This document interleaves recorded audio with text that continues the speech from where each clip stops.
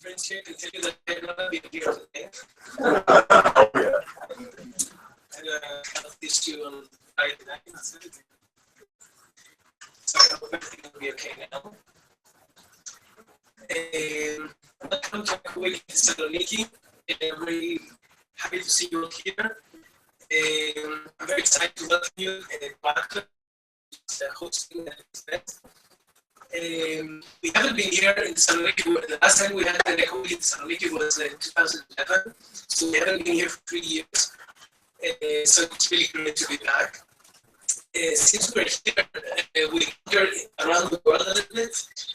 We were in Krakow, in Rome, in Belgrade, in Copenhagen, in Istanbul, London, Pristina, in Kabul. So we're now back. We're a little bit older, a little bit more mature, and self-confident. And we're also very excited to explore again possibilities here. Last time we did it here in 2012, not I made a mistake. We really tried different projects around the city, and also actually did some work in some arts and street gardens and different places. Now, three things haven't changed in Ecoweek, and that's our main principles. Our principles are cooperation, sustainability, and education. What is the value of cooperation? And here I would like to give you an example, maybe a little story. In a house with two rooms. There's a black room and a white room. In the black room, everybody's very sad and they're complaining. And despite the fact that there's a big table in the room with full of food and great delicacies and sweets and drinks and everything, but there are people around the table, but they cannot feed themselves because they have attached to their hand, they have a big spoon. Okay, so they cannot feed themselves. It's impossible. So they're complaining and they're very sad about it. And there's a white room where everybody's happy, they have a great time. And what happened there? They discovered that they can actually feed each other. One can feed the other one from the other side of the table, and they can be fed from the other person across the table.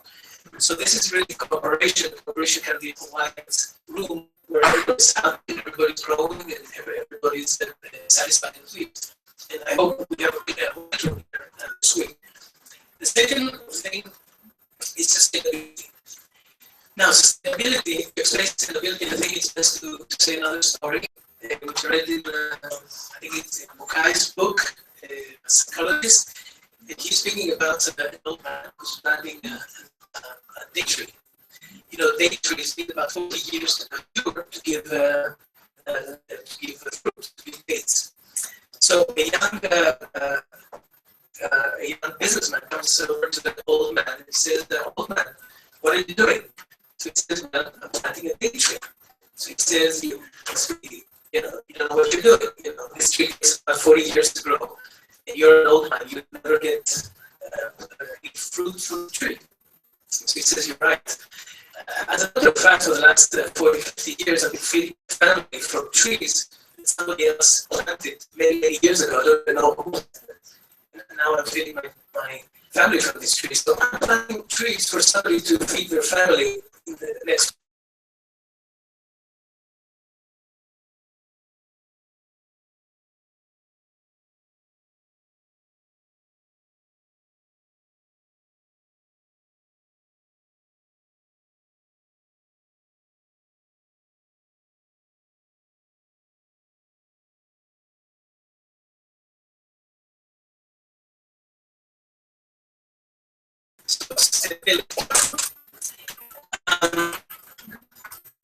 The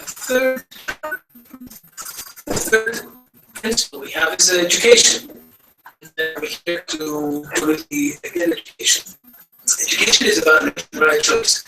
And that's also written in Schumacher's book, and it's most beautiful, where he says education is the transmission of ideas that really helps us to make the right choice, choose from one thing to another.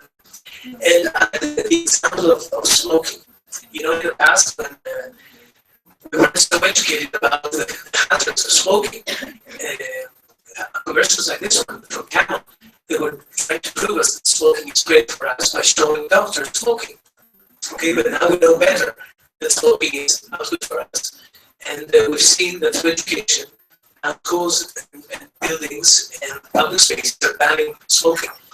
Unfortunately, I have to say this, here in Greece, for some reason, we're we're still pursuing smoking as if it doesn't harm us at all. And we still go to restaurants or other public places that people smoke. So I hope that through education, we can do better here as well. And it's not only about smoking, about our health, it's also about our well-being, about the well-being of our community. It's also about the survival of our planet. Okay, this is our planet, you know. And as you probably know, also our planet is sick. Okay, extreme weather phenomena are happening, which are supposed to happen every 100 years, they happen more often, and they're causing destruction, they're causing death, they're causing people to move from one place to another. We've seen last months, we've seen Syrians moving from Syria to Turkey, coming through Greece, wanting to go to Germany. And we've seen about 1 million or 500,000 people moving through Greece at the moment. But environmental scientists tell us that because of environmental destruction and lack of food and water, and because of the sea rising, we're going to see about 350 million people moving through our country and through different countries trying to find food and work to raise their kids. Okay, so what we've seen last month, we're going to see probably tenfold or 20-fold happening in the next year. So we have to understand what it really means that things are changing. And you know, there's a lot of people who claim that climate change doesn't exist and that everything is fine. But you know what? I may say that, okay, I can agree with them that maybe the scientists are overdoing it, they're over calculating, but one thing for sure that we know that we're producing waste. Okay, that we know for sure. We're producing too much waste, we're throwing things too fast, we're taking a resource from the earth and we're trashing it. So even if climate change doesn't exist, even if the earth is not heating up, we're producing waste, that's for sure. Okay, putting our waste anywhere. We throw it out anywhere we think it should go, and we don't only have waste from our home, we also have a lot of electronic waste. Every time that you change your phone, your old phone will probably end up in a place like this. Okay? Or every time you throw your bottle, not in a blue bin or a place where the bottle is going through, let's say, a controlled process, your bottle will go here. Okay? Now, next month, our leaders, including Robert Zibras, the environmental minister, will have to go here to Paris, okay? The big meeting of the UN, where all the countries of the region will have to decide what's going to happen in the next years about stopping the earth filling up with CO2. What you can do about this, because what happens when they go there, they may commit or they may not commit. The question is, what do we do? I think we have many choices. We can either be very open and vocal about it, and we can go out in the streets like in September last year, or you can actually change the way you design or the way you build. And this is what happens usually when we are producing buildings by new materials and not taking care about how we insulate our buildings, what materials, what kind of chemicals or toxins we're using in our buildings. And this is what really happens from our buildings. And this is what we can do in order to make this not happen. Okay, so we have a choice as designers, as architects, to make the right choices for education, through learning, through going to the internet, through going to universities to study these things. And this is the things you can do in order to avert bigger changes and destruction.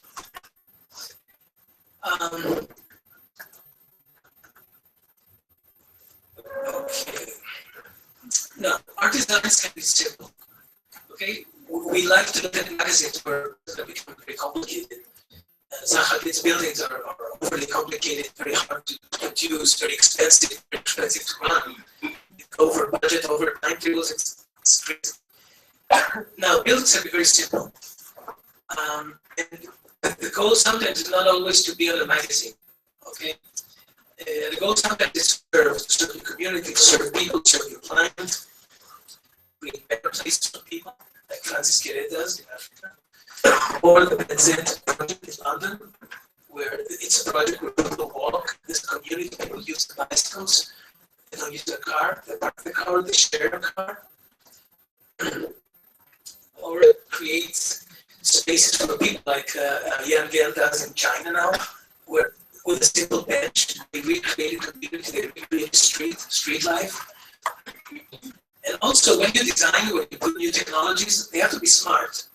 And what is a smart technology? Smart technology is really your smart element. It's an element that does a lot of things at the same time. These panels here are not only an architectural element for building, so they're adding to the building to become more interesting, more beautiful. They're also shading for the windows, and they're also producing electricity for the building. So they're doing three things at one time. So they're smart. Very smart.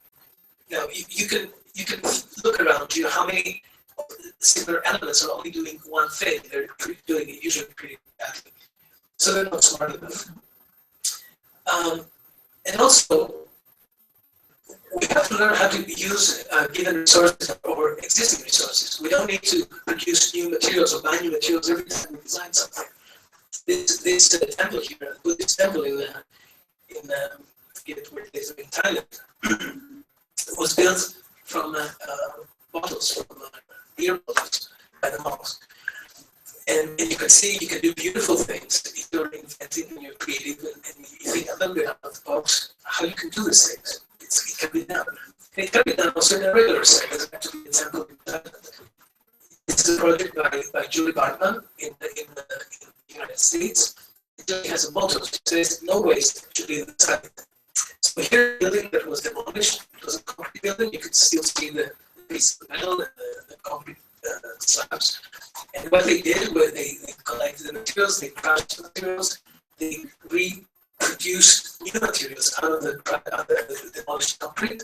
And then they took this material and used it for landscaping. So instead of taking all these old materials out, trucking it out, it would have been about 350 trucks moving through the streets, through communities, through neighborhoods, to take all these materials, demolished materials out and bring new materials in, about 350 more trucks coming in. They use the same materials on the same, and they reuse it in a very creative, nice and simple way. So all this can be done. All this is what you're really supposed to be thinking about this week. To work in cooperation, to learn, to try sustainable ideas. And we are here, I hope, here to make a difference. And to also make an impact in the sites and communities that we'll be working this week. Ecoweek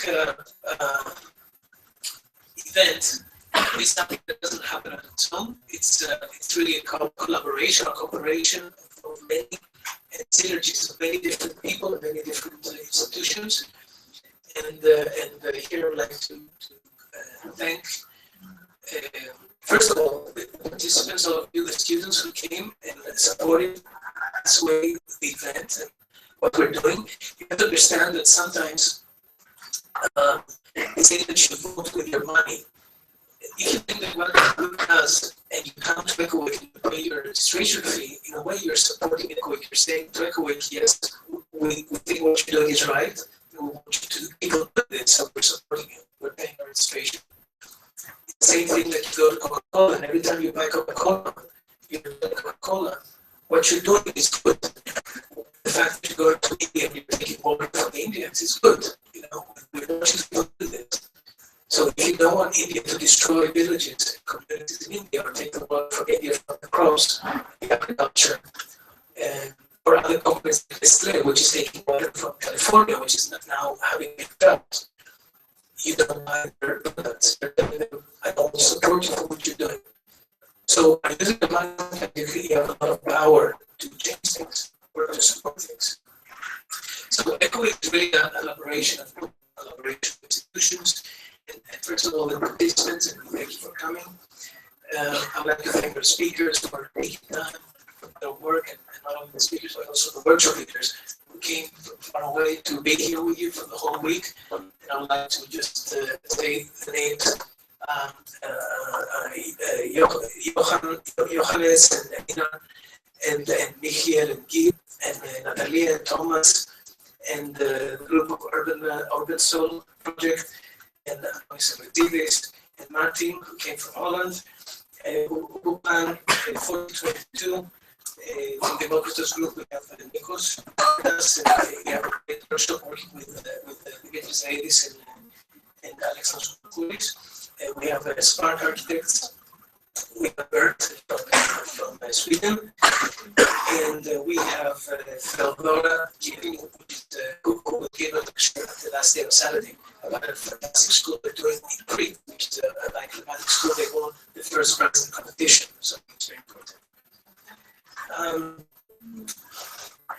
I'd like to thank our supporters, and you can see them here on the screen.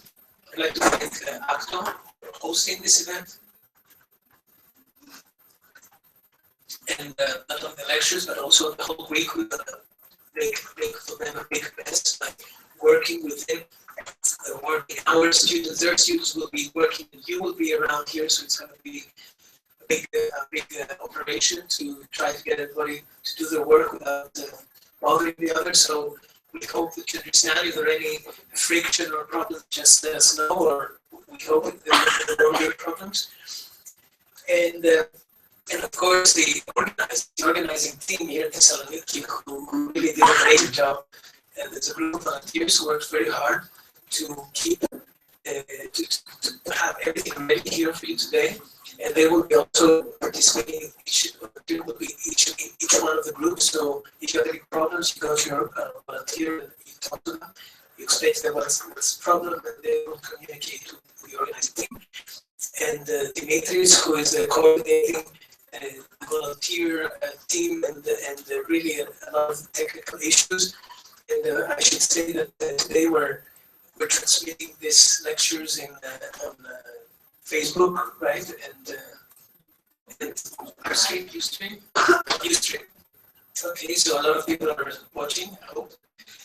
And I left last but not least, probably the most important, this now. I opened the event just before.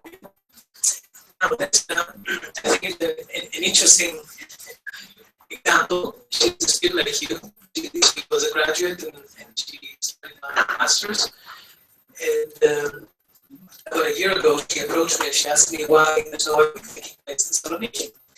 So I told her that well, somebody has to take the initiative. Somebody has to do it because I'm far away, so somebody has to do it. And Lesbina, without really knowing what she's getting into, she said, and there was a learning curve, which was quite short, I think. And she really quite fast, she realized the scope of the operation and the skills needed and the challenge. And I must say that I was very impressed by what Desmond accomplished. And I'm very impressed to see Desmond today, after a year of this process, being more self-confident, to be skillful, to be more entrepreneurial. She's 35 more. So there's a lot of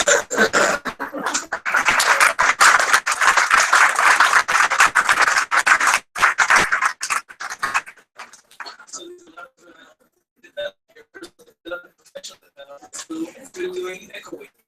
So I'm really saying this for two reasons. One reason is to tell you that it's good to grab opportunities. You never know where you're putting yourself into, but you can grow the opportunity, you can grow with us. And that's a very important thing to remember, especially if you're an architect, when a building can be very complicated.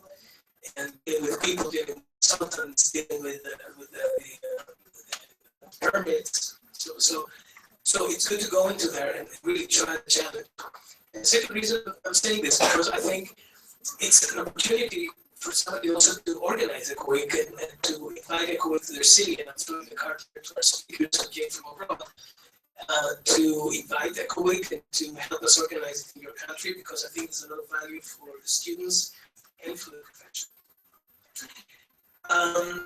Okay, very quickly, for those of you who don't know what Ecoweek is, I think there's a lot of you here who come here for the first time, or we have some old-timers who keep on coming back, like Thomas and Michiel and Guy, who are keep on doing the same, making the same mistake, coming back to Ecoweek, but enjoy.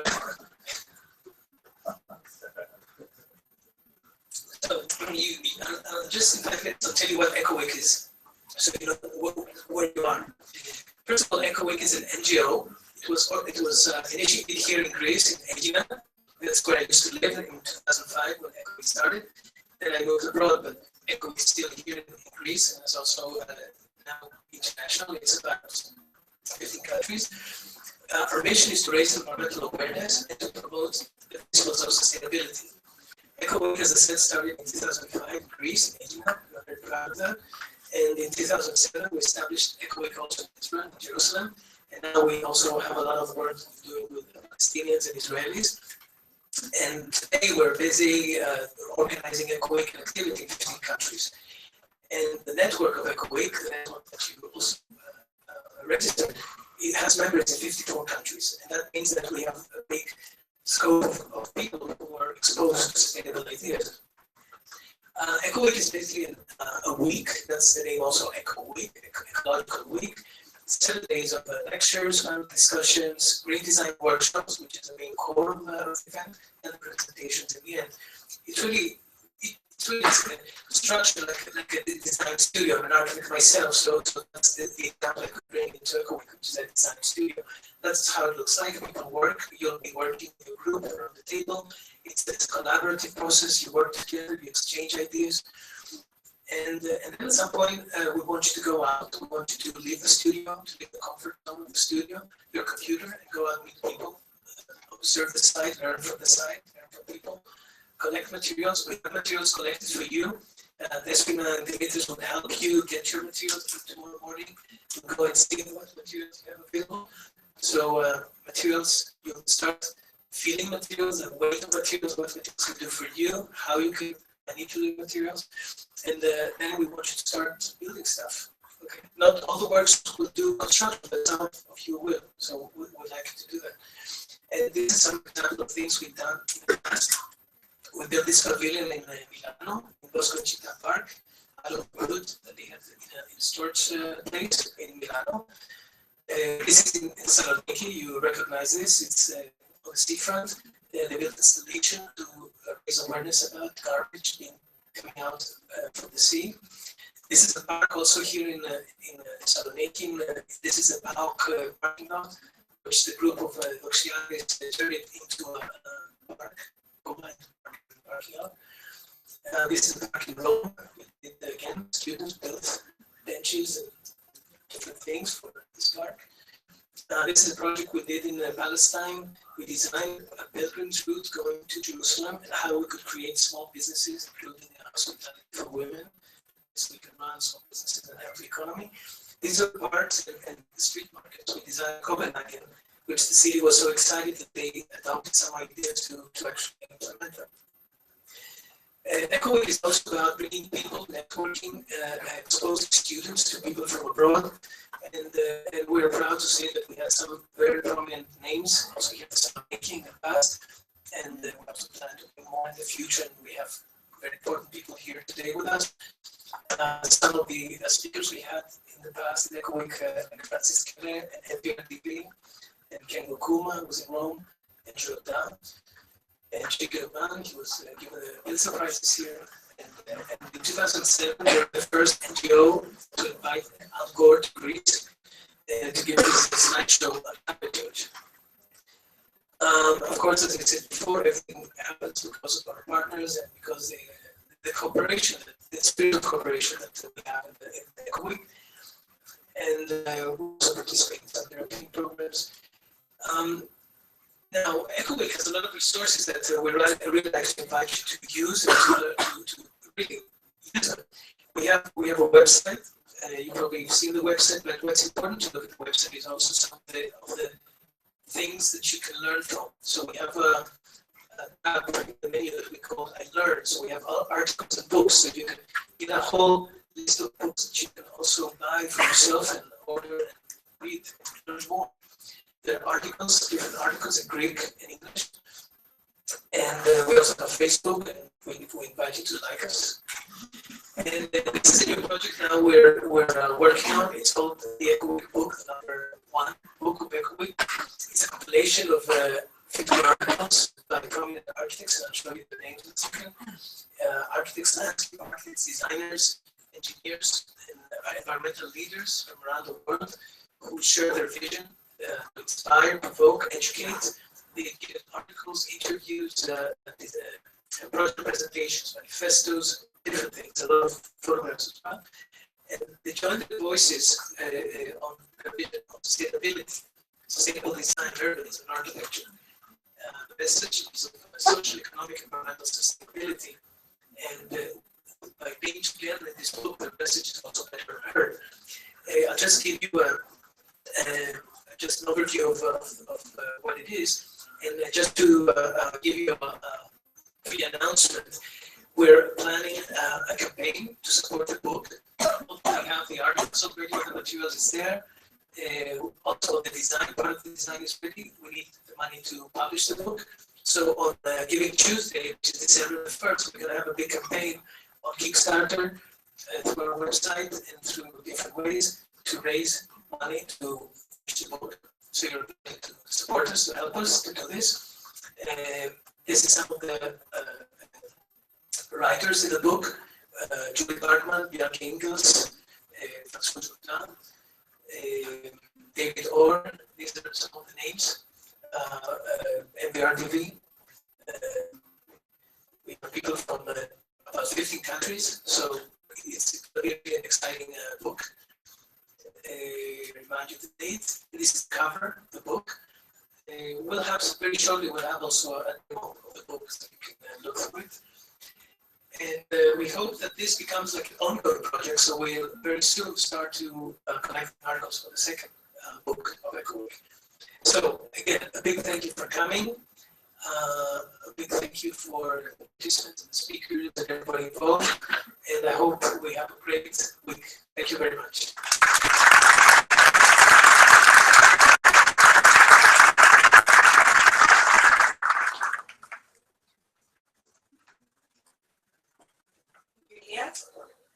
We would like to welcome Einar Zarmund from Norway, and we would like to thank the Norwegian Institute of Atlas and the Norwegian Embassy in Amundsen.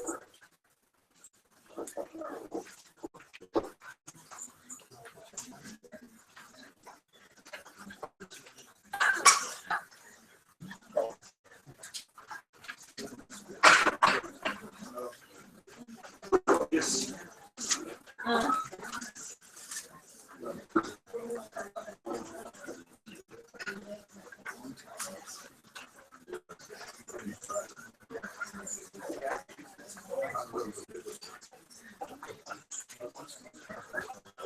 Yes. Can you all hear me? I might move this back and forth.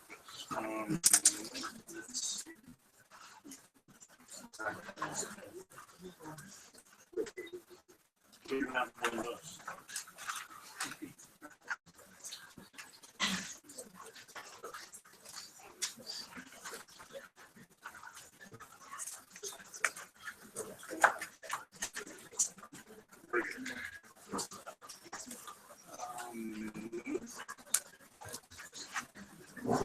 Well, first of all, thank you so much for being invited.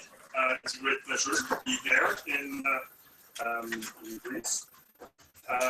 It's a great pleasure to be able to open this show.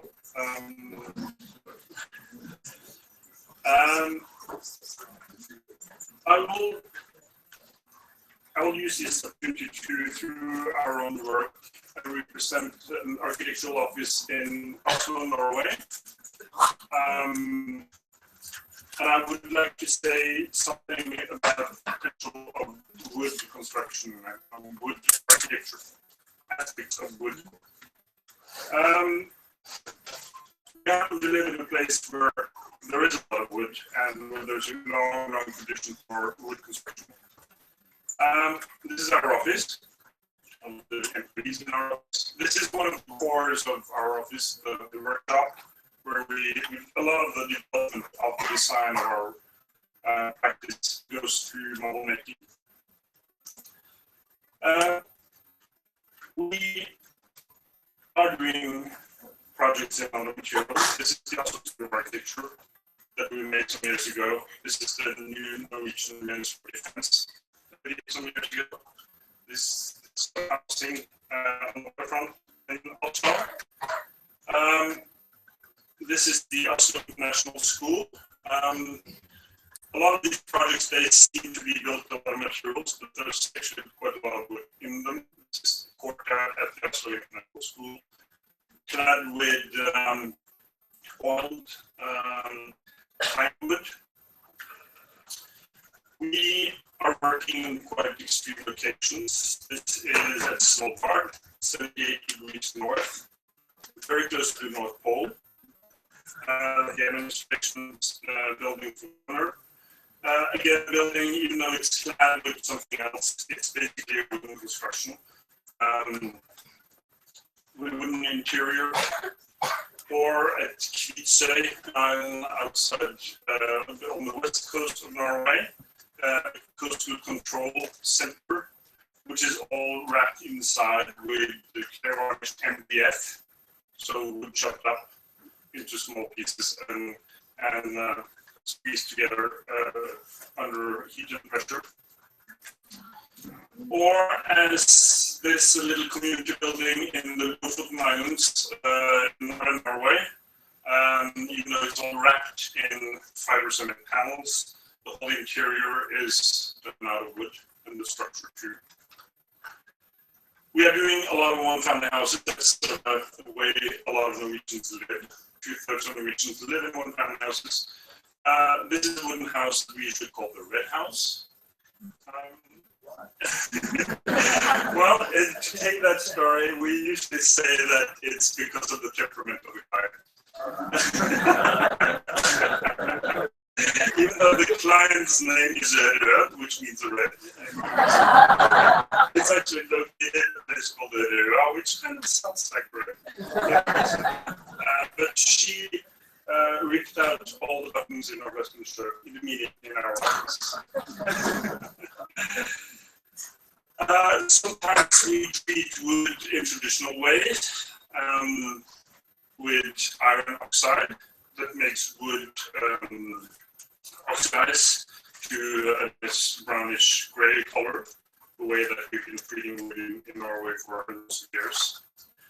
And the same house is clad or cold on the inside with OSB panels, so vital wood panels that are just varnished. Sometimes we build a wood that we painted white, like this we usually call the White House.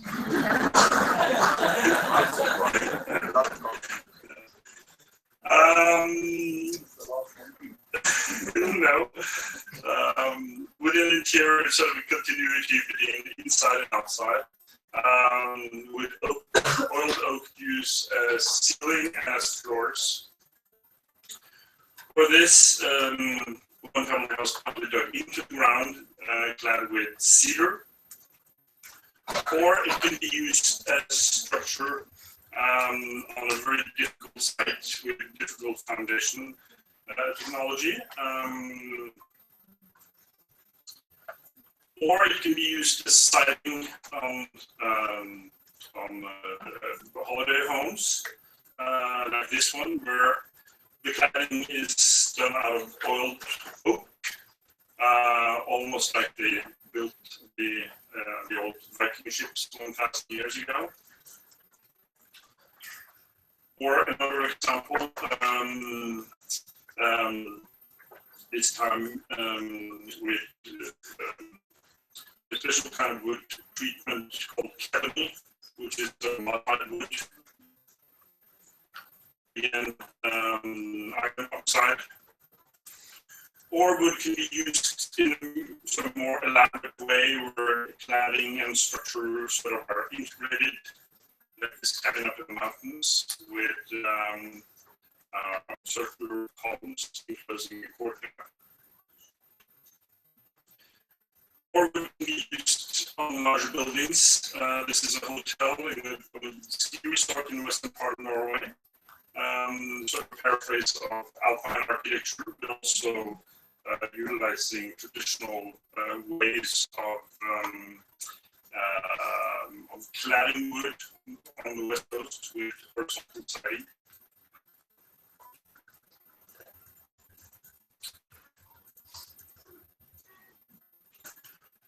Or up in way up in the mountains. This is the tourist cabin in northern Norway, totally off the grid. Everything to this building is either brought in by helicopter or carried by the back of people's bikes.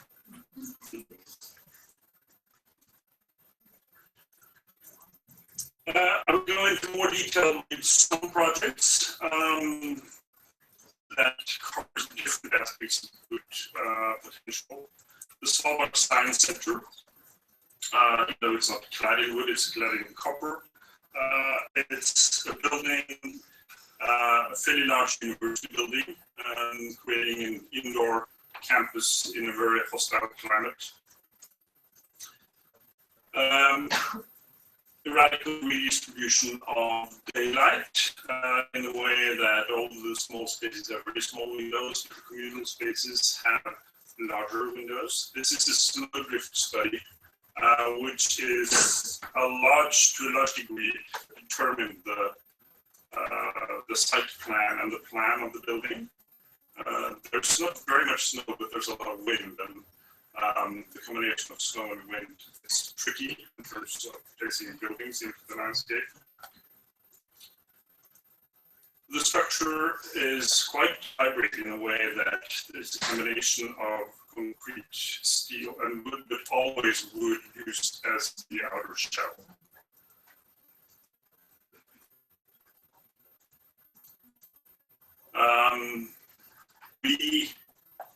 This is, well, it's about 13 years ago we did the design, we won a competition. We negotiated, or we sort of calculated an amount of glass that was possible to use in this building.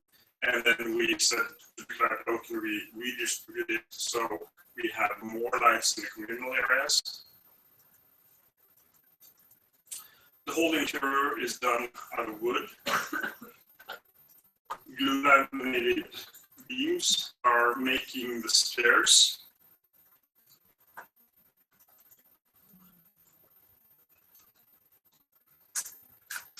Corridors with room for ventilation, ductwork, and so on,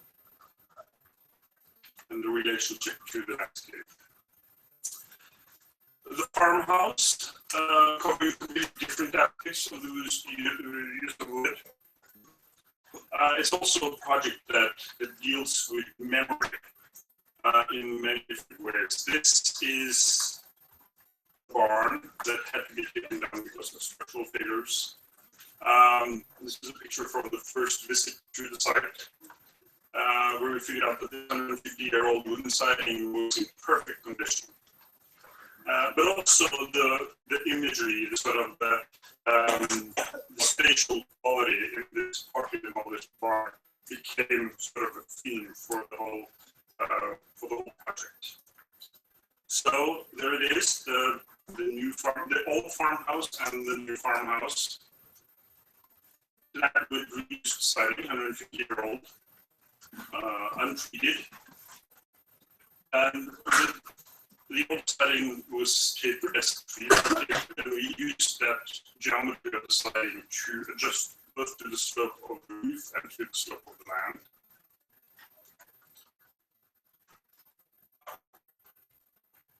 As you see on the inside, there's an exposed wooden construction that kind of resembles the quality of the old barn during smelting.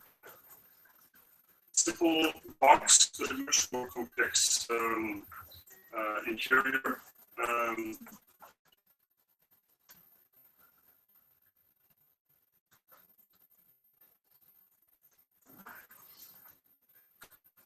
The interior clad with pine plywood.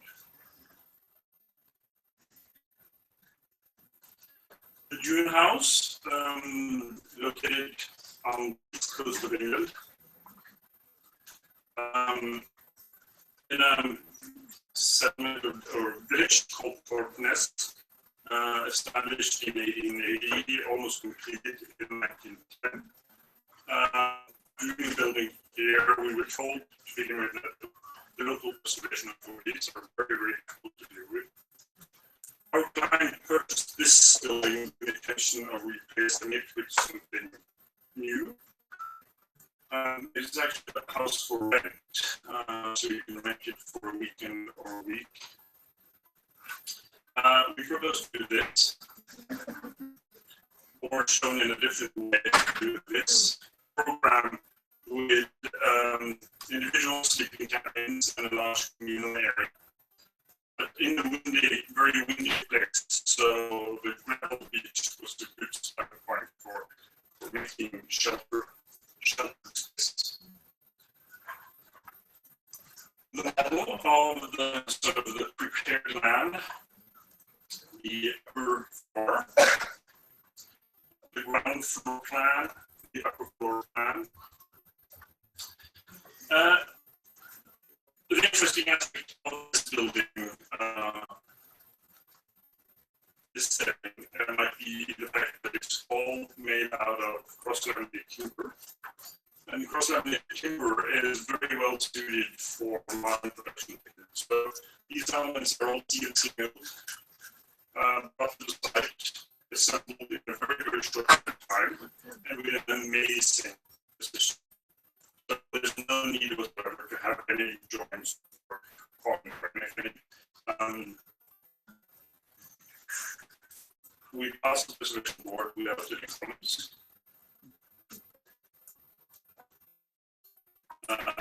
Protected sort of sunken areas protected from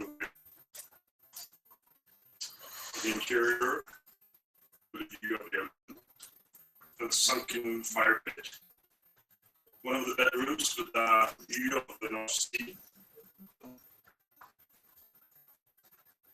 And the project scene at night.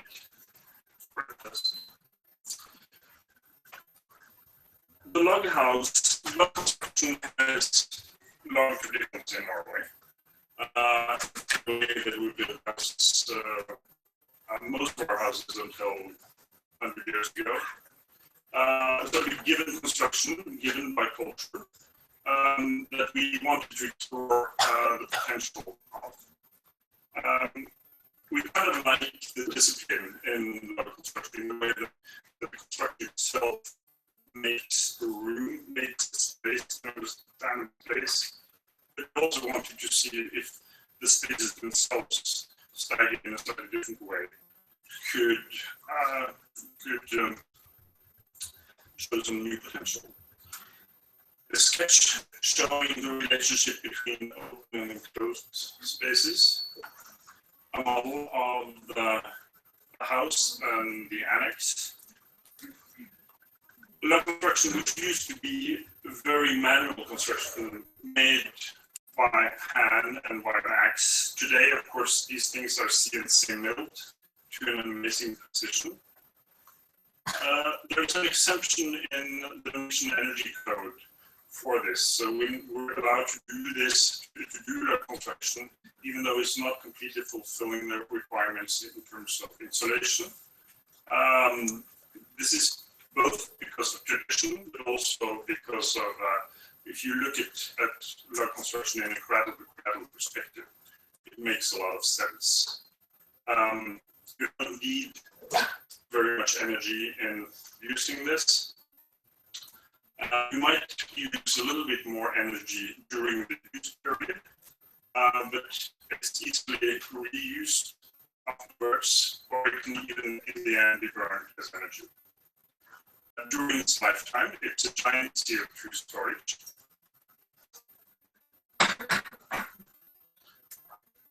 So the floor plan showing the interplay between enclosed and open spaces. Finished building. This building is actually about 25 centimeters taller in summer than in the winter time because of humidity. So we had to invent a whole series of detailing to deal with this movement. So the windows that are in this are facing outside of the walls, so they slide freely from construction.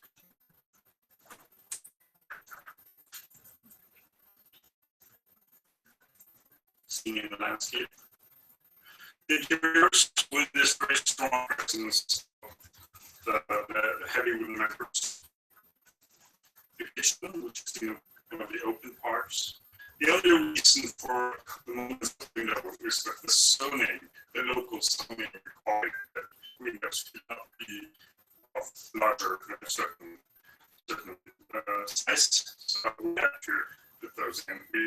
We wanted to have them on there, one in box. These columns, they are actually adjustable. You have to do that because of this type of condition. So twice a year, they have to adjust the columns to level them. We were asked by the Museum Art Center in Denmark to make a building in relationship to a very large exhibition in Nordic some years ago. Because they thought that what we were making somehow conveyed a different sense of place. And we were trying to do that in one together. We ended up with a log construction, all CNC members. That's almost like a labyrinth. That are drastically changed your conception of your gallery through not only sight but also through smell and sound. So through, well, another aspect of this is that the whole building is made so it can be reused if something can be different, like a summer house. So walking through this, your perception is drastically changed. You can see elements of the joints are actually made out of plexiglass.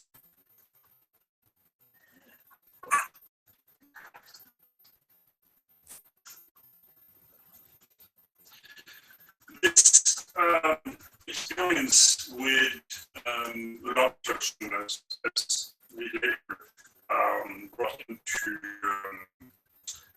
production in terms of a prefabricated cabin system and utilizing CNC milling.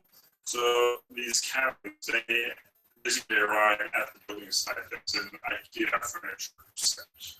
All pieces are CNC milled. This is one of the advantages of living in a high-cost country as Norway. So you can actually achieve a lot by reducing the amount of man hours used on site.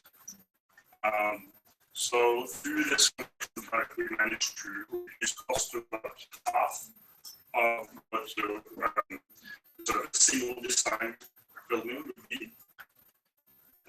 It may not be very relevant in terms of sustainability to use this for cabins, but it's a starting point, and we're trying now to use this further on for housing and local housing systems.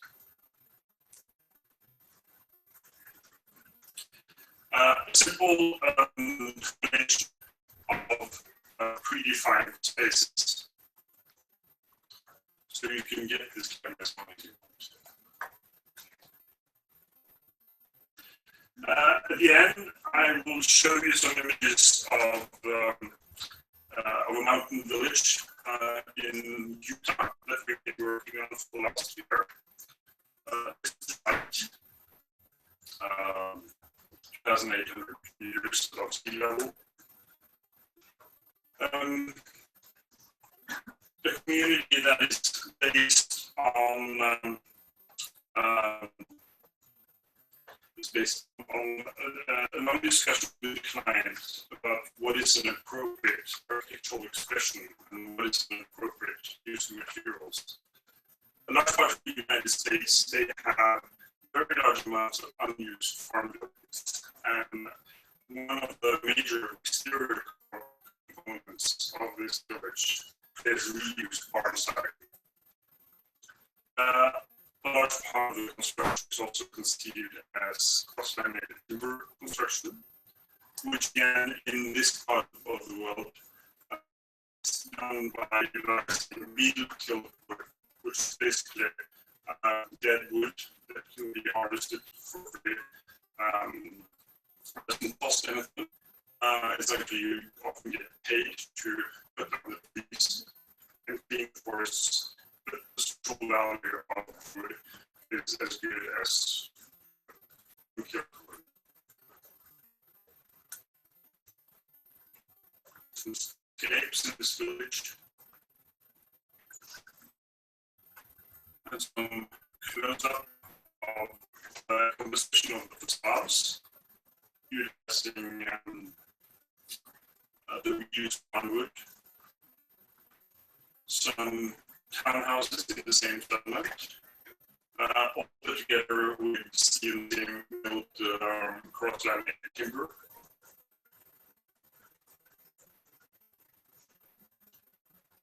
And the interiors.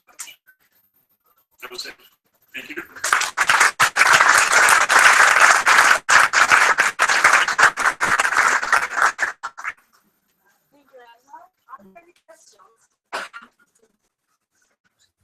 You have to raise your voice, but you're still going to be heard. So, thank you.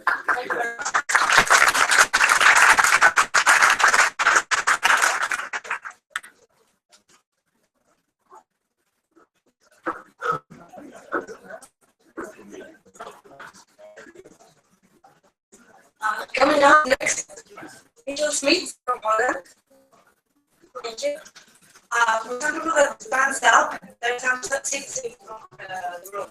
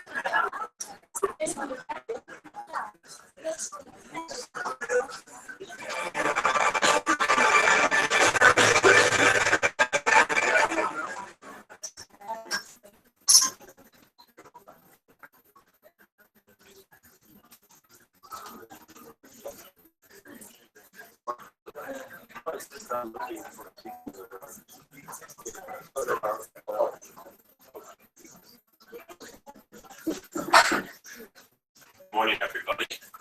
My name is Angel Smith. Welcome to everybody also via the online connection and also to the other room. Elias, thank you very much for inviting us, and also we're very happy that you're still here. We're happy that you're in good health. Thank you so much for supporting us. I think that there's quite some confusion on the topic of my lecture, but also on the topic of our workshop. We're quite fluent and flexible when it comes to the topics that we're presenting. Normally, I would be standing here as a humanitarian architect. I've been working for 11 years as a pro bono architect in rural Africa.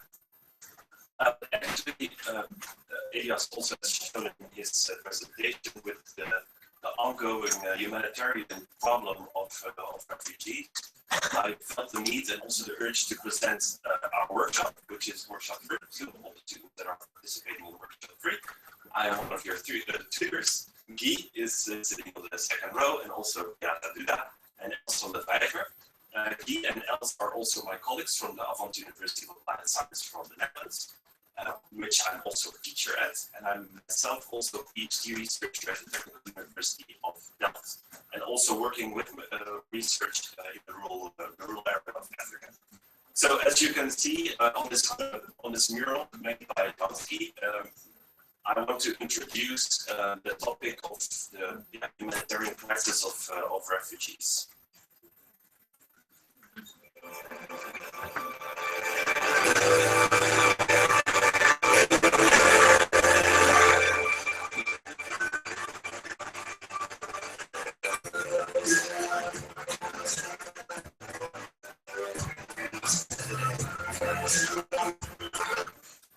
So this is a movie of refugees arriving actually here in Greece. One of the ferries that were used. Obviously, a lot of people know that there is very great of refugees currently arriving in Greece, but also in other countries. Another example is this one. It was made by a drone. Sadly, there's no music on this drone, I guess, but you can see the mass, let's say, movement of refugees. In this case, in Macedonia, moving towards also Greece. I think that during the presentation you start to understand that there's quite a fast movement of refugees through your country, and I'm quite sure that you also noticed that in your local news. So this is it's a fast movement of one group of people. So you can see that the refugees are moving in groups. They're being passed through the border, and they move in a group towards the stations. They're like using hubs in groups to pass through Europe.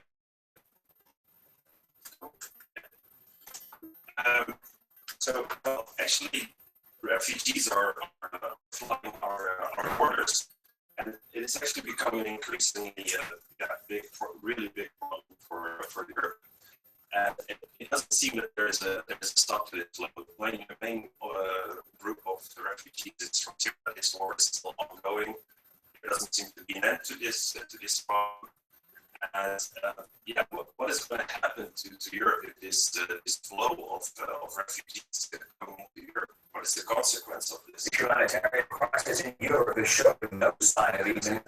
Thousands of refugees and migrants continue to arrive at the EU's borders every day and night.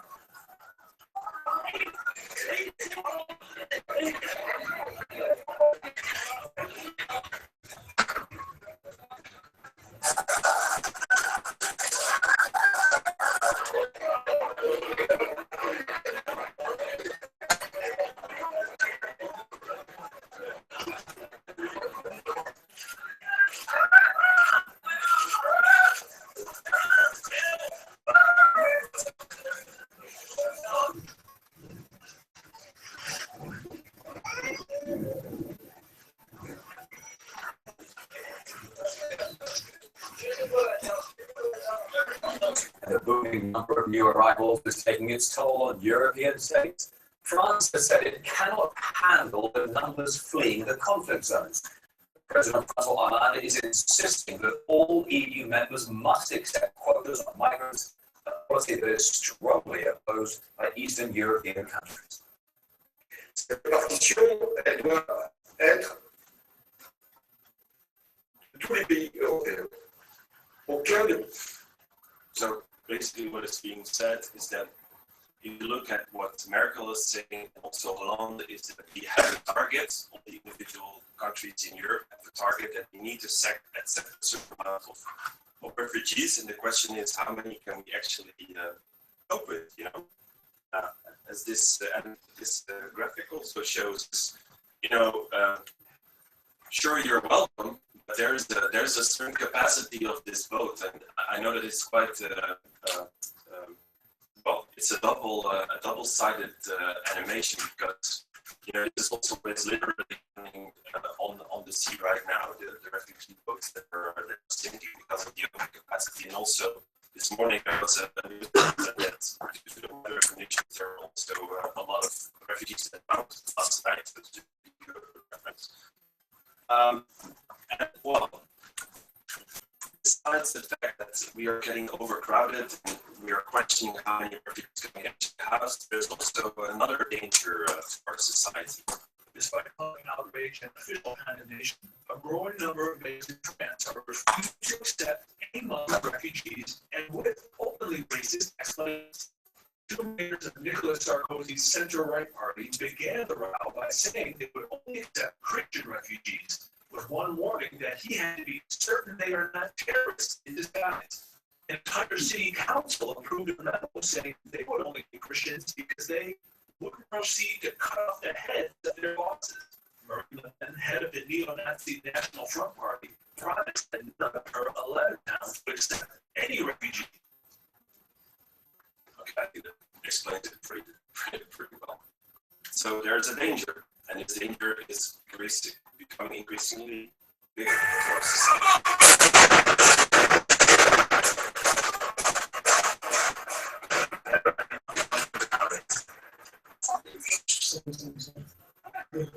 Masked and heavily armed, two men entered the building in the center of the French capital late this morning and began firing.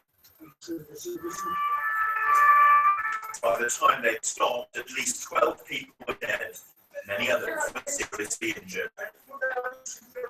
The police were quickly on the scene, only to come under attack themselves.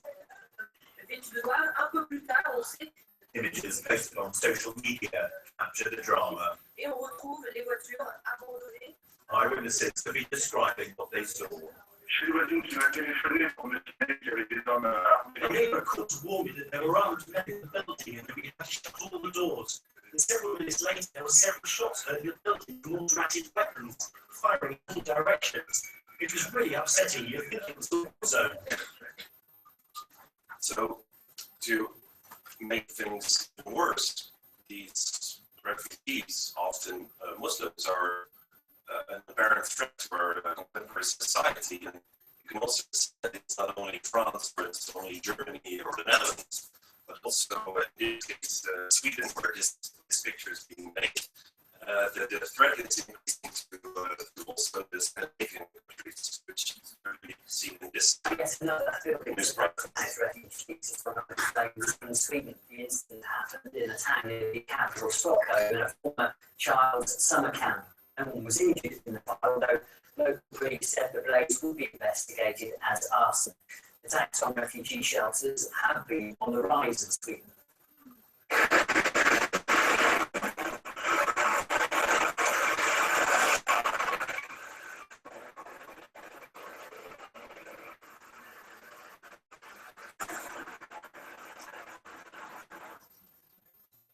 So this threat, and it has a consequence on our society. People are getting increasingly scared of what is going to happen. And this is one of the examples. We also have examples in the Netherlands where there were threats, there were fights, there were rallies against the refugee centers, and in Sweden there were quite a lot of them burned down.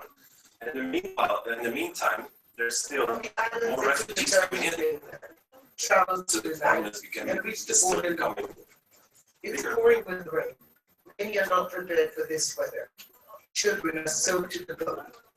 Yet the refugees are still determined to continue their journey. It's one full of obstacles. Macedonian border police had blocked their path. The frustrations grew monstrous. Impatient, the refugees pressed forward. The police pushed back until it became too much to cope with. This is not the first time for the Macedonian border guards to use force. This is just an example of still more people coming in. In the meantime, in the Dutch media, we are also having a problem. What are we going to do with the refugees? We're quite a small country. There's certain legislation on how long a refugee can be housed within one city or one compound, and it needs to be removed. So what the Netherlands is doing, they're constantly moving all the refugees in buses around. And this results in some cases for refugees within 3 weeks. They have been moved to 8 or 9 different centers. I'm going to show you this example of sadly there's no subtitle to this YouTube movie, but it's the mayor of one of these small towns that was forced to take the refugees in this town. This is Het kan op deze plek nu niet langer. We hebben de mensen beloofd dat het echt maar tijd Ik zou zeggen, en het wordt zijn akkoord goed. En ze hebben er ook laatst op staan. Ze hebben alles gedaan om deze mensen te helpen. Maar de kinderen rekenen nu ook op de herfstvakantie dat ze niet kunnen zwemmen. So what he's saying, they really try to help refugees. If this was for a very short period. This was only 1.5 to 2 weeks, and this mayor is giving the reason why the refugees had to be moved out from this center specifically is that he's saying that we really try to do our best, but during the fall holiday, our children want to swim in this center, so the refugees have to go. That's the direct translation on what he's saying. Meantime, there was already reference to the Eastern European countries, but I think that the way that we perceive refugees is almost the whole of Europe. This is a protest recently in Poland, and warning people that say they're demonstrating that in 2015 this will be the reality in Poland. People being executed by obviously IS terrorists or something similar to that. And if you look at this rage, this frustration in European contemporary society, it's not only diverting, but it's a double story. It's not only refugees, but it's also the problematic tendency when it comes to Islam, to Muslims in general. The number of hate crimes against Muslims has skyrocketed in the UK. Well, a recent incident, a Turkish pensioner on a London bus was the victim of a vicious racist row by a fellow passenger.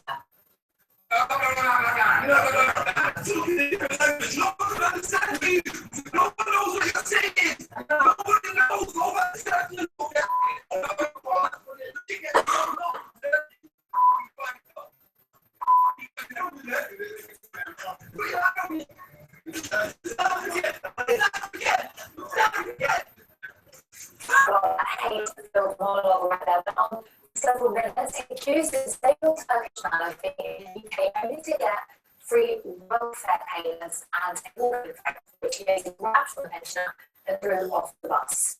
Well, the days before that, the citizen was verbally abused in North London. Artists with location reported a worrying trend.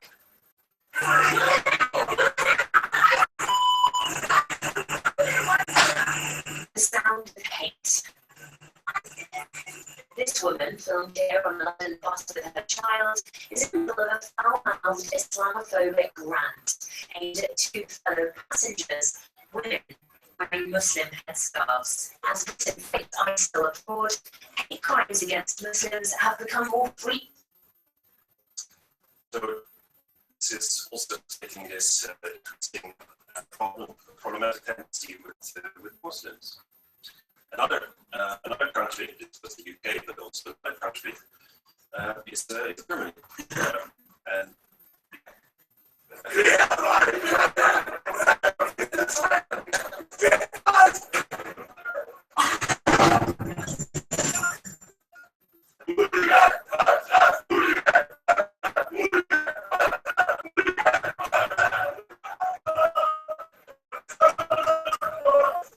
on the last Sunday in October, 5,000 from all over Germany descended on Cologne under the banner Hooligans Against Terror. Although football hooligans have a reputation for mindless violence, this day they were trying to build to a demonstration against the rise of radicalism in Germany. The protest quickly escalated into violent clashes between hooligans, police, and locals. It's not only in France, it's not only in the UK. The reason I'm showing you, I was showing you this clip. This was the biggest right-wing extremist protest since the Second World War. This was only months ago. So I think it's really a hot topic right now. But not only to move into the German shoes, we also in the Netherlands have a great representative, Geert Wilders, also a right-wing. He's a right-wing politician, sorry. And this is his towards the parliament of the state. I hope you can read this kind of.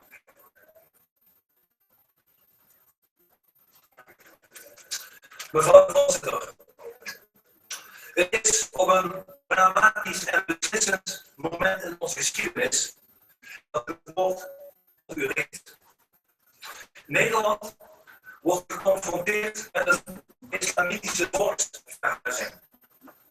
Honderdduizenden migranten stromen naar Europa. En dit is nog maar het begin. Iedere dag komen er meer. Volgens de Verenigde Naties gaat het om miljoenen en miljoenen.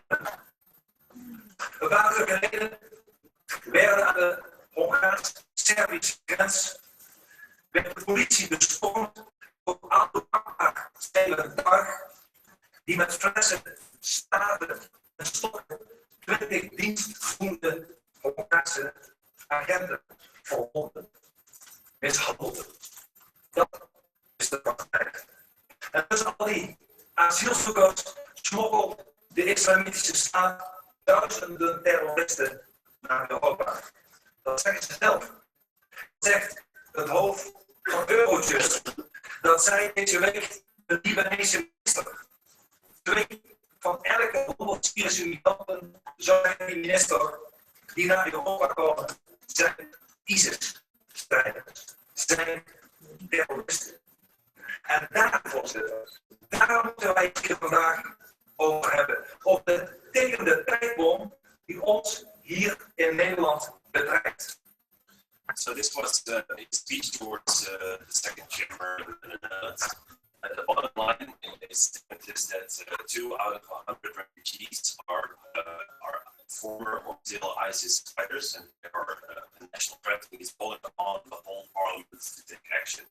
Now, I'm showing you this index because that was it keeps on changing quite much. But I wanted to show you this statistic where on the left column, this is all the parties in the Dutch second chamber. And you can see PVV, it stands for the Party of the Freedom, or for Freedom, sorry, that they have really 30, if we would have elections, they would have 30 seats in parliament. And you can see that, you know, they are by far the biggest party of the Netherlands. And that's, it's there, he's an extreme right-wing politician. It's a trend. You can see it all along. This is a lady on the market square in the Netherlands. Oh, not sure.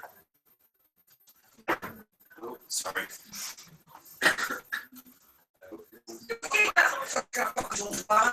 Ik heb een jongen thuis zo en ik ben zo van die is 21 uur de opdracht gekregen, die krijgt geen werk en nu krijg ik over 4 maanden voor werk. En we dan weten. So this lady is. So this lady is stating that her stepson is without a job, and that she is afraid that within months these refugees are taking over jobs where her stepson should have a job, and she thinks this is not fair. So she's asking, like, what the hell are we doing? And when the reporter out there where she got this information, she takes it as an answer. Sorry. So.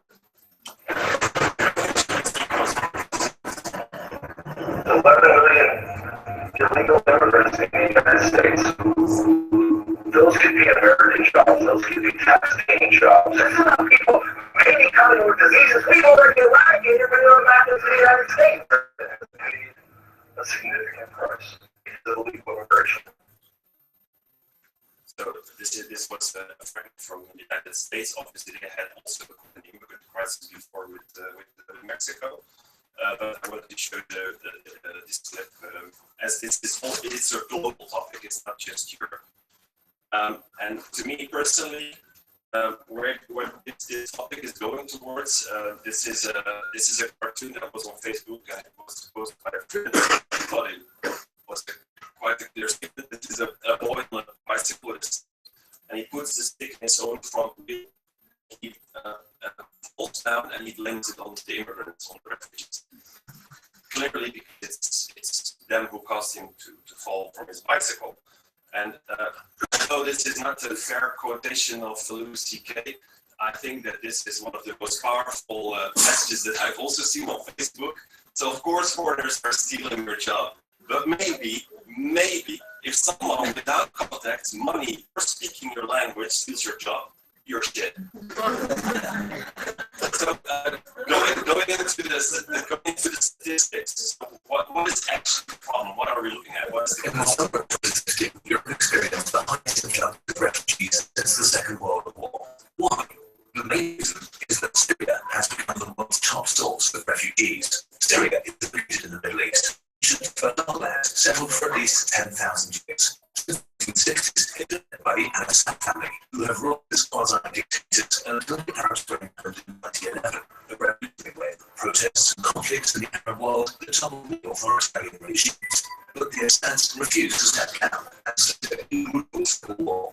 Different ethnicities and religious groups fought each other in changing coalitions. ISIS, a militaristic jihadist group, used the opportunity and entered the chaos with the goal to build a totalitarian Islamic caliphate. Very quickly, it became one of the most violent and successful extremist organizations on earth. Besides committing horrible war crimes, using chemical weapons, mass executions, torture on a large scale, and repeated attacks on civilians. The Syrian population was trapped between the regime, rebel groups, and religious extremists. A third of the Syrian people have been displaced within Syria, while over 4 million have fled the country. The vast majority of them reside now in camps in the neighbouring countries who are taking care of 95% of refugees, while the Arab states of the Persian Gulf together have accepted 0 Syrian refugees, which has been called especially shameful by Amnesty International. The UN and the World Food Programme were not prepared for a refugee crisis on this scale. As a result, many refugee camps are crowded and unsupplied, subjecting people to cold, hunger, and disease. The Syrians lost hope that their situation will be getting better anytime soon, so next decided to seek asylum in Europe. Between 2007 and 2014, the European Union had invested about €2 billion in defence, security technology, and border patrols, but not a lot in preparation for an influx of refugees. So it was badly prepared for the storm of asylum seekers. In the EU, a refugee has to stay in the state they arrived in first, which will get no pressure on the border states that were already in trouble.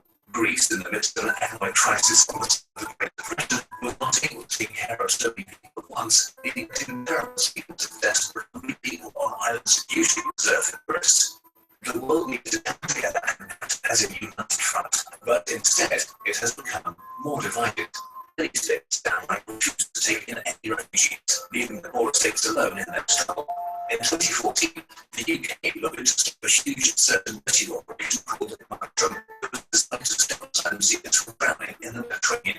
The idea seems to have been that a higher best on the sea would be fewer asylum seekers trying to make the journey, but of course, in reality, that's not what happened.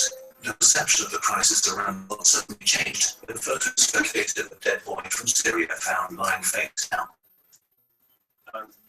So this is actually background story on the Syrian refugees. And if you look at this kind of picture of where there's not really clear perspective on what we're supposed to do with the refugee problem, up to this moment of this boy on the beach, which is this boy on the beach. Up to that moment, it was totally fragmented what to do with refugees, and it was a turning point in that we clearly have to do something. When this in India, let's say France and Germany were especially in front of the news to make a step, to make a change in the approach. So what can we do to stop the crisis? According to nobody less than possibly the next president of the United States of America. And we continue with the next 15 presidential candidate, Donald Trump. That last comment by Ben Carson, we now know that our State Department and our president is thinking of bringing in refugees from Syria and Iraq that have been displaced, that are going through Europe. Now, we know many of them are Muslims coming from Muslim countries. I'm sure many of them are very good people. But these mix of radicals might be mixed in with them. Is that a fear that we should take seriously? me, and frankly, you have ISIS. And if you look at a lot of the people that I've been watching on television, it's men. There aren't that many women really speaking. It's a horrible thing in terms of humanity and everything. But, you know, we have problems in our country. We have a lot of problems in our country. We have to straighten out our own problems. And as far as that's concerned, you know, I heard about the border, I heard about the wall. The wall does work, especially if someone like me does it, because I don't have to do walls. The wall absolutely works. And my immigration policy and my immigration plan has really been well received. So he's proposing wall. He can do walls very well. That's what he's doing. Nobody thinks that he has seen quite some walls. In one of the recent examples, this is maybe a wall. Lots of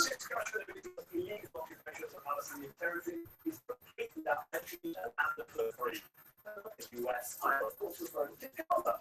In your occupation of that civil land, the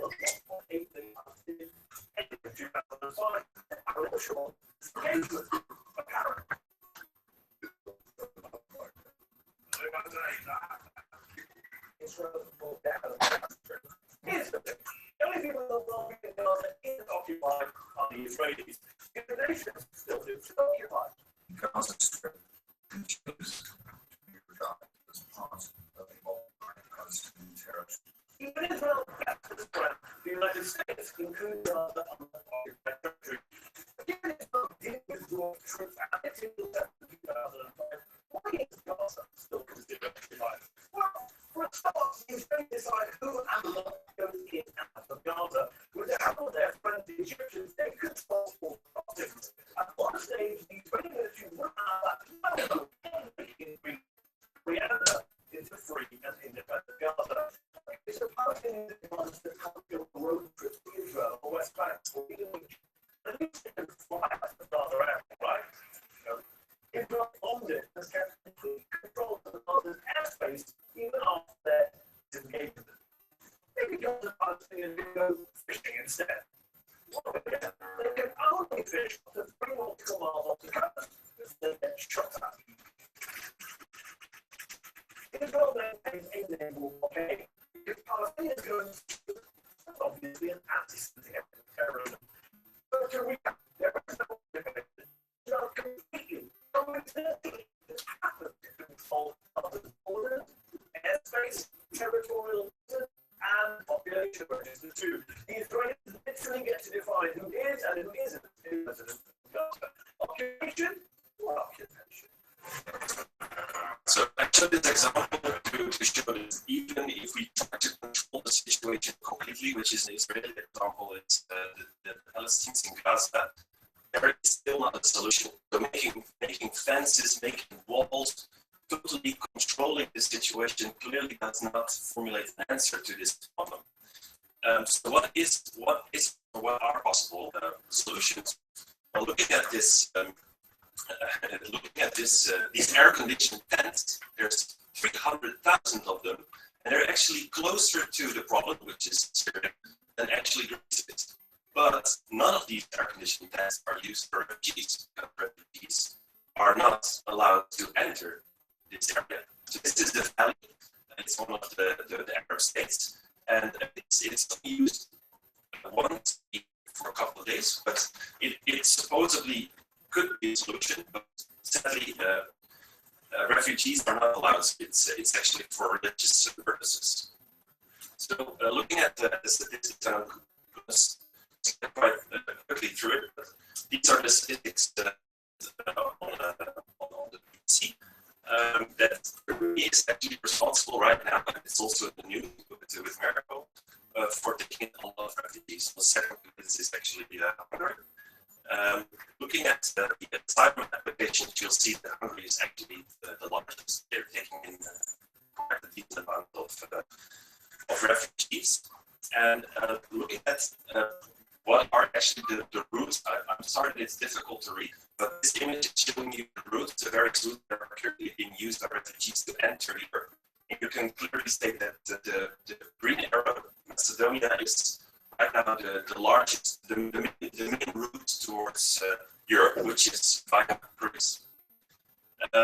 These are the number of migrants that should be taken in by the EU member states. And you can see that actually Germany and France are going to take in a lot of Syrian refugees. So it's really a hot topic. And the question then is, if they are going towards Germany, how are they traveling? And maybe Germany should try to communicate with Greece, as most of its refugees are entering by Greece.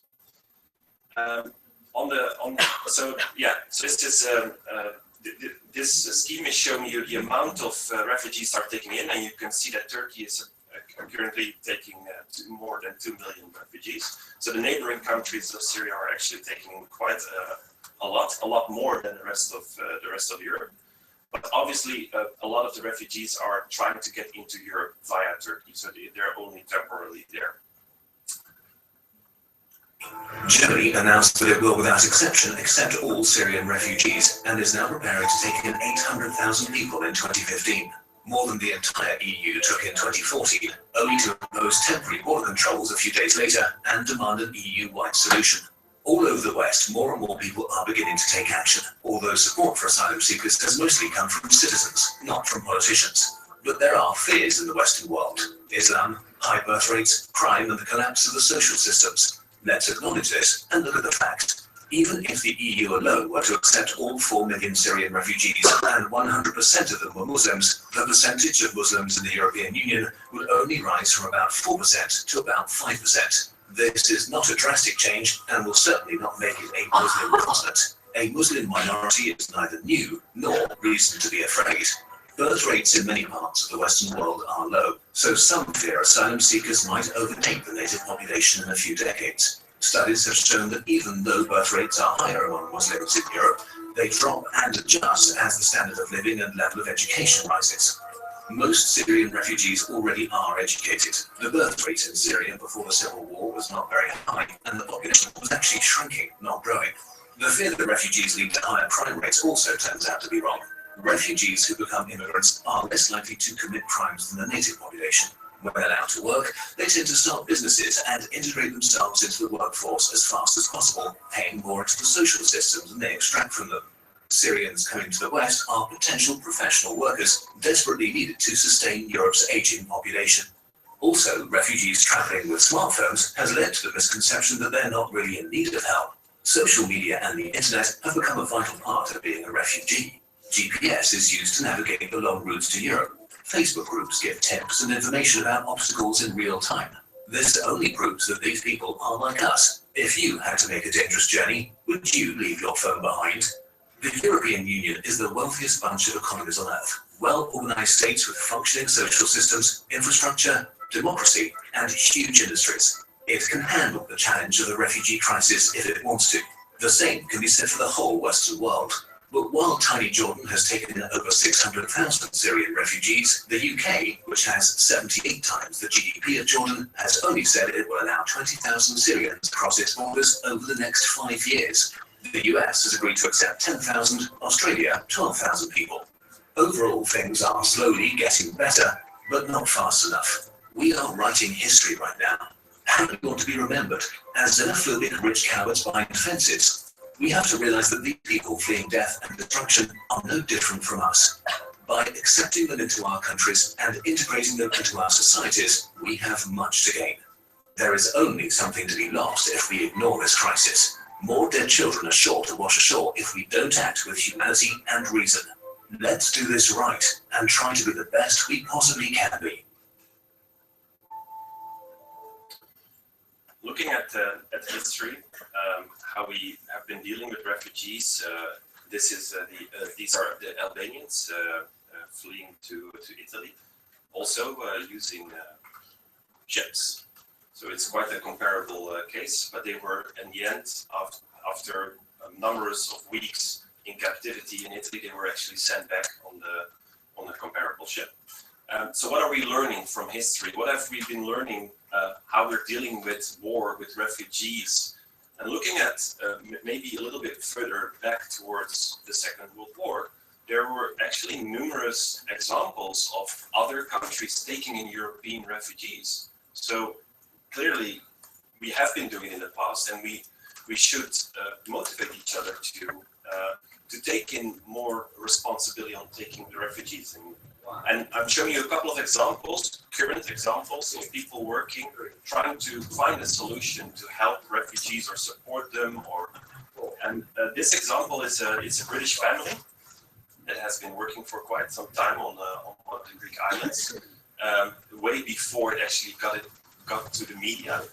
And I know that it looks like they're really helping, as in they're totally lost people, but this family just wants to support them and to move them towards their next station into Europe. And what they have been doing is that whenever they saw boats arriving, they just went to the beach, they offered medication, water, just basic necessities. They told them where to go. I think that it will be just in a bit on the movie, showing on a map which is the best possible route to the next station into Europe. So it's Europeans helping refugees to show, okay, follow this route and you'll be fine. And yeah. And try and help, because we don't get any help here. Another example that I would like to show is actually a former, or she's from Greece. She lives in Germany. This lady that will just pop up in a bit, and she was having holidays in Greece, and she just decided to act. So it's like a very spontaneous act, but still, just doing something on a holiday, trying to help one another. This is the lady. It can also make a difference. So the differences can be really small. The solutions can also be really big. According to this billionaire, Egypt Morris is trying to buy an island for their. He's going to buy an island for refugees to go to. Refugees fleeing violence in places like Syria. Or he's opposed to suggesting.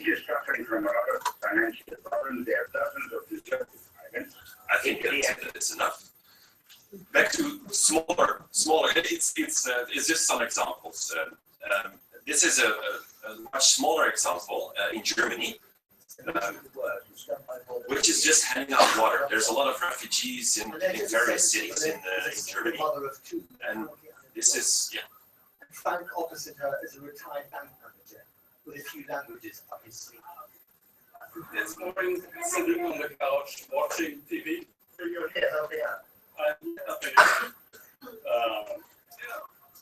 I'm happy with this job. It's not paid, but I'm quite happy. And Germany is taking in 1% of its population, 800,000 people this year as asylum seekers. That's an awful lot, isn't it? It's a huge number. It's a huge number. But if it comes to, faces, when you see the people actually, I think we have a duty at least to help. And also motivated by Germany's history, maybe by some collective historical guilt about what Germany did to the rest of Europe in the past. Yes, I think so. I think I was born in '63, so in West Germany. So it's kind of, you learn this at school, and we have this. It's kind of guilt, but not only guilt, it's something to do something better. On to the next chapter. Find a place to stay. As night falls, the makeshift camp empties out, and there's a scramble. As a refugee, you're always rushing from one bare necessity to the next. Families, women and children get put on buses to army barracks or schools turned refugee centers. But the men tend to be left on the street. Unless they find a volunteer host like Philip Büchner and his family, one of hundreds who put people up. We join them for breakfast. Their 3-year-old son Oscar, mother Susie, pregnant with number 2, and their Syrian house guests, Reza and Abdul, fleeing ISIS. The Büchners don't speak Arabic or Kurdish, and the guests don't speak English or German. So table talk is a little complicated.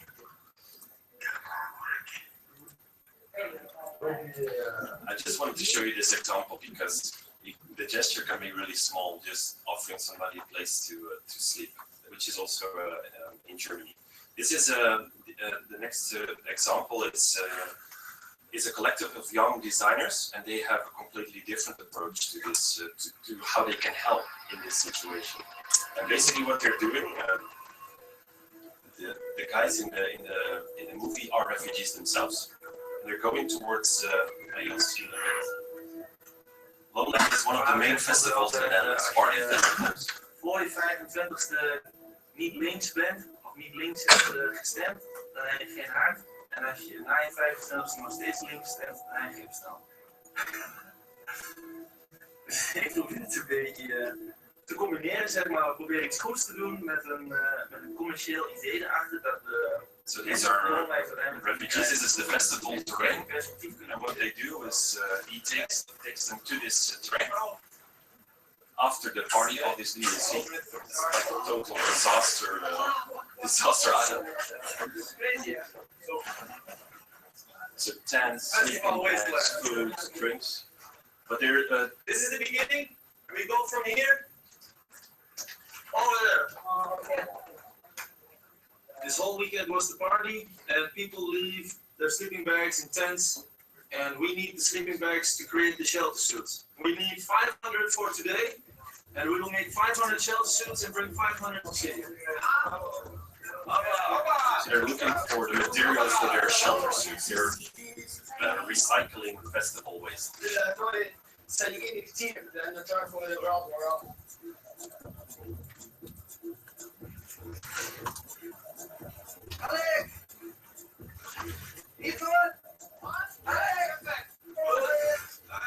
The main element is sleeping bags. They're reusing sleeping bags. De sheltersuit is een waterdichte, winddichte jas waar je een slaapzak aan vast kunt zetten. So he's saying it's a coat, it's a bag, and it's also a sleeping bag. And in once you can just sit the sleeping bag onto your coat, and you'll see it's Overdag heb je dan een warme jas met een tas. En s'nachts kun je de slaapzak eraan vastzetten. I think that is quite enough. So, introducing Thessaloniki, I just wanted to finish what we're going to focus on, because also the organization was wondering for quite a long time, what on earth are we going to do? We still do not know exactly what we're going to do, but we know at least where we're going to do something, which is the PERCA complex, thanks to Vaso, that has been doing research there also, and she's our volunteer, and she's going to help us on the same terrain. These are some of the images on the PERCA terrain. It's a former military base in Thessaloniki. It's a place, let's say, military base, but it's a public space, and it's used for, let's say, guerrilla gardening. There's approximately, I'm hoping that I'm saying this right, 6 to 7 grassroots organizations operating in this area. And what we would like to do as a workshop is try to enable a place where refugees or immigrants can come to. And whatever we're going to formulate it together with the grassroots organizations there. We're going to meet them this afternoon at 5. And together, hopefully, possibly with immigrants and with refugees. So then now also the students know exactly our workshop. This is actually where you're going to work and what you're going to do. And to round my presentation off, the last video, I can closing with one to two, is actually let's say nobody chooses to be in this conflict. On March 15, 2014, the world will wake up to the third anniversary of the bloody conflict in Syria.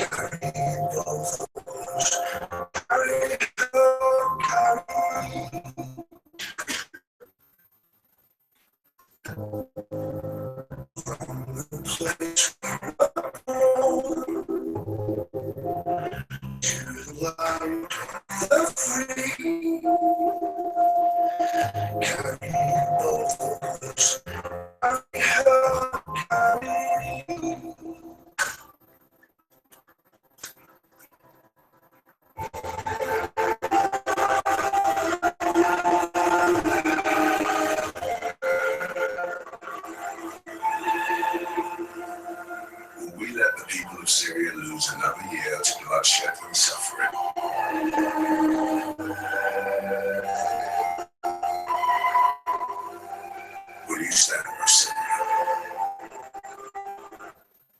Before you're not allowed, or anything else, there is a surprise which the organization also doesn't know yet.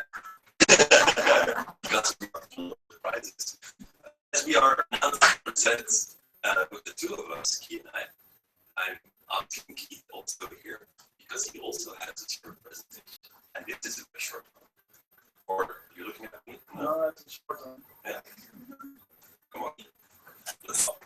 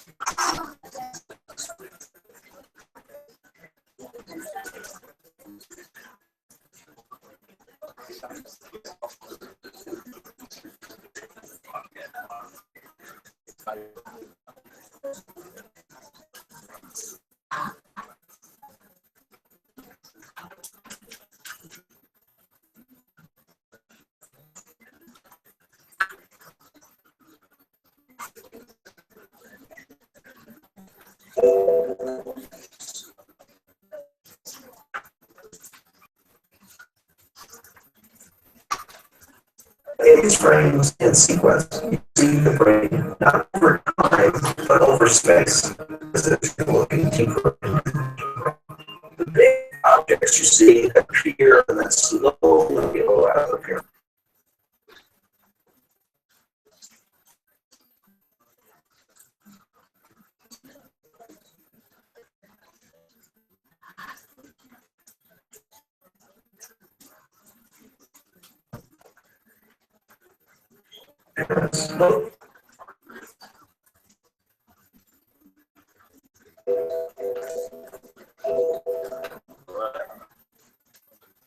In these frames and sequence, you see the brain not over time, but over space, as if you're looking deeper into the big objects you see that appear and then slowly go out of here.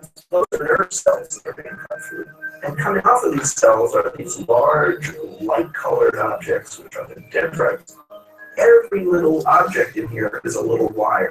To keep track of these cells from one section to another, what you'd like to do is kind of color them in. So every one of these colors have no meaning other than to keep track of each object from section to section. What this allows us to do is to generate a wiring diagram based on this. We now know everything about these wires here, and from that, we can generate all the connections of every cell. Okay, the problem which we are addressing, Kano and I and Else and Beata, is a very big problem. Did anyone see the movie The Martian? Any sense? No, not yet? Yes? Okay. Well, that was a movie that it's a Hollywood production, and it all ends well, like a Hollywood production does. But in the end, there are some phrases of the Martian who got back to Earth, and he said, whatever the problem is, you have to take it step by step, one step at a time. And that's what we're asking our students in our workshop. Our students in our workshop, they do have brains. And the brain is a particular part of our body. It can do anything. It's the most sophisticated computer on Earth. So you have to use your brain in order to come up with the solution step by step. there is a guy, and his name is John Medina, and he has written this book based on researches all over the world about the human brain, and he comes up with 12 brain rules. So please listen to these 12 brain rules in order to get the most of the results of your brain working for this workshop. Brain rule number 1. Exercise boosts brain power. So if you're involved in this workshop, be sure that you use every day a 12 walk mile. Exercises improves executive functions and increases oxygen. It's mental sharpness. Brain number 2. The strongest brain survives. It's not the strongest body. It's not the one with the gun who is surviving. It's the one with the strongest brain. Remember it. We create alliances. We learn from mistakes, and a safe environment improves the learning. Brain number 3, wiring. Everybody has a different brain. Thank God for this. Learning changes the brain. When you learn, you're transforming your brain into a gigantic, powerful weapon. Customization is okay. Number 4, attention. No attention to boring things. The brain cannot multitask. So go for the focus. Go for your hierarchy. Error rate goes up when you do multitask. Our classrooms, look at this one. Our multitask environments, it's not okay. Number 5, we have brain short-time memory. Our brain is designed to come up with a solution in 30 seconds. Oh no, it's short-time memory. The 7-digit number disappears in our memory after 30 seconds. If you repeat it within those 30 seconds, you help you to remember your brain within 4 hours. Long-time memory, remembering to repeat 90 to 120 minutes after initial learning. It takes 10,000 repetitions to transform memory into habits. So we are aiming for your short-time memory, and we are aiming for your long-time memory in the long run. Number 7, sleep well. Well, it's kind of difficult in the workshop week, in Ecoweek, but I advise you to sleep well, at least 8 hours a day, and then you will be fresh for the rest of the day. The brain does not sleep. A 20-second nap, 20-minute nap at 3 p.m. is 43%, 34% improvement. That's according to the researches of the brain specialists. Avoid stress, and this is an easy one. You have the brain is used to have 30 seconds of stress. How this? Our ancestors were walking into the wild, and they came up to other beings, and they had 3 questions. The 3 questions they got answered within 30 seconds. The 3 questions were: can I eat it? Will he eat me? Or can I fuck it? And then I had to take this decision to run or to do not run. Longer periods of stress is damaging your brain. So if you have an annoying boss, if you have an annoying teacher, ignore them as much as possible.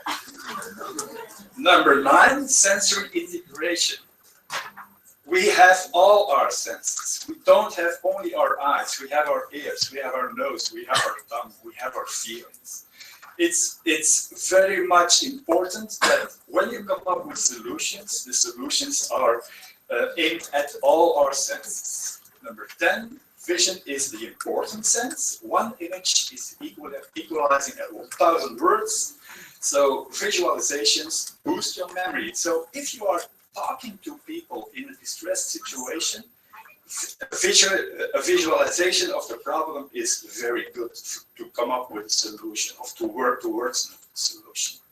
Gender might surprise you, maybe not. Male and female brains are a better team because male brain function in a different way as a female brain. So if we cooperate, we get better solutions. And stay curious. This is the last rule. Explore your world.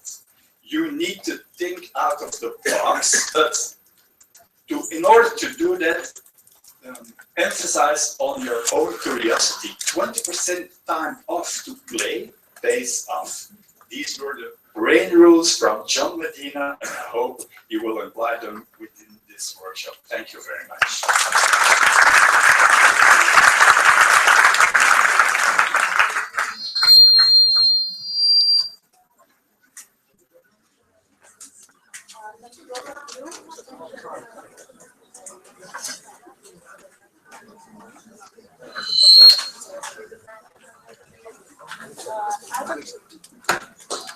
Are there any questions, please?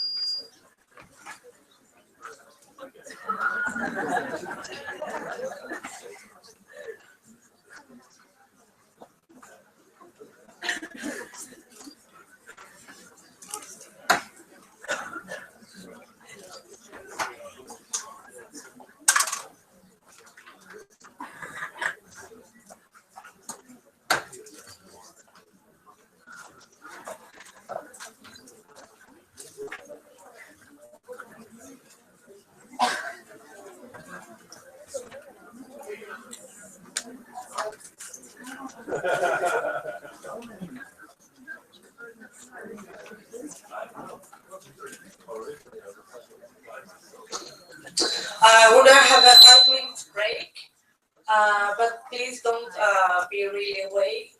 Just to get clear air inside the room. Okay, and after that, go towards lecture. Thank you.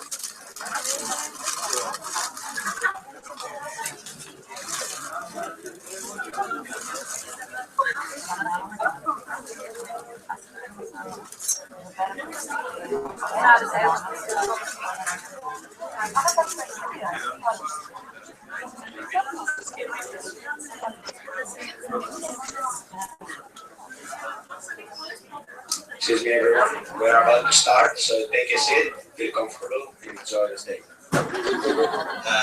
Together with us is Thomas Coward, and he is the Dean of Hope University, Hildesheim.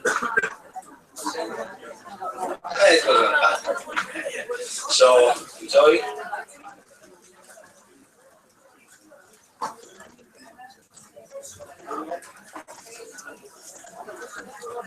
Kalimera, everybody. How are you guys now? After this presentation I don't know how we can continue. I try to take you on a journey, hopefully a nice journey. We call it the Canadian-German Design Challenge via video conferences. So some words about my person. Sure, thank you, Sonia, and yes, for having me here again. I'm one of the old timers, which is explained before. I participate in the Ecoweek in Krakow and the Ecoweek in London last year. So I represent now my university and the British Columbia Institute of Technology from Vancouver, Canada. So my university is really small. It's 5,000 students in 16 bachelor and master degrees, and my department or faculty are enrolled 600 students in architecture, civil engineers, wood engineers, engineering, and conservation and restoration. And Hildesheim, it's 100,000 people city. Right in the middle of Germany, so it's the triangle between Hamburg, Berlin, and Frankfurt. So, as I said, I will take you to a journey. So, we built something with students from Vancouver and students from Hildesheim. And before we start this connected studio, that's the name of this project. So, my university, we had some experiences with build something. So, for example, this mobile education box, we designed it, we calculated, and we built it in only 4 weeks. And another project which we did was this students' apartment house. We call it Bunsen Factory. You see the left picture. By the way, can you see the pictures in the back? Hello, in the back. Are you still there? Okay, so the picture on the top left, that was the old buildings. So we had a sponsor, and he decided to make a student competition. So the second picture is the competition, and the two pictures above below it is the result. So finally, the sponsor built our competition. So that was what we did in the past, and now I want to talk to you about our project, which we did in the first 5 months of this year. So everything started with a request of one student. So it was Sonia. She was a master's student, and she asked me to make a exchange in Canada. So I was really happy about this question, and we did some researches, and we're ending up at the BCIT in Vancouver, and we sent them some emails, and at the same time, my colleague from the BCIT did the same thing. He wrote to the Canadian Embassy in Berlin, and the Canadian Trade Commissioner, he sent him our address. So everything was on parallel, let's say. And so we started an email conversation, and Sonia finally went to Vancouver for an exchange. So she was there 1 year. We exchanged more than 1,000 emails before we signed the contract for all the things. And my colleague Wesley and we had the idea to start a project. Like I said before, we call it the Connected Studio. And we did a 20 minutes ride with the car, and at the end of this ride, we were sure we will have a project together. We will build it in the end. We will have a competition with groups, mixed Canadians and Germans. And all these things should happen via a platform, an internet platform, our communication platform, Adobe Connect. So I'm sure all of you know Skype, right? Or FaceTime. So this platform is something like this, but you can share files. Well, you can do this also with Skype, but here you can draw something together. So that's our first sketch which we did together. So there were 25 students involved. Everybody was in a different room and a different country, and we draw this picture together. And it's funny, when I prepared this presentation, I found out that we have a Greek column. So that was our test. Our first meeting. So on the left side, that's Germany. It was 6 o'clock in the evening, and on the right side it was Canada, 9 o'clock in the morning. So that was a big thing where we have to deal with the time zone. It's 9 hour time different. It's not easy. So we went to bed and they got up. So sometimes the students had to work deep in the night on both sides of the big pond. So when we met each other for the very first time, we explained our ideas to the students.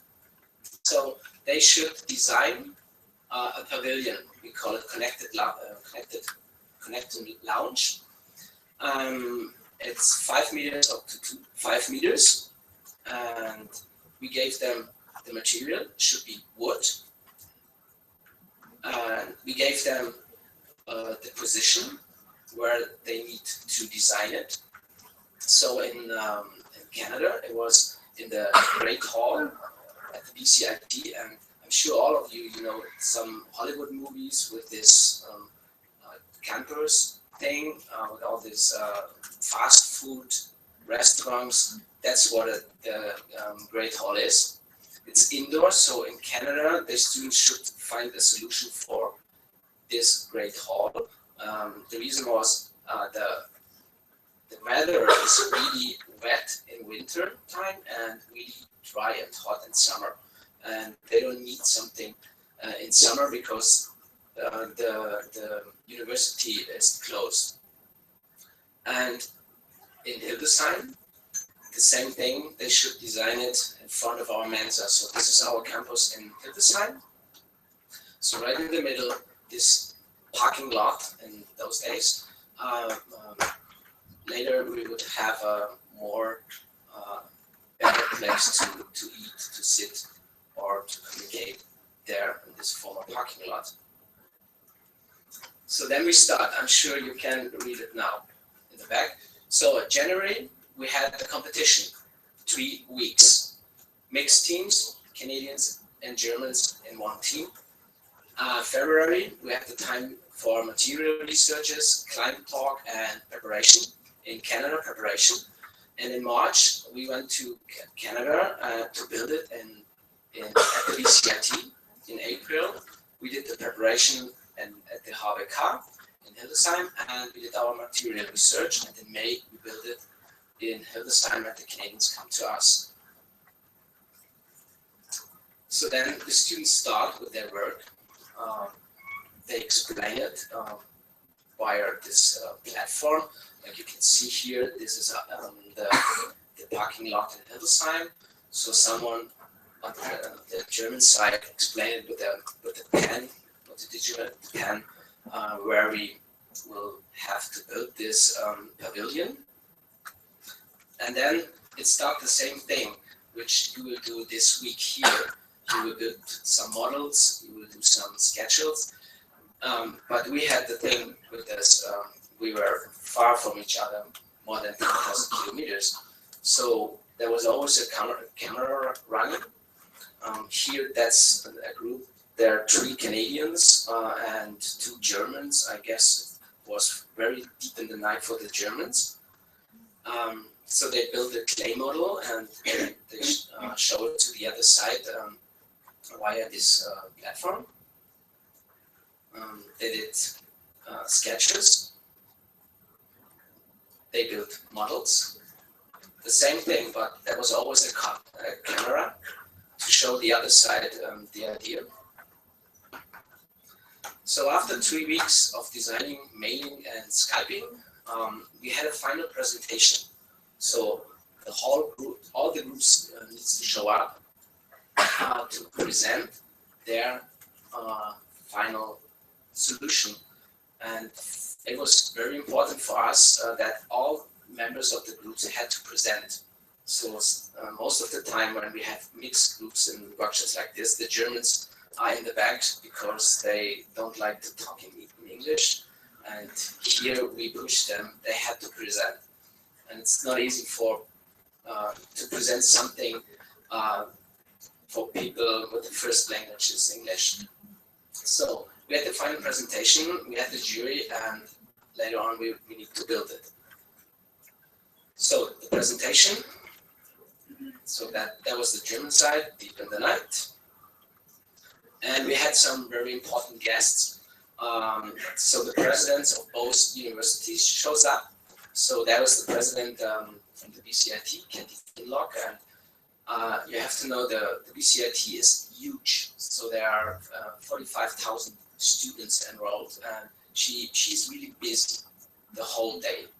And for my colleagues in the Department of Architecture, they were really proud that she showed up, and she talked with our president.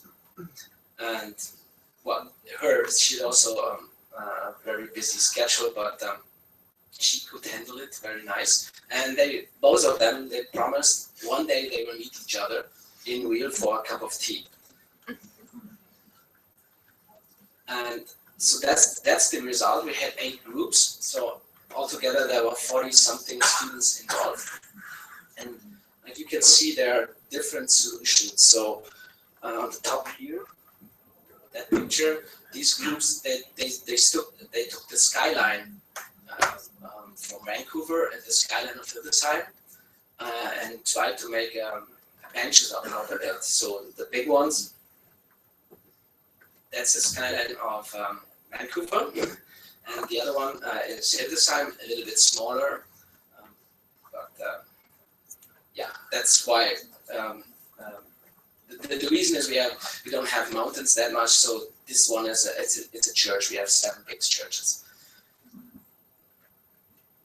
So some other solutions you can see all are different, and they give all project names, and we needed a jury. So the jury was the whole group. So everybody in the group had 3 votes, and then we had a list from 1 to 8. And at the end, my colleagues and I, we decided who will gonna be to build, and that was the winner on our side. So we decided to build this pavilion. Well, we were really happy about it. So yes, that's a nice solution. But at the end, or on the way, when we start with our material research, we found out it's one of the it's really challenging because of this material and the shape of this material. There's not a unique palette of wood in this solution. So new model. And then the time was running. It was tick, tick, tick. So it was the beginning of February, and they put posters at the wall in Vancouver, coming soon, March. So we had only 4 weeks to make all the calculation and the material research. And what was really important we have to talk with our clients. So in Vancouver, the client was the president of the students' organization, and she's really powerful. It was really close that she stopped the whole project because she didn't like the design. The reason was the connection lounge should be in front of her office. So she started to talk with the students on the BCIT side, and finally they had to change the design. That means it was real. So it was like the real world. When you work as an architect, you always have to deal with your clients. I'm totally sure my colleagues know this feeling. And so they talk with the client, and every morning we got emails from them. And so we in Germany and the guys in Canada, we lived in 2 time zones during the first 5 months. So one day there was this email that I opened it at 6 o'clock, and my colleague wrote me, I have to write you before I wrote everybody. We are 10 centimeters before we have to cancel the whole project because of this lady. And there were some students on the Canadian side, they said, no, we don't want to change it. That's our design. We want to build it. And so this lady, she said no. And then they changed it. And then next evening, we met each other in our video conference, and you see our student on this that side. He didn't like the idea to change, but there was no way. So all the flights were booked, and we were not interested to have only vacation in Vancouver. We want to build our pavilion, so we have to deal with it. So on both sides of this the pond, we did different ways. So you see the left side, it's the Canadians. They did their research, and they tried to find the right shape for this pavilion. And our task was to find the connection between the panels. And we went in our workshop, and we built a one-to-one model. And the lady, there was a gap in her schedule, and so the president came downstairs to us and talked to us about our first one-to-one model. And at the end, she was the main sponsor of everything, so that's why she was really interested. And we were really happy in the German group. We had wood engineering students and educated carpenters, so that was really helpful for us because the Canadians, they didn't have experiences to build something. So there was every day back and forward. We tried to find solutions. So the Canadians, one day they came up with the idea to split every panel. So again, one pavilion was 200 something panels, and they want to split it in one panel and 3 panels each.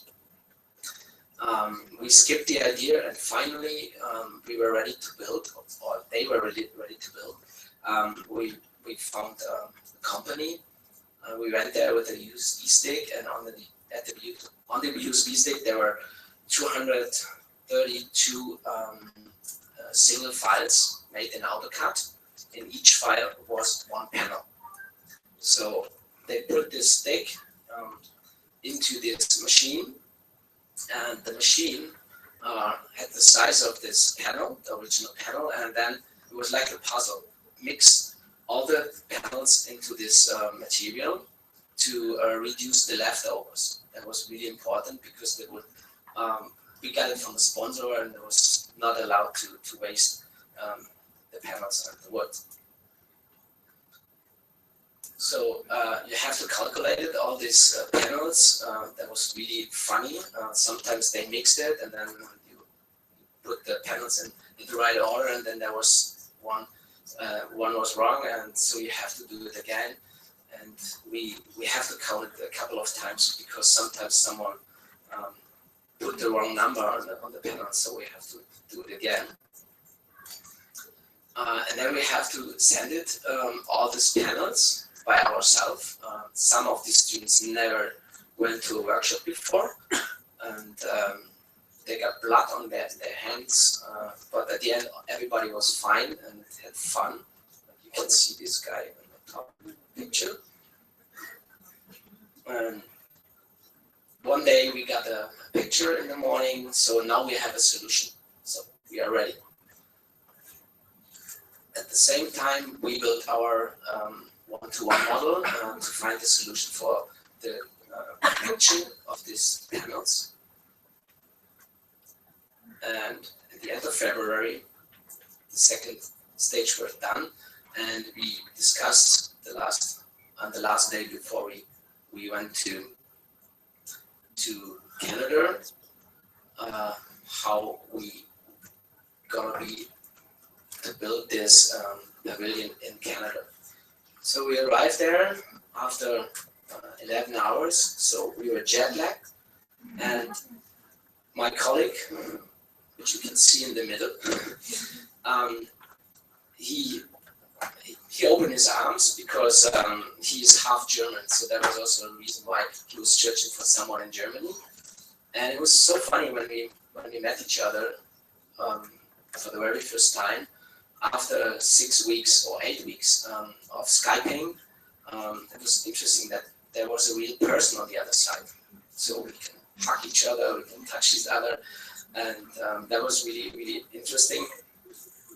The reaction about it. And so next morning, jet lag, we had only 4 days to build the pavilion. Everything was prepared, but they were not ready with the painting, so we had to paint all these panels. And we had to find a solution for the connectors, so the piece of wood between all these panels.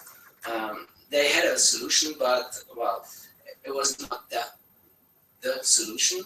So it was back and forwards, and finally we found a solution, and we started to build the pavilion in the Great Hall. And it was interesting to see the Canadians. They were not ready to see how some people built something in their dining zone, because, like I said before, the Great Hall is the dining zone or the lunch zone for the university. So on Friday morning we moved in and we built it there. This is some details. So in Canada, it was a natural wood, so we painted, but like you can see, no color. So we showed up, so the whole group, mixed Germans and Canadians. So next stage, we're done. We went back to Germany and we had 4 weeks to learn out of our mistakes. And we did a lot of mistakes, I have to say. So we had this parking lot, and for us it was sure we need a podest. So we built a podest. It was not easy because it was not horizontal. And then we did the same thing. We found a company with the same machine. That was the same process, but our wood was different because we built an outdoor pavilion, and that means the water is always there, and in winter it's sometimes fucking cold in Germany. So we found a company. They had a new product, and it was an MDF panel, and they gave us they told us it's 50 years waterproof. Nobody could believe that, but the price was really high. So at the end we said, okay, it's very, very expensive. So they should be right because they built houses with this. But they gave us a really good reduction. So we did the same thing. We went to a company, gave them the USB stick, and then we need to start the same thing like in Canada. At that time we had six Canadian exchange students in Hildesheim, so they worked really hard with us, and we decided we need some color. We don't want to have the net neutral color, the wood color, we need some color. So there was also our design department involved in this project. They tried to find really nice colors, and they ended up with the colors of the faculties. That was a very long way. After 7 weeks, we had the colors, and then we had a plan. Like you can see in the top. We had to paint and each panel 3 times, and we have to send them between the color on the panel, and that was a lot of work, and we never gave up. We had always fun. So we were ready for the Canadians. They came over, and then we started to build it at our parking lot.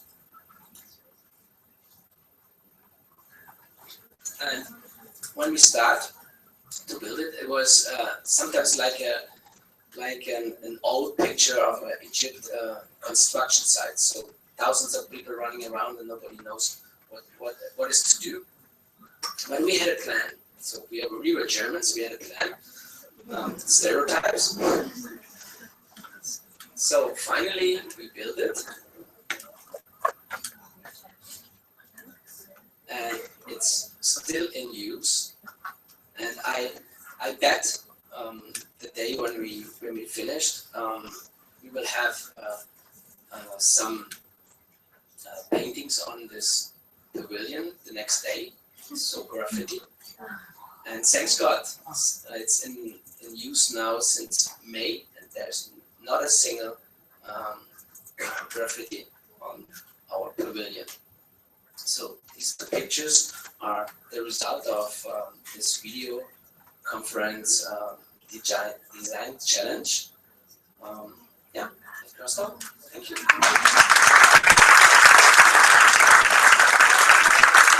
questions that you might have or comments? Feel free to ask.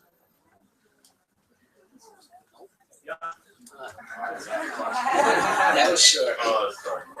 Which program did you use? Instead of Skype? Adobe Connect. Okay. It's a really, really good one. It's not to Skype with your girlfriend. Going together seems like a lot of fun. You can paint if you want to paint with your girlfriend. Remember? That's a good thing, and also you can share presentations. And sometimes there were more than 30 persons online. That's a lot. So yeah, it's really interesting. Okay, thank you.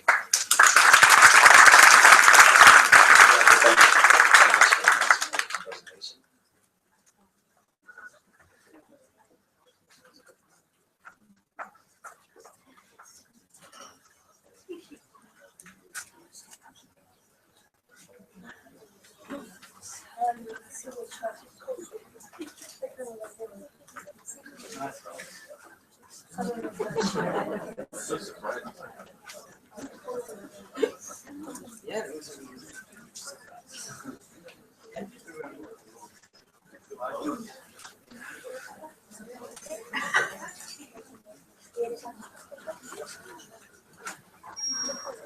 we would like to introduce Margaret Silkamp from Netherlands.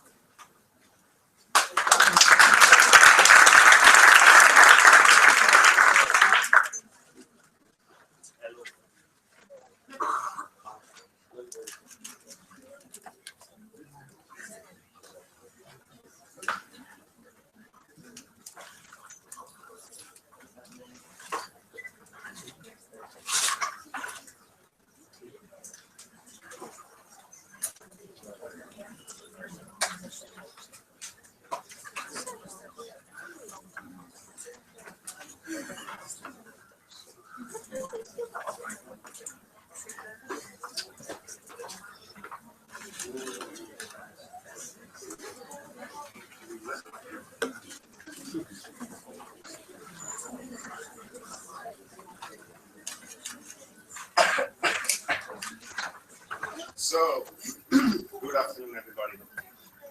I'm going to start right away. My name is Martin, and this is one of my first adventures ever in a developing country. It was in 2000 and what was it? 2001, I think. And this was me 5 minutes later. Yeah. So that camel that I was on, it was my 5th day ever in a developing country. That camel started running, and I break both my feet.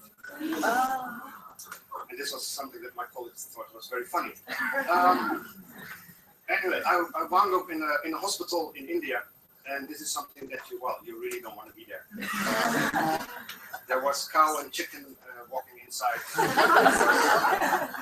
People urinating against the building. But hey, I'm from Holland, and in Holland I'm fully insured.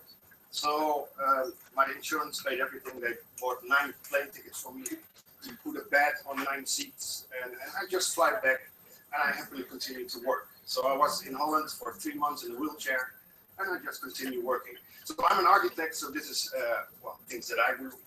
And we almost won a competition. We had a recommendation. This is a house in Render. We almost got an assignment out of this, but luckily we didn't. Because what I did is I started traveling. I went back to India. I went back to Nepal, and this is what I see. So instead of working on what I call projects for people with luxury problems, this is people that have real problems, and this is people that really need help. And I came up with the idea. I thought, okay, I can go back to Holland and continue as an architect there, or I go here and use and help people that really need some help. So I started Smart Shelter Foundation, and that is my own little NGO. And we started to look for projects, but also we wanted to do projects. We wanted to come up with solutions that is durable, that is long term. So for that, we already came up with the idea of, okay, we need to do some research there, probably, see what we really need. And I have always been very interested in natural materials, in recycling concepts, and passive energy. So this is how I started. And then I did something pretty drastic, because I sold all my stuff. I stopped renting my house, I sold my car, I sold my television, everything. And with a big bank account, I went to Asia and I started doing this. So we have a foundation, we do some fundraising for projects, but my own expense, everything I pay for myself. And this is what we did in about 6-7 years. I just show you some examples. I started in Sri Lanka after the tsunami. I've worked for a Canadian organization for about a year. And after the tsunami, complete villages were wiped out. And then I was in charge of rebuilding houses. We built 170 houses while I was there. In the end, the organization I worked for built 900 houses like this. But my very first own project was in India. We were in contact with an organization that built schools. And this is, of course, super dangerous for fire. So they asked me, can you build something that is safe for a group of about 30 little children? And what we did there is we started building with earth. So I was trained by an architectural firm from Bangalore, who have a lot of experience with this. And the interesting thing about it is that the moment we start digging foundation, then I already have the material for free, which is this. That earth is there for free, of course. And we started mixing this. You need to mix it up with a little bit of sand, but sand is expensive.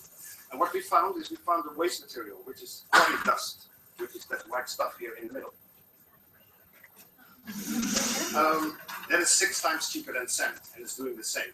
So we came up with a good mixture of earth and some sand, or in this case, dust, stone dust. And we started hiring people in the village. So we started making blocks ourselves, which is quite heavy work. We made about 6,000 of these blocks. What is interesting about it is you don't need like bricks, you don't need wood to fire, but they are dried in the sun, so you need to sprinkle them 3 times a day. Because in India, the sun is so hot, so otherwise the water goes out too quickly. And then, well, at some point we became masons ourselves. The lady in the middle is my wife.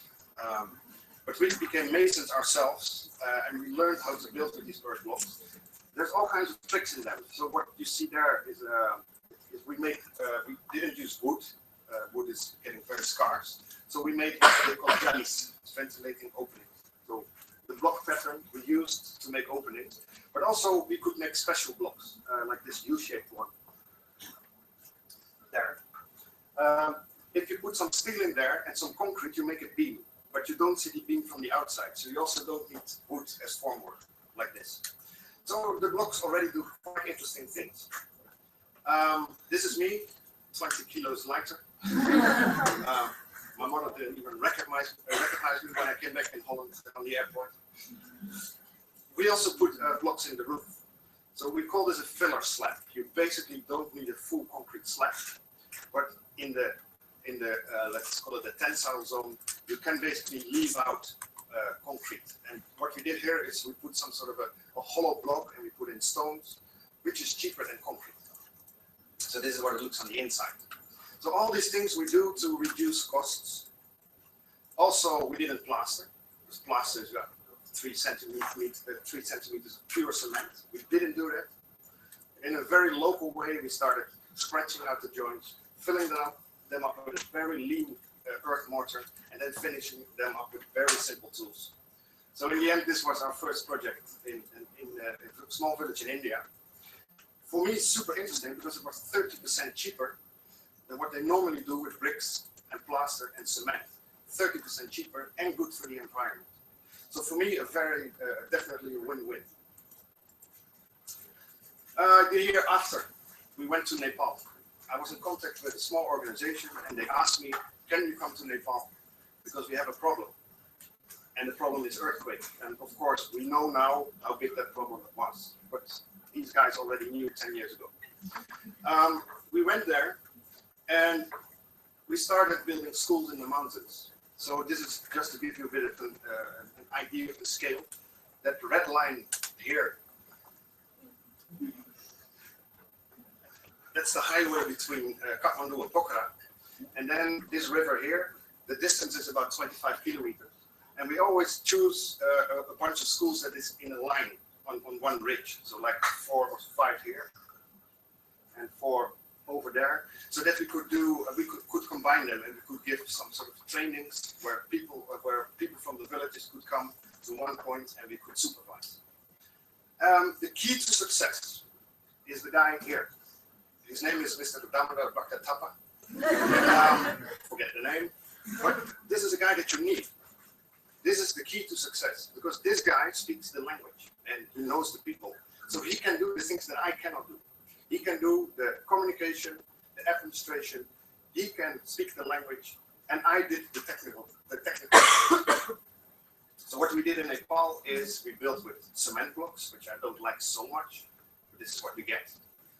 Easy to make it earthquake resistant because you can put steel in the corners. Or we built with mountain stones, which is traditional. But what we did is we teach the people how to make it stronger. So I will get back to that a little bit later. Also here a lot of recycling. So the moment we break down the old school building, we start recycling stones. I mean, it would be silly to cut out new stones from the mountain when you already have them. And also we started reusing like frames. So from 2 old frames, we start making 1 new door or window frame because it cuts down the costs. Now what you see here is the system of how do we make a simple building like this earthquake resistant, which is a whole system of horizontal bands. So you see here a horizontal concrete band that is embracing your building. This is what keeps it together, and this is how your building will shake as one element. And there is 1, 2, 3, 4. There's another one coming. So there's a whole system of horizontal reinforcements, and this is what keeps your building together. There's a whole system of dimension. The classrooms cannot be too big. The openings must be limited.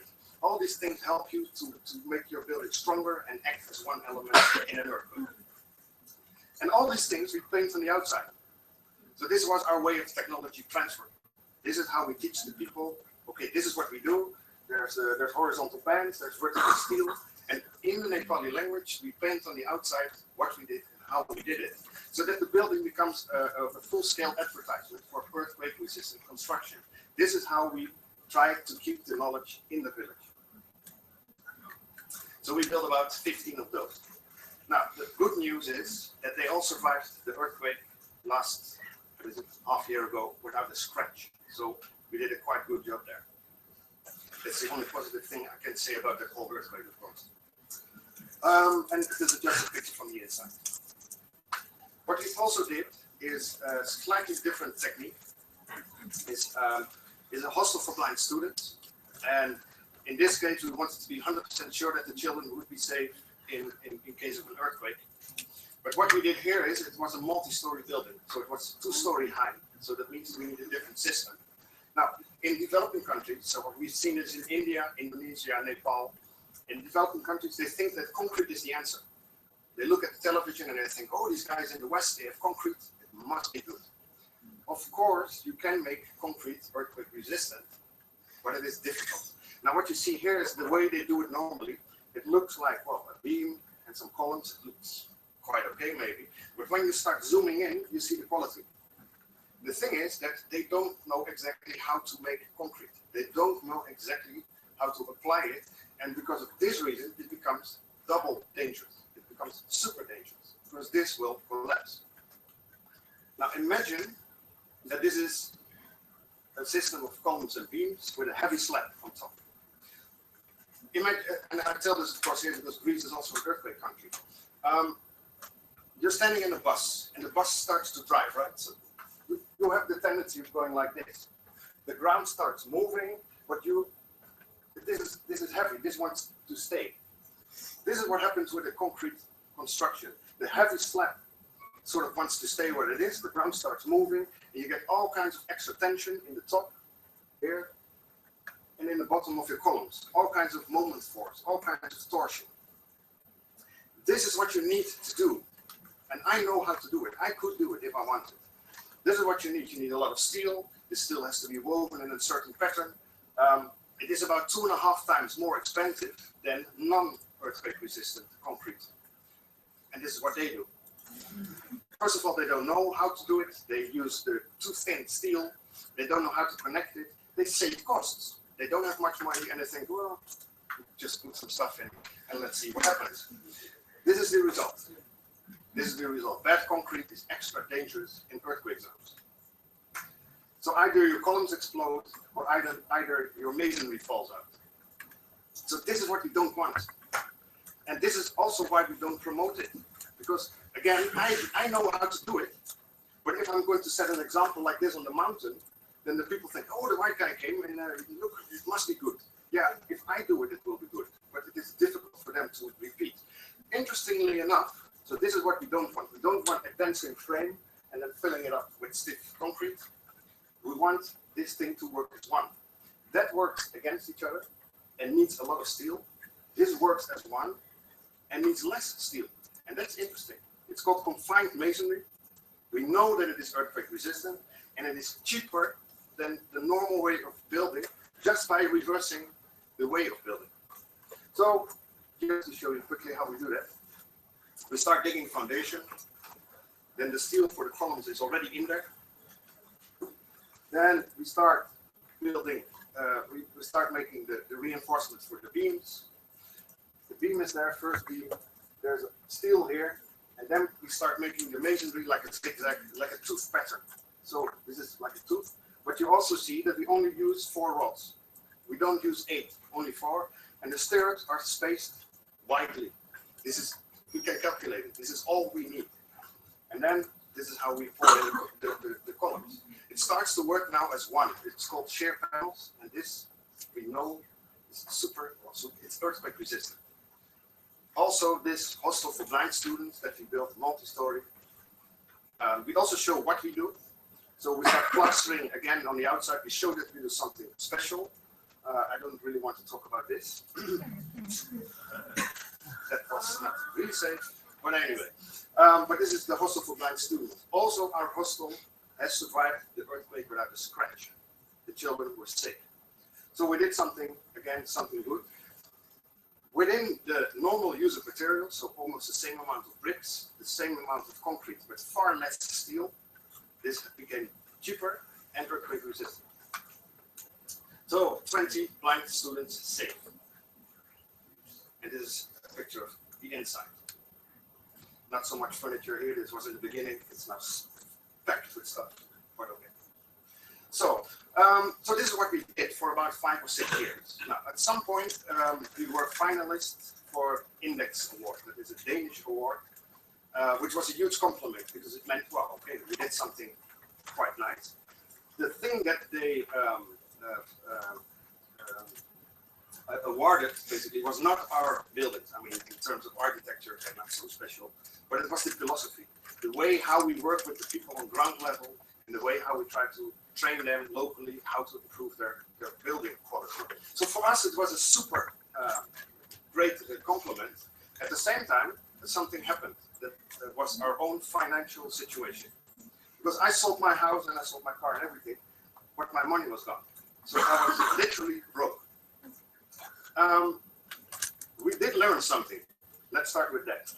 We learned in this whole 5, 6, 7 years that, okay, this is what we want to do, this is what we're interested in, but there was something far more important, and that is safe construction.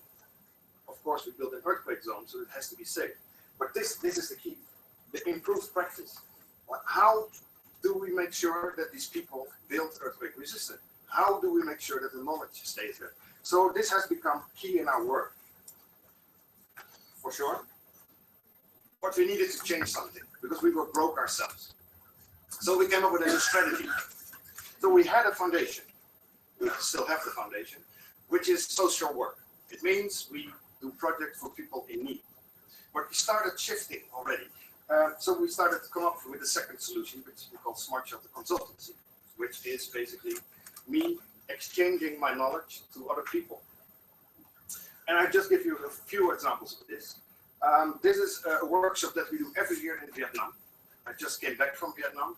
And what we do there is we do very local projects. So this is field trip. We always include 3 or 4 days field trip, where we take the students out of the classroom, out of the city of Hanoi, and we show them in the villages how people live. So people close to the border with China live in earth. And we just want to show them how they live, how that works, what is the technique. And then we say, okay, with that traditional technique, we want you to make designs in the city for yourself, like your house, like your coffee shop, like a restaurant, using traditional technique in a modern interpretation in the city. And that works because they can go into the village, they can talk to these people, they can ask them, okay, what do you like? And all these people say, oh, we love this traditional wood architecture, but it's too dark. Or we don't want the kitchen inside anymore. But that's fine. The students then they make new interpretations, modern interpretations with traditional technique in their own modern ways. Like an open play ground with bamboo. What we also do, and this is again in Vietnam, I just took one example. We also include in the workshop what we call playing with waste. And this is what we're doing here this week. So group 9, pay close attention. But this is a beautiful piece of art, if you ask me. It's a splendid piece of art, especially when you put a light on it, and then something beautiful comes out of it. And this is what we want to do this week. I want to show you that with waste, we can make beautiful things. So just an example of students finding plastic bags everywhere, start weaving and make a hammer. So this is a product. But of course, it should be strong enough, which it was. So this is what we want to do. We want to challenge you guys to take a look at waste materials and see how we can make something better. What we're going to do is we're going to choose one type of material, just one. And with that one type, so these students chose cardboard and chopsticks, or how you call it, where you put the meat on. And they made a piece of art. And the moment you look from the different side, it becomes like this. Just simple, they do it in half a day, but the idea was nice. And then we do a little bit of photoshopping. And now all of a sudden it becomes art. But with that same type of materials, I want them to make a product. So they made a lamp. What I want them to do is I don't want them to stick it or tape it or glue it. The solution must be in the material. So this little lamp has zero glue. It's just an inner circle with cardboard around and then connected together with another outside ring. And that's it. Very simple, but quite nice and elegant. Again, this is done with just some sticks and some cardboard. And then I want them to build a tower. So now again, you have to think differently. Now we have to think in terms of structural engineering or civil engineering. They have to go up in the air with some photoshopping.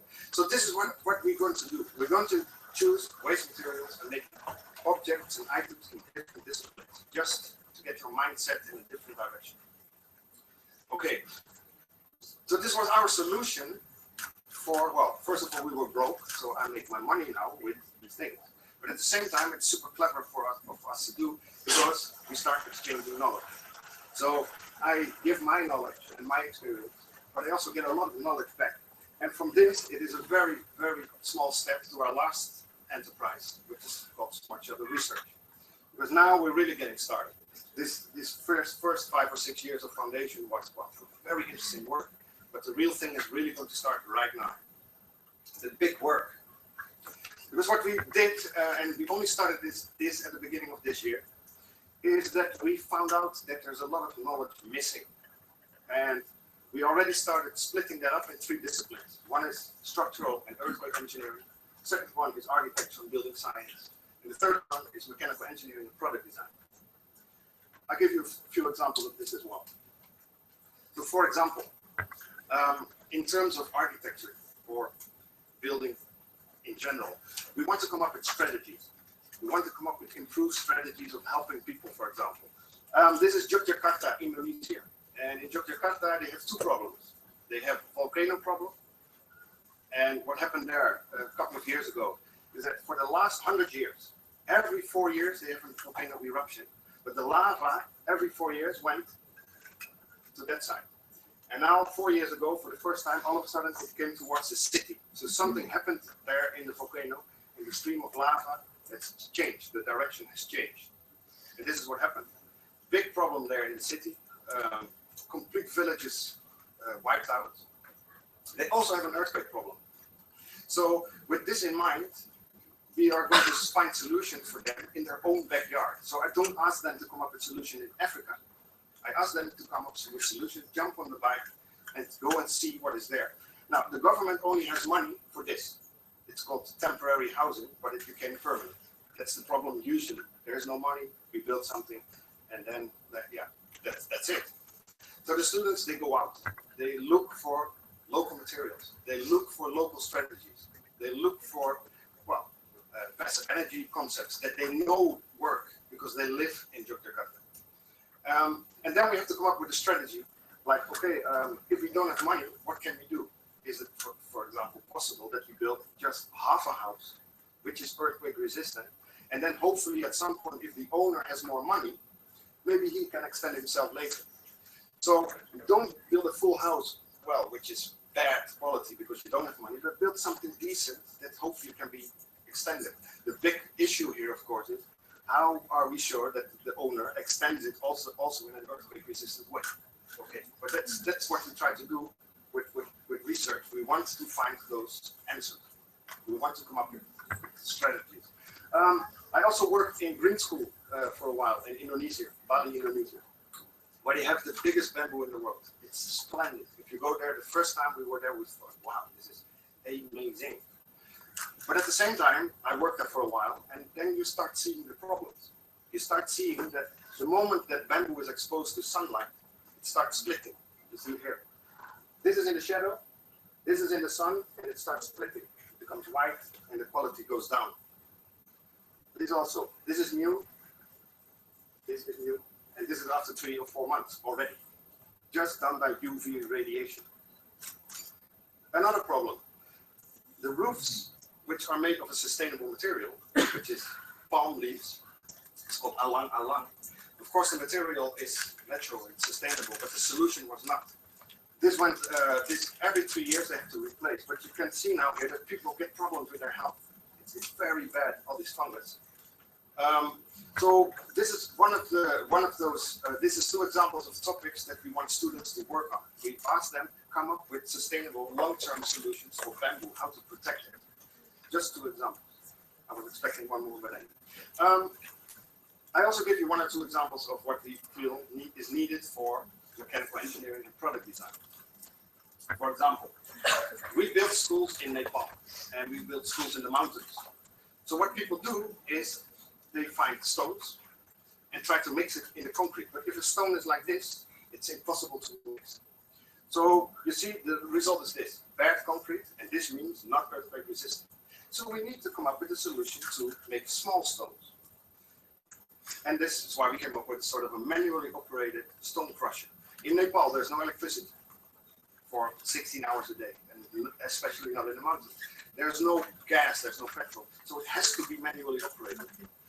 So a student came from Holland for a couple of months. He built the first prototype, which we tested in the mountains. And then we already saw that there was quite a few problems. So this is something that is a work in progress. Now at this point, students in Ireland are trying to improve it.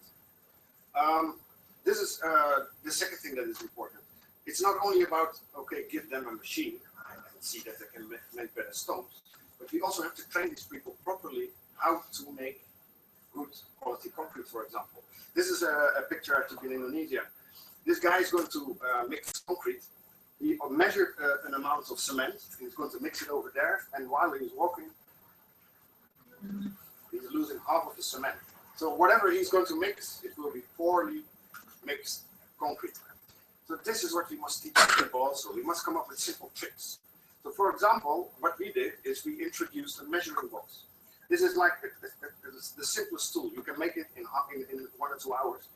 It has the exact volume of a bag of cement. So the moment we start mixing concrete, we need 1 bag of cement. We just throw it on the floor. We need 2 boxes of coarse sand. So fill it up, level it, and you know you have the exact amount of sand. We need 4 boxes of small-sized stones. 1 is to 2 is to 4. The concrete is always correct, unless they cheat. Okay, then I can't help. But this is what we introduce. We train people, we teach them how to improve the overall building quality. And in that same line of thinking, we are now designing and creating manually operated straw balers. Like this, the students from Ireland came up with this, so that we can make straw bales if we want to build with straw bales in the mountains of India, Nepal, wherever. And it was strong enough already. It needs some improvements, but I mean, this is what we try to do with students. In the same line of thinking, we want earth block presses, but now for earth blocks that we can use in earthquake zones. So this is a student doing right now in Ireland. But we also look at energy-related little gadgets. This is a wind belt invented by a guy from, I think he was from Hong Kong. It's a small device. It has some sort of a vibrating string inside, and when there's very low velocity wind, even just by blowing on it, you can already start generating electricity or current and start charging the phone. So we ask now some students, can we power a small refrigerator with this? Or can we scale it up? This is what students work on, and it's so interesting. Okay, so we have seen something about architecture and building, we have seen something about product design and mechanical engineering, but now this one, and this is our main topic at the moment. This is really what we're trying to achieve. The thing is that when I worked in Nepal, well, I basically worked with people like this, very local masons, carpenters, usually very low skilled, sometimes, well, most of them can't read or write. It's of course up to me to explain to them how we must build. So this is on the mountain, and I started asking, while we were designing this, I started asking questions to the engineering world. I said, okay, we want to build schools with the stone. How do we do it? And out of this came some sort of a general question. And the general question is, okay, I would really like to know if you are in an area with a certain expected seismic hazard, I would like to know what you can build there or what you cannot build there. This is the most basic question that we came up with. And this question we already have for 5 years. And then we start asking the engineers, and then all of a sudden this happened. They said, well, we don't really know because it depends on so many things. And this and that and this and that and that and that. Boom. And I lost them completely. Completely lost. I said, okay, I have to deal with masons on the mountain. I just need to know, do I have to put my stone like this or like that? And they said, yeah, we don't really know. This is one of the schools that we built. And in this is a whole system of horizontal bands, like this.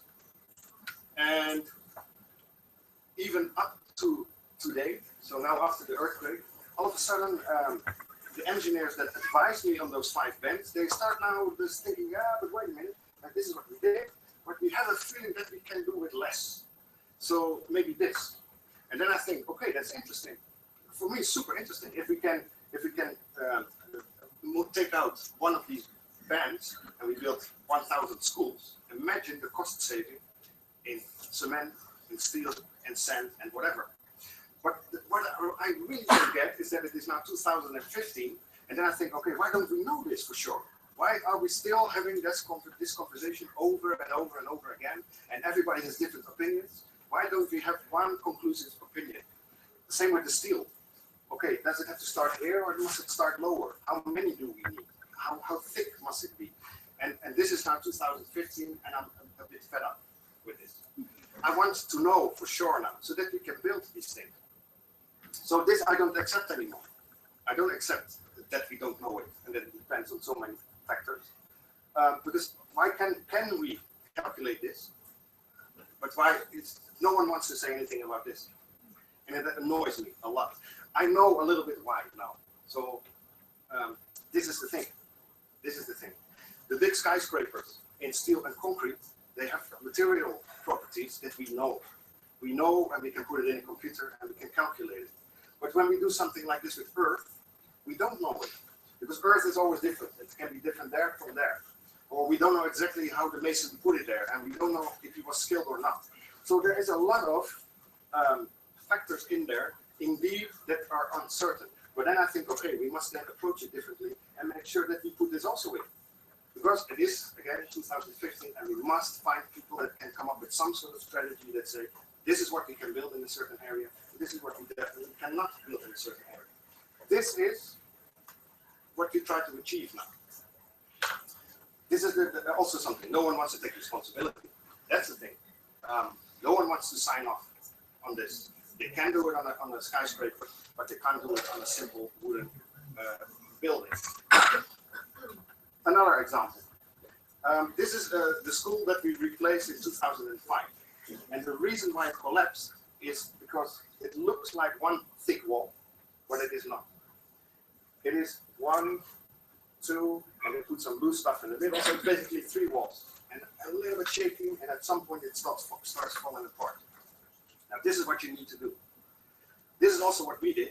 First of all, we didn't build in earth mortar. We built in cement mortar, which is stronger. But this is what you need. You need what we call true stones. This makes bonding. This is what keeps your building, the walls together. The second interesting thing is this corner, this detail. What you see is that we don't put in steel. So in many manuals, we see that they put in vertical steel. The thing is that it is impossible to lay bricks or stones around the vertical element, which is not doing much. Imagine that it is a mostly horizontal force. So a very heavy building is going to move, and there's one vertical rod there. It's not doing much. That is not able to resist that heavy mass that is going to be moved. So this is the first thing. This is what we need. But this, what we see in many manuals still today, is absolutely wrong, for the reason that I just explained. So we know this. We know that this is not correct. Now, to my astonishment, this is the Global Shelter Cluster website, which is now online for Nepal. And in Nepal, there's so many organizations there now running around. They put on their website the essential reading top 4 documents. So if you go to the central point, which is the overall point for the earthquake reconstruction effort, this is where you go. Now, let's take a look at manual number 3. Okay, within that manual, there is stone masonry without steel. 2 pages later, same manual, all of a sudden it's here. So that means that in the top document, there is already confusing information. And that means that people that read this, they also start to become in doubt. And they also send in this one. Wrong, it is wrong, wrong, wrong. So the result of this is that this is an architect from Nepal, quite a good contact of mine. He made this design based on those documents, and he puts in the vertical steel, which makes the joints weaker. And then the shelter cluster rewards this design by putting it again on their website. So there is wrong information being used wrongly, being put back in that cycle, and this means that the information flow is completely flawed. It means that we don't know exactly at this point the value of knowledge. There is 500 manuals, and they all say something slightly different. So who's right and who's wrong? I'm fed up with that. It has to stop. So this is what we are going to do. I want to know exactly what can we do in a certain area with a certain seismic risk, and it's going to be one big cleanup job. That's what it's going to be. We have to remove all that false information, we have to remove all that doubts, and we have to sort of test it again and come up with new approaches, because we need to understand what is true and what is not true. It is just not there. It is flawed completely. So we need to come up with newer design approaches. We have to set limitations. We have to develop new test protocols. This is the key in the end, of course. If it survives the tests, and I'm not talking about real-life Nepal earthquakes. No, I'm talking about university lab tests. This is where it should happen now. And so we are creating a network of all kinds of universities. We already have 40 partners at the moment with different universities, different groups. They have labs. Some universities only have, I don't know, in a semester, a few weeks, and they do some literature research. We also have a university in Japan. They started research already. We have a university in the United States that every year do already like a full semester work. 2 universities in Italy, PhD students are going to work on bits of this research. At some point, okay, we need some sort of knowledge platform.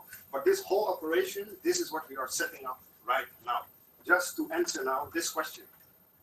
What can we do and what can we not do? It sounds like such a simple question. It will be a massive operation. But we just want to know, render, can we do it in an earthquake zone, yes or no? Do we need that vertical bamboo, yes or no? Is it a good idea, yes or no? Interlocking earth blocks, how does it work exactly? It would be a massive advantage if you can use them because they don't use mortar. But no one can answer at this point for sure if they will fall out during a seismic event. And for example, they only use 1 rod in these beams, while we always use, or we think we always have to use 2 rods, because it becomes a beam. Now a guy from El Salvador says, well, in El Salvador, after 2 earthquakes, they found out that 1 rod works better. And all the engineers in my network said, no, that's crazy. But at the same time, there's also a few that think, that might not be so crazy. Imagine that you can only do this with 1 rod, the cost saving of steel that you would do. Or to go 1 step back now, we need to research this. We need to figure this out properly. And then we go to the crazy ones, like Super Adobe. They survived the earthquake, they did. But there have only been built a few in the world, so we can't really be sure just by looking at them. Okay, then we can say, okay, it's really earthquake resistant. Same with earth bags. This one they claim also survived. While it is really challenging every basic rule, it's an L shape. You never build an L shape in an earthquake zone. They did, and it survived. Is it pure luck, or is it really earthquake resistant? They say it's earthquake resistant, but they can't prove it. And then I don't accept it. This is compressed blocks of waste. Gabion boxes make so much sense to use these Gabion boxes. This is Nepal's way of making roads stronger or making retaining walls. Makes so much sense that you can use this. And this is an organization then from France that has used it in non-earthquake zones. They just want to know. And these guys, I appreciate them so much. It's architect Sam from Pierre. They say we're not going to build it before we really know that it is okay. This is an exception. Because in Nepal, we have 10,000 organizations running around, just do whatever they feel is best. No one knows what they're doing. It's my opinion. Okay, I think it's time to round it up. So this is what we do. We do 3 things. We have an NGO. I teach, I exchange my knowledge. But the research, this is what is going to be the thing that we're going to work on the next island, 30 years until I'm very gray and have a beard like this. In these 3 disciplines, we already came up with 18 assignments. And there's about 10 or 15 going to follow very soon in December, I think, for students to work on. It's open for you. So you can just go to the website and see what we do, and see if you're interested in working on a research assignment. It can be for 3 weeks, it can be for 3 years, it's up to you. This is what we want to do. Please join. The end.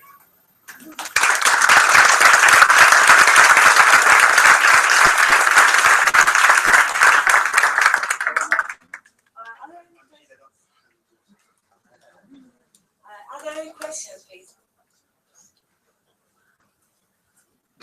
Just remember those questions. I'm here for the whole week. Just ask them whenever you feel like it.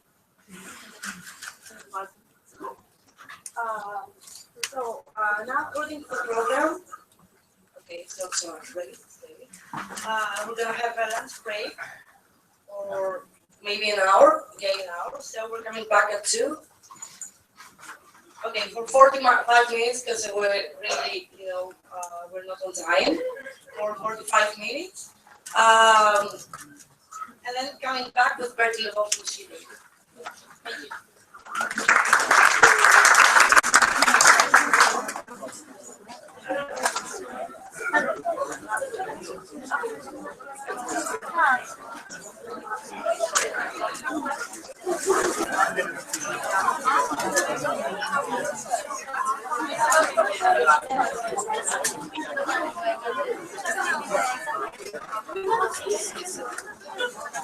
Sorry, small announcement. The students from workshop 9, please meet with tutor. It would be nice to meet you.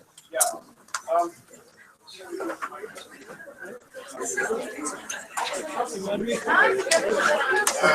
Ladies and gentlemen, if you have a second, the idea is, of course, we are running a little bit behind schedule.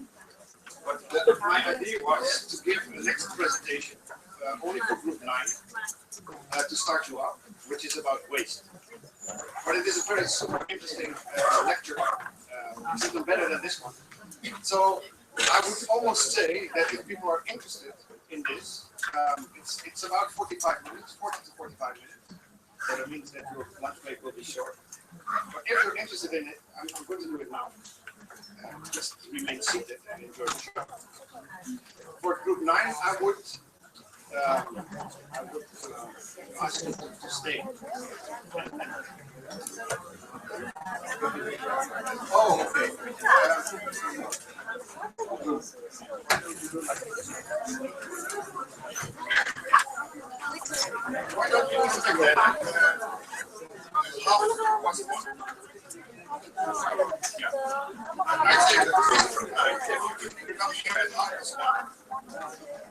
anyone who's interested as well, just join because it's nice.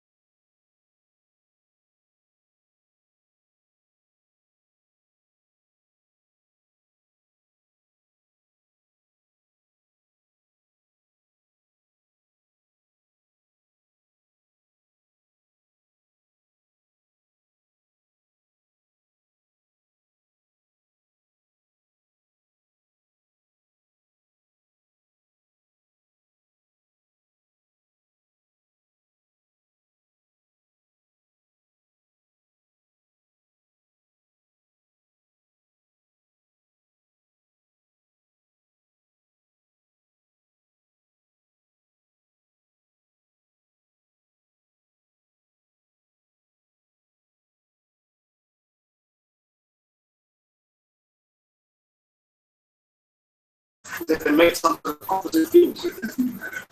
That's again, I think we are super interesting. One more. Paper tubes. Of course, we had to find a survey, but also art is art there in paper tubes.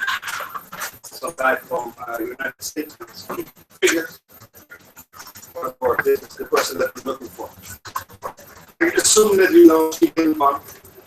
He started his work, especially with the paper tubes, very simply. After the exhibition, he did his posters in the like guys. He was walking around what do you do? And he started scaling this up. So this is the Ecoweek earthquake in 1995, where he started building temporary houses. The temporary houses are done with paper tubes on beer crates. In terms of, let's say, temporary houses, it's quite luxurious one. What is funny is that after quite a few humanitarian disasters, he starts building these to replace aluminum tents and things like that. Because the thing is that when the aluminum tents are being brought in, the people start selling because it has got value. So this was an interesting replacement. He even goes bigger now. This was the church in Kobe. Low better. These things are made especially for what we waste cardboard. Again, this is what we'll do. If we want to work waste materials, then this is the level of outcome that we should look for. Otherwise, people won't accept it. I could live with it, for sure. So it is up to the architects to come with solutions that we will accept. Okay, now we've seen enough paper. Something else quite popular is aluminum can. And of course, there's always someone who found that can make things or purpose, some aluminum. And there's people that make toys. Some of them are quite nicely done. This one is a tin. This guy only uses those little, I don't know, we call it the taps or whatever. But the little things they open from a Coca-Cola can. What he does is he makes huge automobile. And there's no glue in it. He clips, everything is clipped. And then I think, wow, that's easy. So again, uses waste material and he's not adding anything else. And the whole solution lies in that little clip. So for art, products, I don't know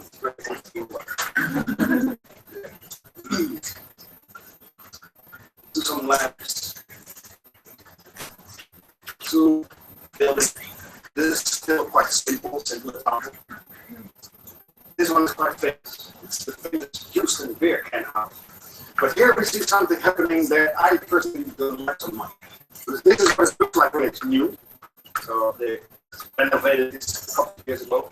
Within a few months, it starts to rust. That is a disadvantage of these cans. So the solar light, the sunlight is really, the color is disappearing. And you see that the rust coming out. So there, the house is famous. I don't know exactly why they have the house became so famous. They have to renovate every year. So I don't see the benefit of the whole idea anymore. This is architecture. So here, a group in the United States, they started using bales of cookies in cans. And use it on the ground floor. And this is a social housing project. Won quite a few awards. I like it. I like the idea. I like the playfulness. I like the colors. At the same time, I would be a little bit worried. But what will happen with this after 2 years in this plant? And I haven't found this picture yet. I'm still looking at it. They're quite good in hiding it still. Yeah, that thing, what will it look like after several years? That's something you always keep in mind. But it looks nice. Now, there is material that does not have that problem at all. That is glass. Because glass will always keep its color. And there's plenty of glass to be found. But then also there's different materials already that you can use. So let's it's not only the bottle, it's always it's also that sort of, I don't know, the steel, metal-like stuff in the cork, of course. So that's like with that top. This is the guy from, I think he's from Egypt, who starts, well, either he has a drinking problem or I don't know. When he starts collecting those things that is on top of the wine bottle, he makes plates, he makes African patterns. They're really, really big, massive. This is sort of like an African tapestry. There's another guy that uses the corks. And the corks, they all have different colors, depending on what kind of wine was inside. So it's quite nicely done, playing with colors of the corks, the inside of the cork. So this is art. Let's take a look at some products. Some carrots, some little bits of it. Of course, some lamps. We can also take a look at beer bottles. But we first use the caps, of course. There's always someone that makes a portrait. This is something that will appeal to you, I guess. That's all the different here, right? That's good. And then do something interior design. It's really quite a lot now in interior design. People put bottles in the roof somehow. Yesterday I saw in Istanbul, we have some shop. They're so dusty. They're completely dusty. There's a bit about it. So you always must think about what will it look like after a certain period of time. Can I still think it? Because otherwise,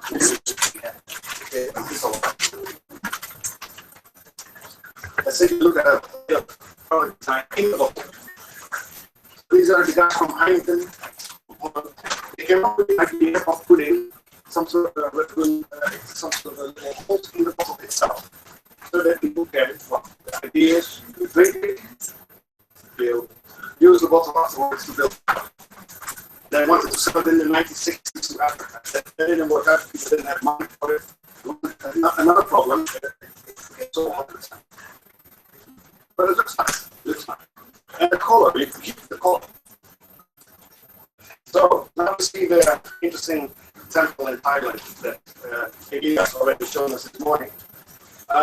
We visited this one, it took a while to find it. And the first impression was amazing. The idea here was that the monks, they said, okay, we have to come up with a solution, first of all, to get rid of the bottles. Second of all, is that we don't have to print it anymore, because already in the bottle it stays like that, so it's a matter of maintenance. There's 1.5 million beer bottles inside this temple complex. It's interesting because Buddhists don't drink alcohol. So it's wonderful. But the only thing is, and that's the important part, is wallpaper. There is a concrete structure inside. It's not load bearing. I've always thought it was load bearing. When you were there, you can see, just paste it off. Paste it off. And then we see a second problem. We see, okay, when they break, okay, how are you going to replace it? So it's super interesting, first impression, but try to think a little bit further about the detail. Okay, from thinking now to load bearing. And this is an example of that you can see the can last long. This house was built in 1907. So what you see is there's a chimney on top. This is 100 years later. They have now electricity. The chimney is gone. The house is still there. So it means that it can last for 100 years. And this one is also quite famous. So you can build load bearing with glass bottles. And you can take the color and line and so on. This one is particularly nice, I feel. This is a small little font in the backyard of a guy in the UK who is the owner of a wine shop with so many bottles and started to a greenhouse. And a small window at the front.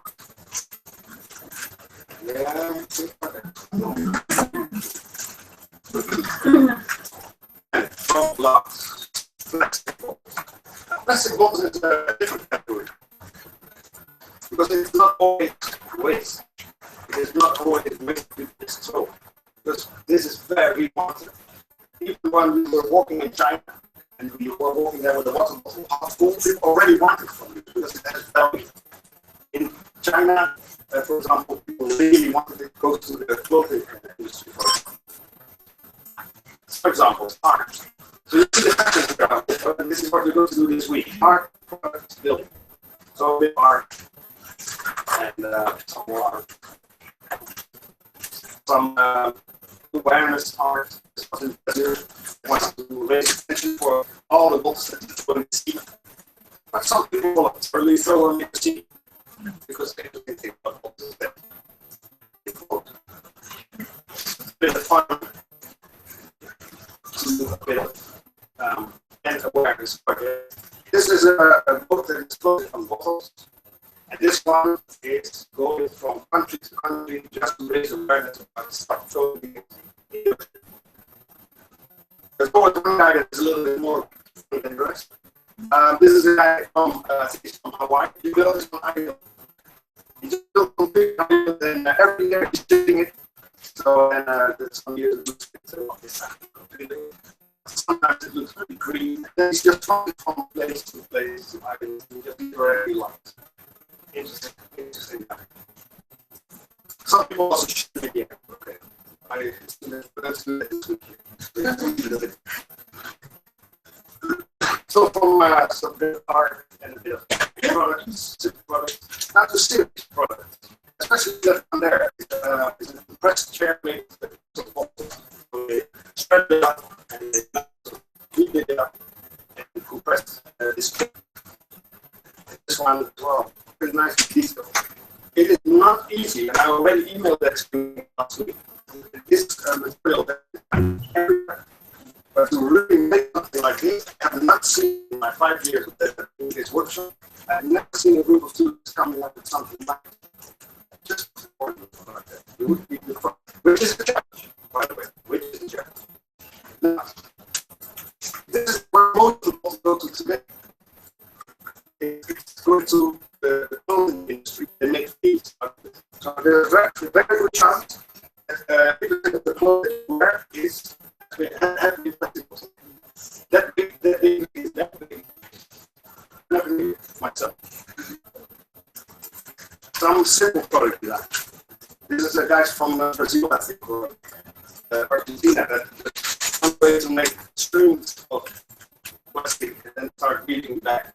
So this is something you can do ourselves. To some more advanced product design, because so cookers or water heaters. And some of them they do it in quite sophisticated way. So these bottles you can find here. This one I hope you know by now. This I find the best solution I've seen in the last 10 years. There's no simple solution that I've seen. The guy came up in the slumps and he said, well, it's also dark in the daytime. What can we do? I don't know how you come up with an idea like this, but you fill up the water bottle, put in some drops of chloride, swimming pool, fix it to the roof, this what happens. The chloride stuff that brightens up. When the sunlight comes in, it brightens up, and they measured, it became a 45-watt light bulb. I like those ideas. I don't know how to come up with this, but this is the one solution. Hopeless waste, the water is basically free.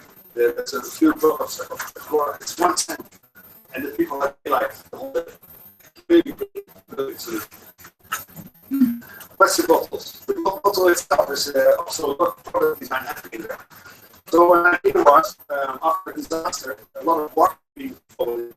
Let's make some connections that people can make close to that. That itself became a product.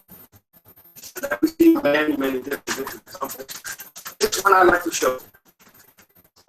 This is a company from Taiwan, I think. And they built very tall. They built this building. I think more than 1.5 million plastic used this existing building. And the solution was already in cap. So they have some that's total cheap cap. That's it. And again, is a material. They do it in quite sophisticated ways. But just this I like. When I think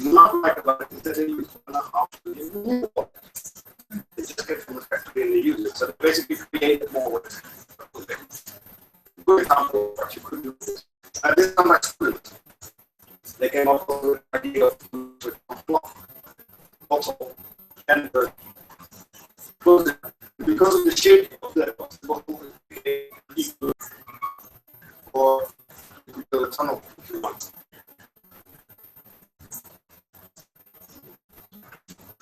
The next one, the famous Coca-Cola house. What they did is beyond there. So this is there's already a complete frame, but it is filled up with bottles. I find that this kind of solution on how to connect it. It took me quite a while to figure it out. Somewhat I could see wrong, but it's something there. This is it. It's sort of a prefab solution where these two parts become one element, then it goes.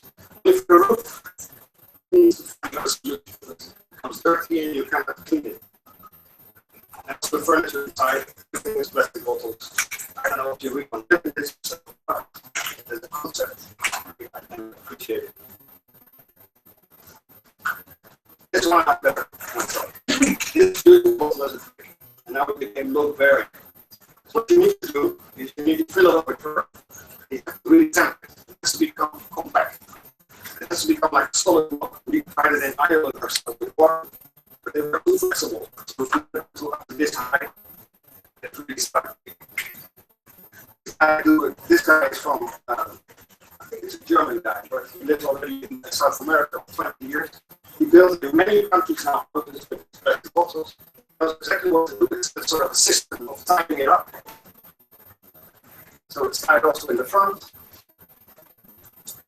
And then already improves the stability. And he also starts playing with the cold. And he keeps it cheap. But what he is doing is with every shape that you can imagine, up to arches, up to water tanks, but now it has to be waterproof, so he does it with cement. Full houses.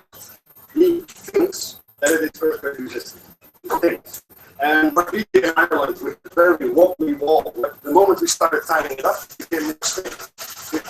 We clearly think that it might be very resistant, but this is something also that we need to test. But this is a result. If you have no money, so you build for 4 people, if you have no money, this can be quite an interesting solution, quite a good alternative. The thing is that people don't really want to live in houses with plastic bottles. There are plastic wet. I don't want to say that all day I know. It's a matter of design. It's a matter of you would never have guessed that this was built in plastic bottles. Same here. And it's here. But it's a matter of design. And the moment that you come up with solutions like this, and especially I think also people have more money, and this is what they can get. What I know from these projects is that it was super happy with these houses. They don't have that whole feeling of waste. They don't have it at all. It's the same here. You will see when you look around that 90% stuff that you have in your house is plastic. So it's in the head. Plastic is probably worse in your own house than it is here in your home. That's perception. Okay, slightly different category is toys. And I think it's probably one of this session, and I continue tomorrow morning. Toys is something that we have plenty of. This is a piece of art, an installation of a photo exhibition by a guy from Austria. He went to China, because 80% of all the toys in the world come from, I think it's a number of massive factories in China, where the workers live. They live literally under the toys. And he made photos of the workers who make these toys for you. So, I just wanted to show you that the beautiful toys that you buy, there's a very dark side. These people make no money, and they know how to live in that factory. They were basically used as slaves. So, with that in mind, there was a guy from Japan who owned the exhibition. He called the Toys Go. So what you can see now is, especially when something is too popular, that people are massively buying those things, and 1 year later you find them all in the trash. Trashes are filled with popular waste, popular topics. So what he did, he collected all those items, he started making landscapes, and playing them. So this was his installation. Also to show you how much stuff you buy and throw away next year. Some art. Toys. Some paintings to make with income. Of course, there's also people that make furniture, products, so from art to products. This is the toy that some person makes some art. He makes paintings, try to find the right colors. There's also a painting product of this. Also makes sense. And then this one. Who can tell me? So we went from art to products. So who can tell me what this is? Yeah, it's Lego. It's done. It's unlike the James made back from Top Gear. He collected 4.5 million pieces of Lego, and they built a house. It was probably for a television show. They built a house in the country of England. Everything Lego, everything. Interior, 100% Lego. Kitchen, Lego. Toilet. The toilet is flushing. Even the cats.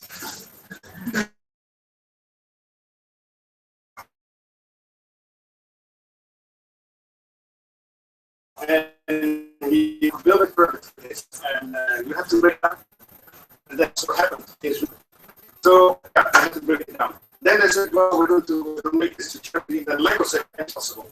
There are strict rules about donations in there. So that was not possible. Okay. What I did now so far, this is sort of like the first part of the presentation for Group 9, but the rest also will enjoy this. But I want you now to realize what we try to do. And of course, we will not reach this level in a week, of course not. But I want you to start thinking already what materials you can find close by, here in the building, at home, in your street, wherever. Build materials that you can make more things with. So it should be something, some sort of art, it should be some sort of product, and it should be some sort of building. It could be a product, and if you're really fast, you this is what I want you to do. So when you go to the street, then you have to clean out in waste. Okay. I think I have to start making way for the next session. So my last question for now is, what is this made of? No. Coffee is there. Beautiful. Even with coffee, they give you art. Even with coffee, we have products. And even with this, we build the product design so that we can start building. Even with coffee, this is coffee wafer. Name the material, and I'll find this example. Okay. This is it now.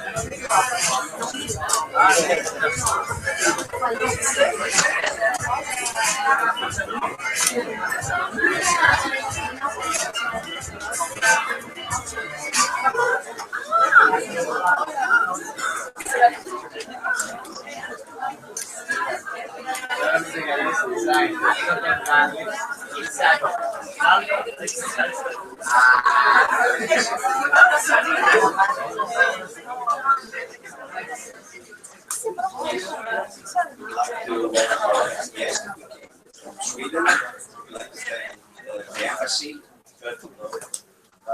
is a lecturer at Chalmers University of Technology in Denmark.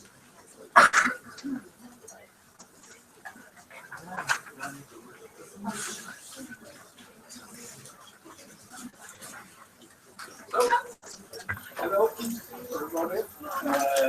Our Chalmers University is in Gothenburg, the western part of Sweden, and it's just the engineering and architecture program. So, when thinking of what we have heard before lunch, it's clear that we live in a privileged part of the world. So influence what I'm talking about. It's also clear that waste problems are global. And I was thinking of what happened where I live in the city. I have a small house, and a few months ago we got waste bins, two this size. I have on my own 2 bins. We've divided into 4 different spaces, so I have to separate 8 different sorts of my waste, and it will be cached. They have also invented some lorries to collect them, where they can empty a waste bin with 4 different rooms in one area. So that's what happens in here in part of the world. Chalmers University, we have say that since a few years, all of our master programs are taught in English. So it's an international area, and it's almost like here. So 30% of the students are from outside Sweden. That makes it very interesting. I'm going to start. We'll talk about some small things that, some small steps towards a more sustainable way of living in the modern city. But I will start here. And the most sustainable public space must be the nature itself. And I think that orienteering is one of the most sustainable sport we have, because this is from World Championship this summer, and you can see no big sport arenas with lots of concrete and things. It's a nature, and this is one of the best orienteering we have in Sweden. On this special day, she after being around 10 kilometers around the forest, she missed the medal with 4 seconds. So it's challenging. And this is from Scotland. So, and if we stay with that orienteering for a while, so this is from the Swedish 5 days orienteering, one of the world's largest competitions in orienteering. You have more than around 20,000 competitors, and you have people around, so you have 30,000-40,000 persons around here. And this is the arena, built in one day and taken down the day after and reused year after year and place after place. So you don't need much material for that, and you can see that's the Baltic Sea in the background.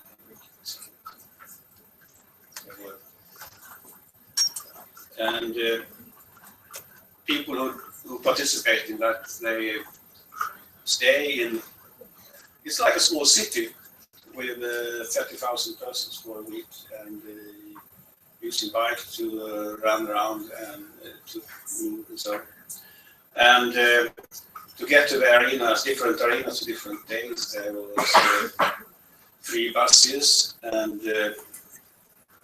very expensive parking lots. The parking lots was on the field, and you had to pay, I think, 200 SEK per day on just the field, but in order to make people take the bus instead, not.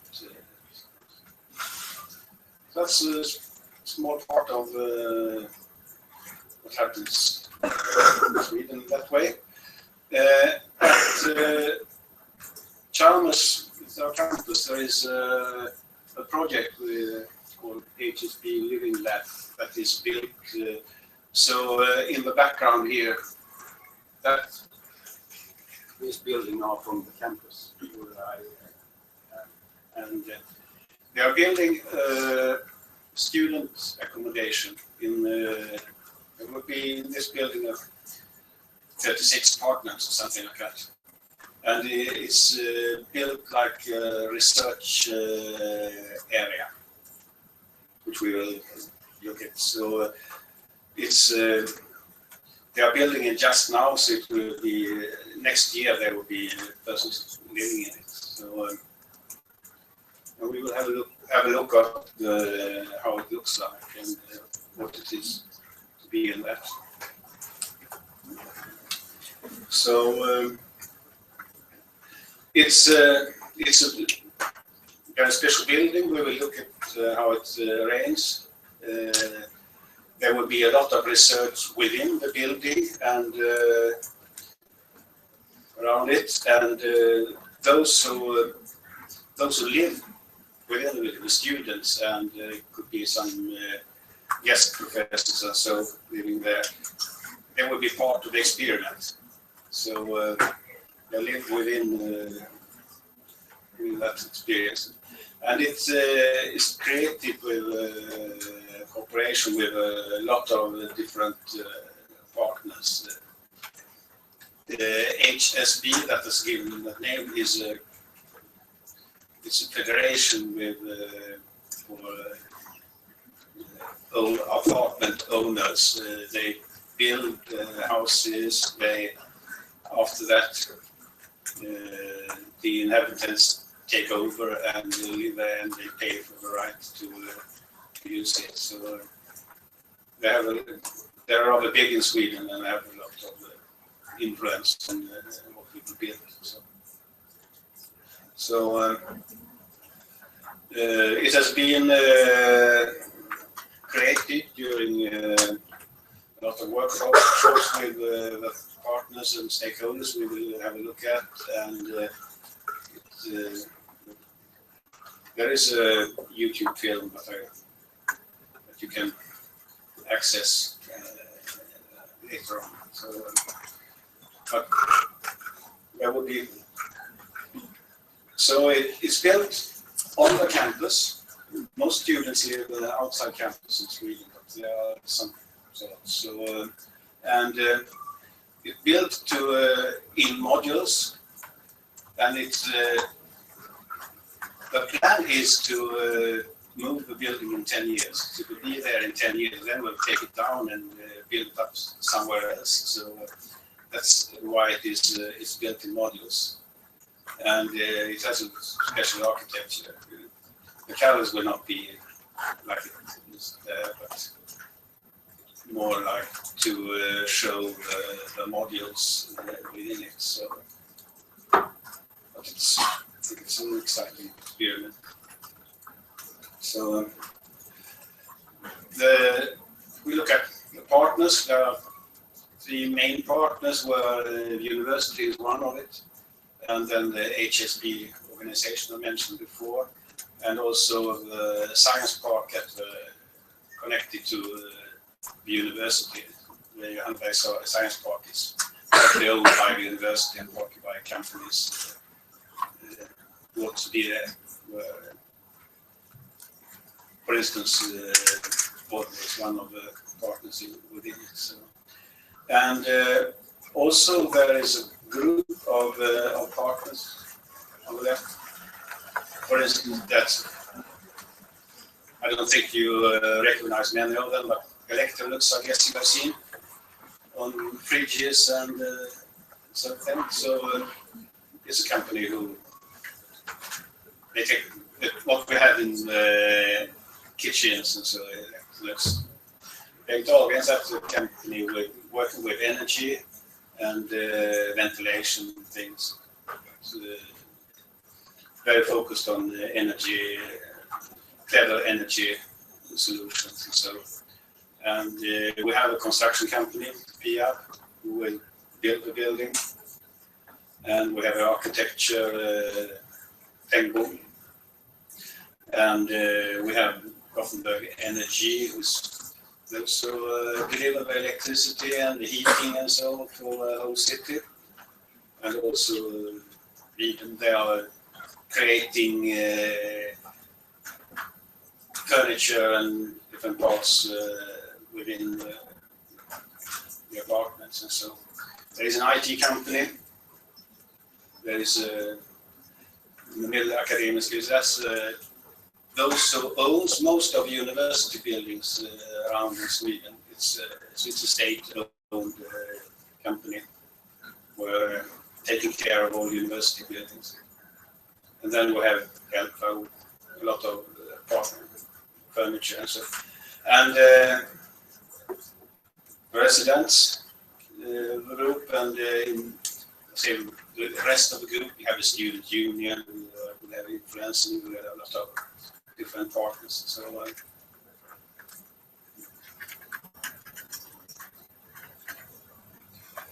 And just it has been created with discussions with where all these partners have been involved in different workshops and so to create this.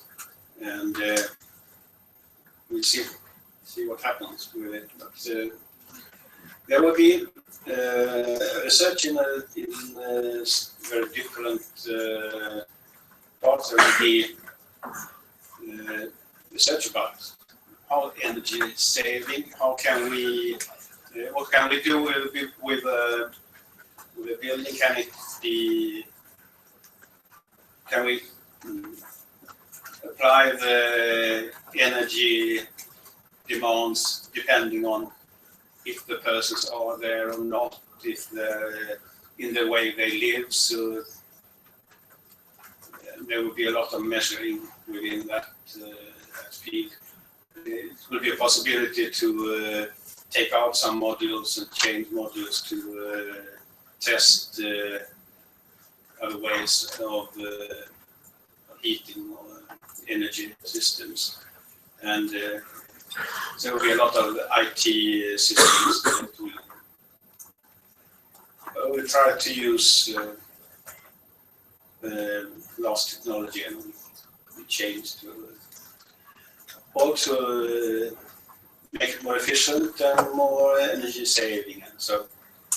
And it will also be a possibility to test different materials. I think the building will change in a different way during these 10 years.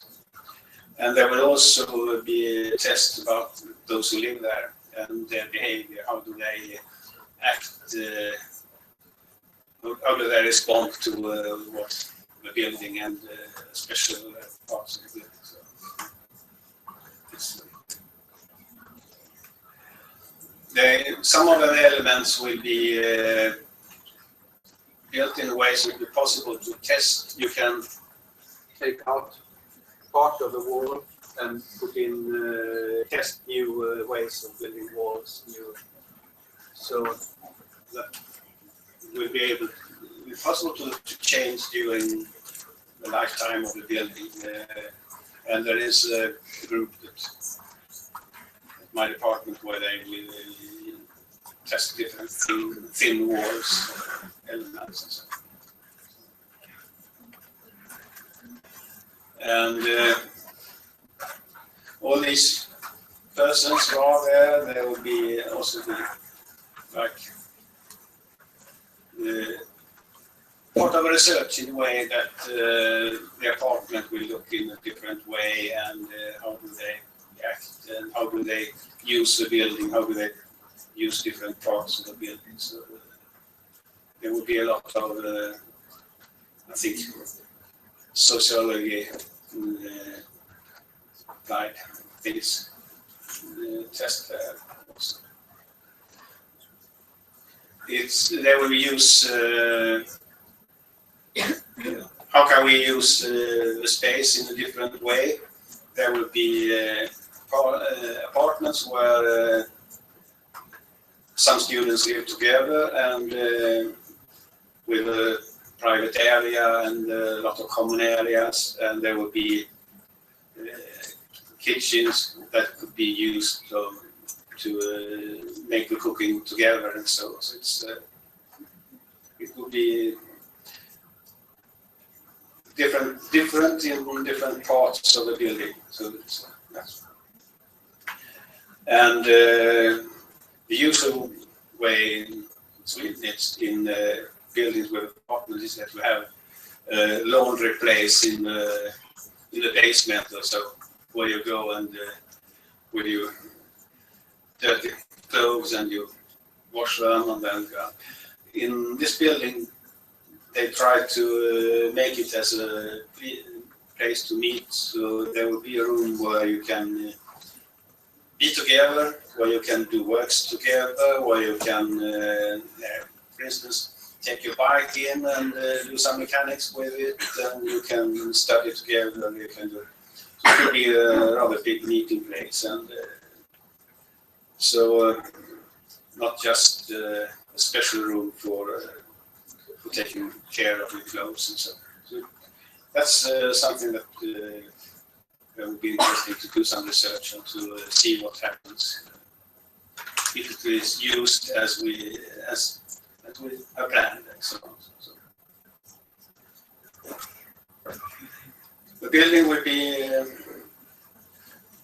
there will be 4 floors, 29 apartments, and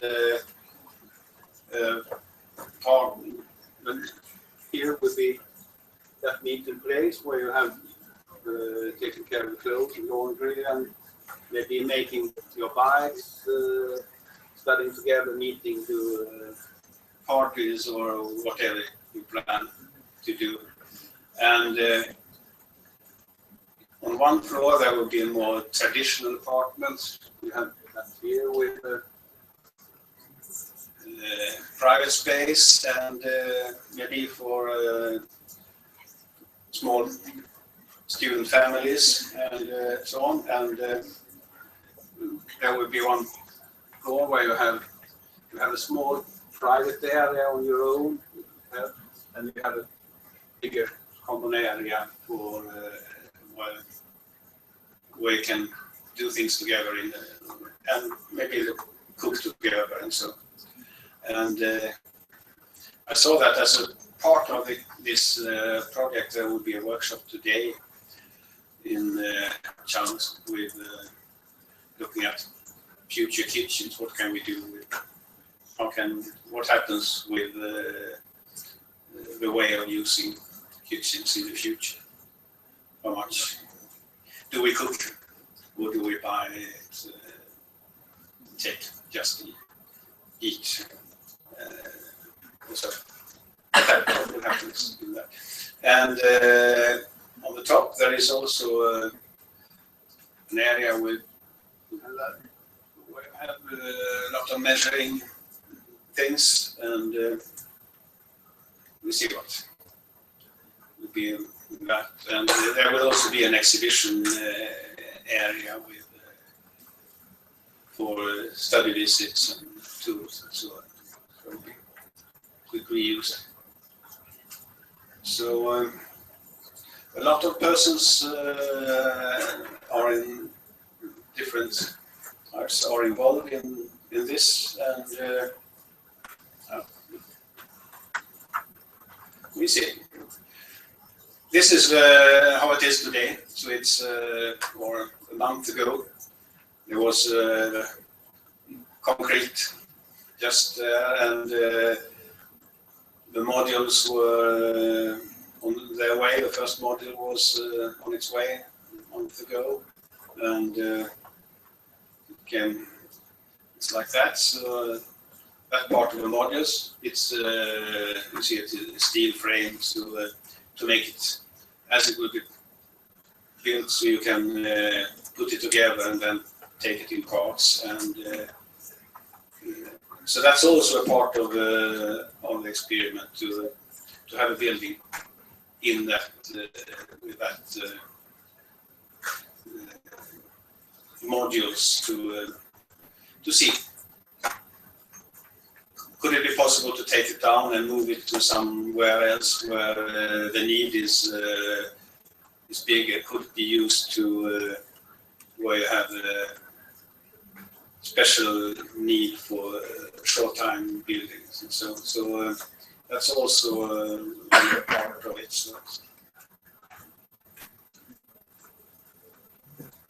So if you come to Gothenburg maybe next year or the year after, you have the possibility to see what happens.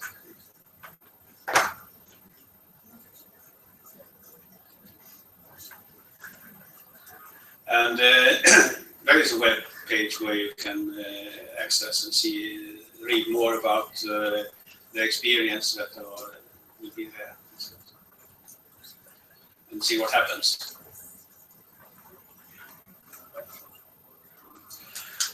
Another thing that has started this year is,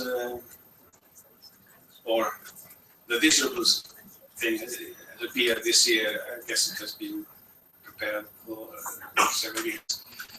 They were starting with an electric bus line from the two campuses. We have the main campus where I am, and the picture is taken, and there's another campus on the other side of the city center with on the other side of the river too. And as an experiment, they built a few buses going on batteries and charging at the end. So they go through the city center and charge. They need 8 minutes to be fully charged again to take a new tour. So the building where I am is just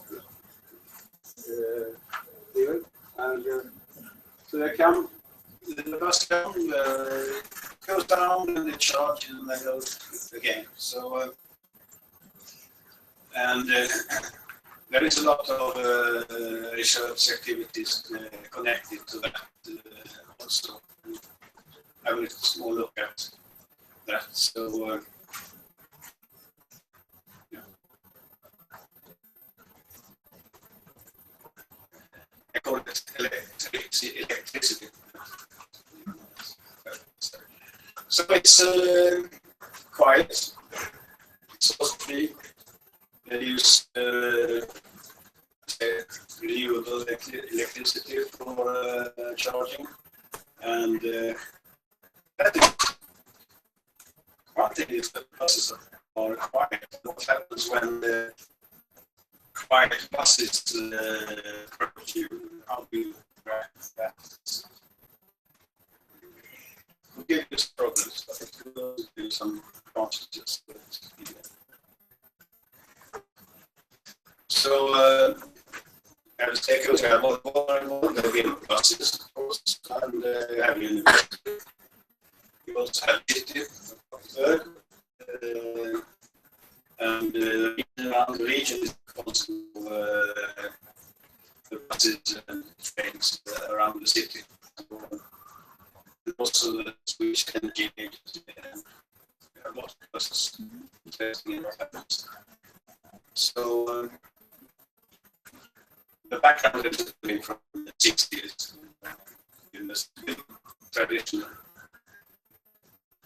to the year, I think.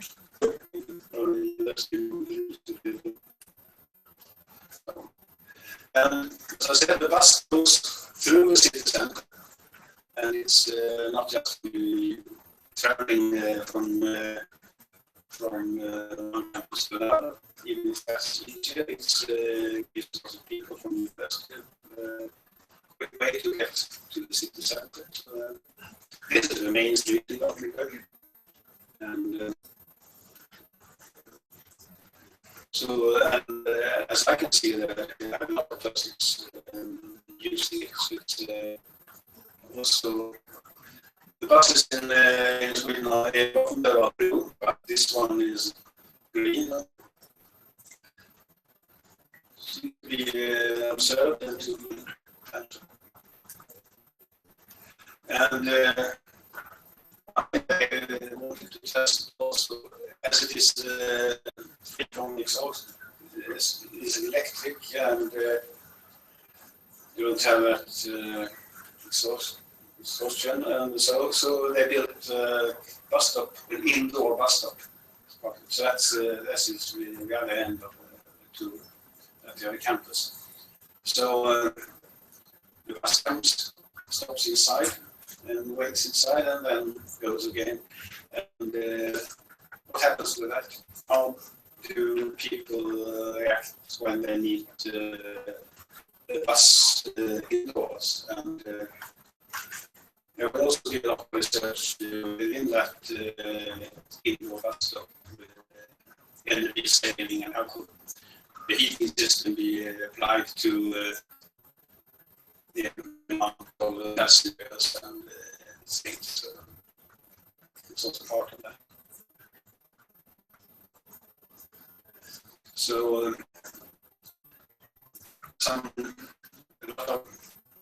research within it. How do people react when with that quiet bus, with the bus indoors, and so, and there are also made some special bus stops with some special buildings with some to make it more user-friendly profile. And on the bus, that is a USB. So it makes it possible to charge the mobile while you are traveling within the bus. So it's a small special thing, but sometimes it's you expect that's what you wanted when your phone is tested. And also noise levels, and as both this project and the other will living lab is also the possibility to study how the methods with in the organizing and managing of it. So, what happens with when you collaborate in these different groups and stuff.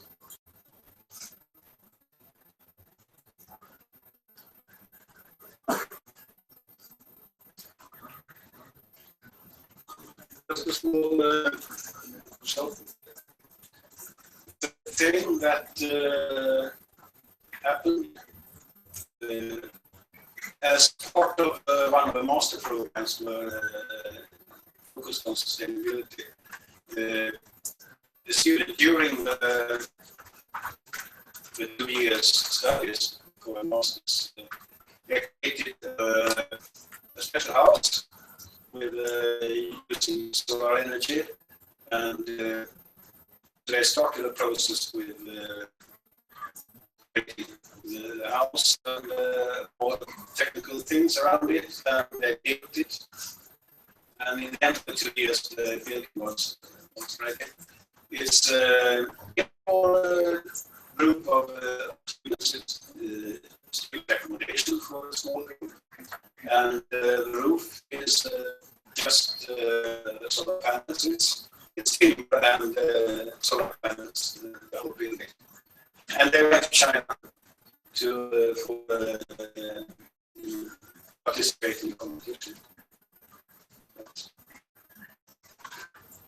That's a picture from the building. It was built at campus. Put a big tent because we have the winter and the snow and things. So I built that. So there's a round building inside that one. I think you can see it. I think it's round. It's built for student apartments. And then you have that roof with just solar panels. They're not the roof under the solar panels. It's just the solar panels. And the students managed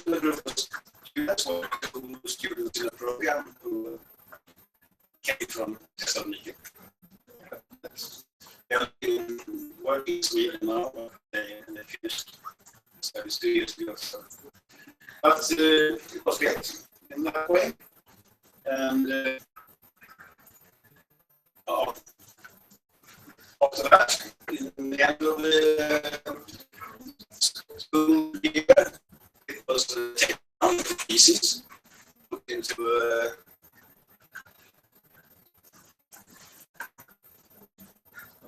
some containers and so, and transported to China to be part of that. That's the solar competition. So that's it's a nice day. It's, I think it's May or June. Look at that. And so they went to China. They looked at that in China. And a little group of students, after finishing their studies, they went there to study tour. Before I started back to work. They didn't win the competition. This is a bit that were over. But it was what 10 different classes where they were judged, and this week won one communication and concept and second in the technical thing. Overall, they were came on third place. I think it was a big experience for them to. So their studies were built up around this project through 2 years. That's short about 3 projects who takes us towards I think more sustainable work in a way. Small steps, but I think we need a lot of them. So. And orienteering, of course, is a way of life. So that's what I have.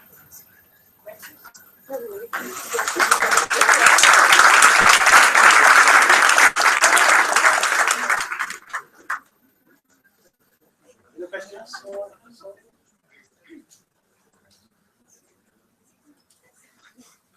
You can go to Sweden and participate in the orienteering competition. There have been last few years. There have been a big group of Chinese students so coming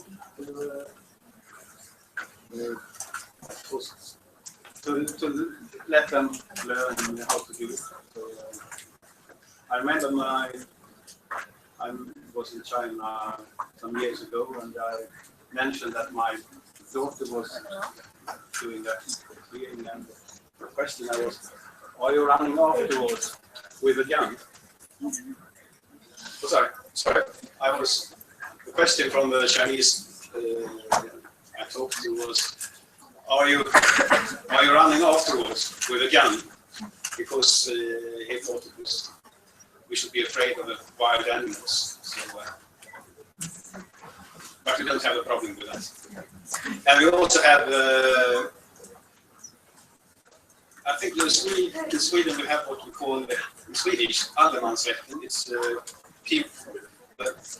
people's right in a way. That means that we can go out in any forest or in nature without asking the owner. We don't need to think of who owns the forest. I want to walk there, and they go there. It's legal. It's legal to take a tent and stay for a night without asking. If you want to stay a longer time, you have to ask. But you have a freedom to move in nature. And it's not like it is in the country. Thank you. Thank you.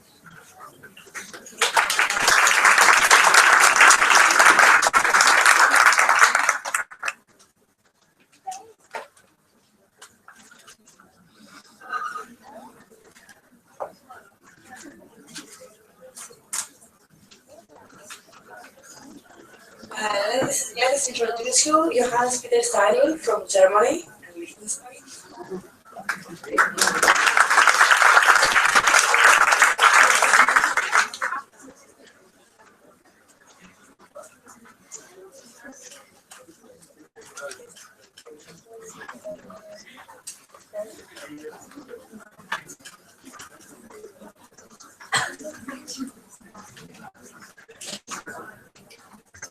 Hello, everybody.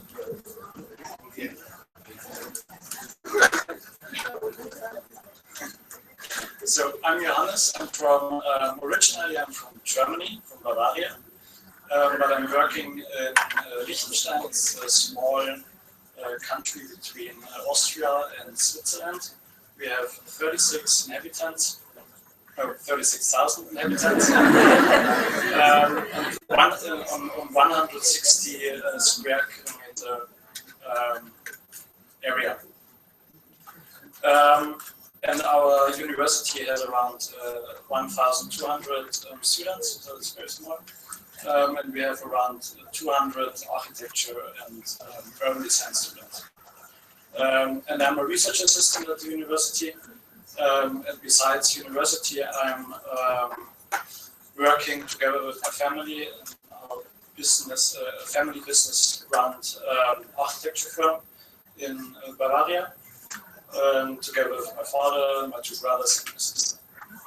But today I want to talk about space, culture, and identity. Three really strong words, and I tried to figure out how they relate to each other. But first, I would like to make a little definition that we all talk about the same things. So for me, space, yeah, and then I want to relate it to architecture and urban design, of course. So space is, for me, it's something three-dimensional. So it could be a room in Austria, or it could be a street which is bordered by house facades, but it could also be kind of desert, which is Poland, which is also defined by the horizon, by the sky, by the floor. So this is for me space. Then culture, in the sense of architecture, is, for me it's the architecture itself. So it could be some cottages like here in Liechtenstein, or the Colosseum in Rome, or the Villa Tugendhat in Brünn, Czech Republic, by Mies van der Rohe. So this is what I think is culture in the sense of architecture. So identity, it's a very big word, and it's not easy to describe, I think. For me, it has two different definitions. One definition is, like for me personally, identity is somehow connected to my hometown. It's in Bavaria where I grew up. And also if it would change, I would still identify with it because I know the history, I know how it was before. And I still have a strong relationship to it. And the other thing of identity, I think, is it's not static, it's movable. Is, for example, if I see this facade, this wood, and this color, doesn't matter where I would see it, I would identify with it. Because it looks like the wooden facade of my family home where I grew up. So now we have these three definitions. And I thought about how does space relate to culture, how does culture relate to identity, and what has then identity to do with space. So to show this in a little diagram, I thought about something like that we have a space around it, inside of it there's the culture. If we relate it, for example, to a country, so the space, it's the country itself, which is bordered by the national border. Then we have the culture inside, which of course could also go over the border, because culture and nations are not always the same. Then we have inside the culture, we have different points, which are the persons, the humans, the different individuals, and between them we have something which is the identity. And this is all relating to each other, I think. So this red things, the connections, is somehow the identity. And of course, every one of us is a bit different, has different opinions, different wishes. So is an individual, and has different things which he loves, which he hates. Yeah. So now I want to try an example. What happens if one of them, let's say one of them, it's King Ludwig, the first of Bavaria. Maybe does someone of you know about him?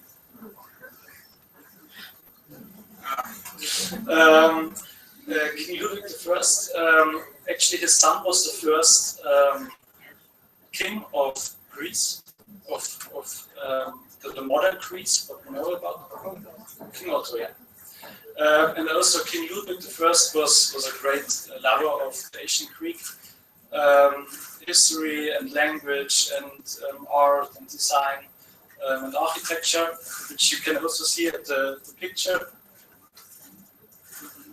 Something behind himself.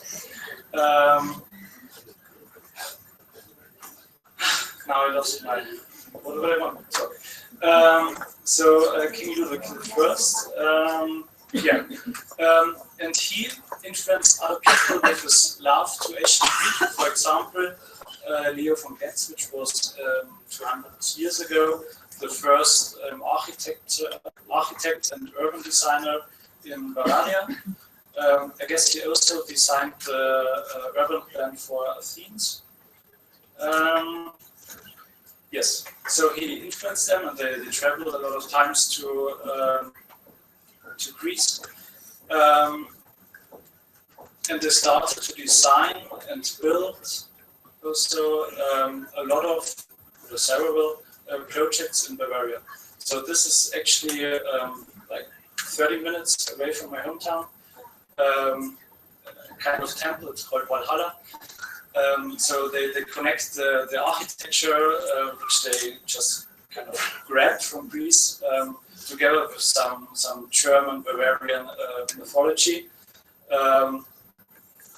And they really built it. So it's still there. You can visit it. It's near Regensburg, or the Hall of Liberation, the Hall of Fame, which is near the Oktoberfest. You may have heard about it.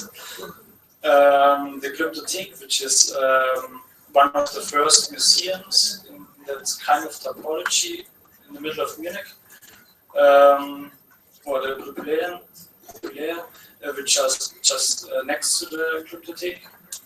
So what I want to say is that he influenced another man, and they brought this kind of architecture to Bavaria. And this kind of architecture influenced our culture, not only in the sense of architecture, but also the language, also some kind of attitude. For example, the German word of Bayern was, until Ludwig I changed it, it was written like Bayer with an I after the A. And because he loved the Greek alphabet so much, he changed it into Bayern, which doesn't change anything from the pronunciation, but you have it in the word, and it's still written like that. So he's kind of influenced the whole individuum, culture, and the space also. So Bavarian got a bit more.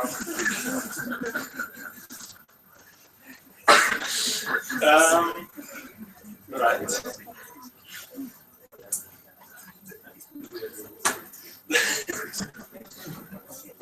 So what has this to do with sustainability? Prometheus was the one who caused fire. Maybe not. We were able to go by trains, by steam trains with this fire, and we could make steel out of fire because we could melt it. Until someone, we could heat up water to wash our clothes until someone brought us electricity. And we got used to this kind of behavior to use electricity and to waste energy. It's something, I don't want to say that it's something bad to use that energy, but we should still think about it. Where does this energy come from? It comes from coal mines, where we extract the stored,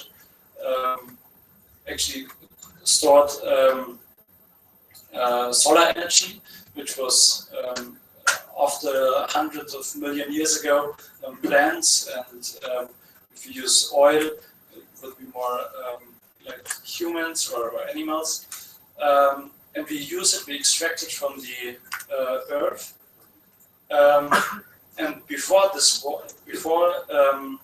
earth stored the carbon dioxide, we couldn't live here.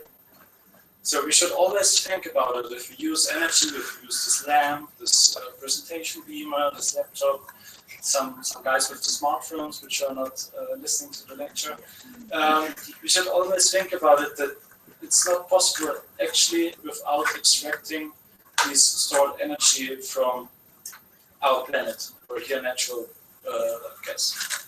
And some guys also had the idea to use nuclear power. But actually we don't know where to put the waste, and actually we are not able to handle it in the right way, it seems. And actually it seems also that fossil fuels are often the trigger for conflicts and wars.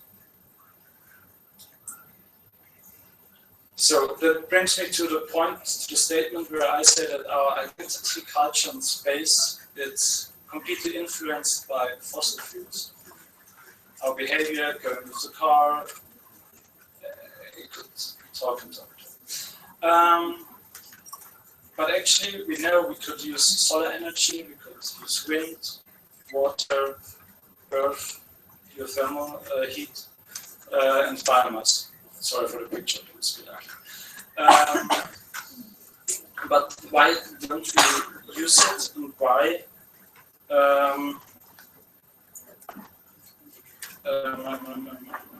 That's my way. So what I want to say is congratulations that you are here. You're on the right track. You know what to do.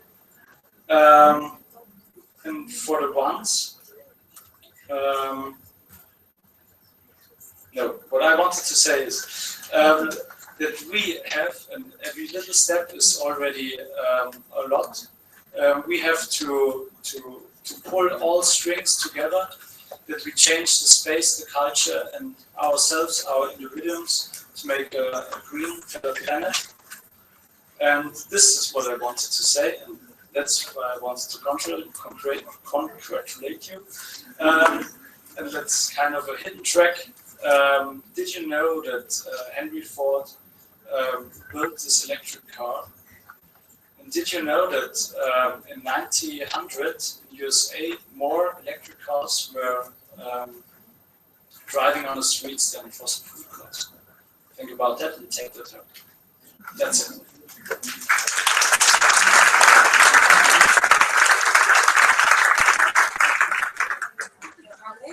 Are there any questions?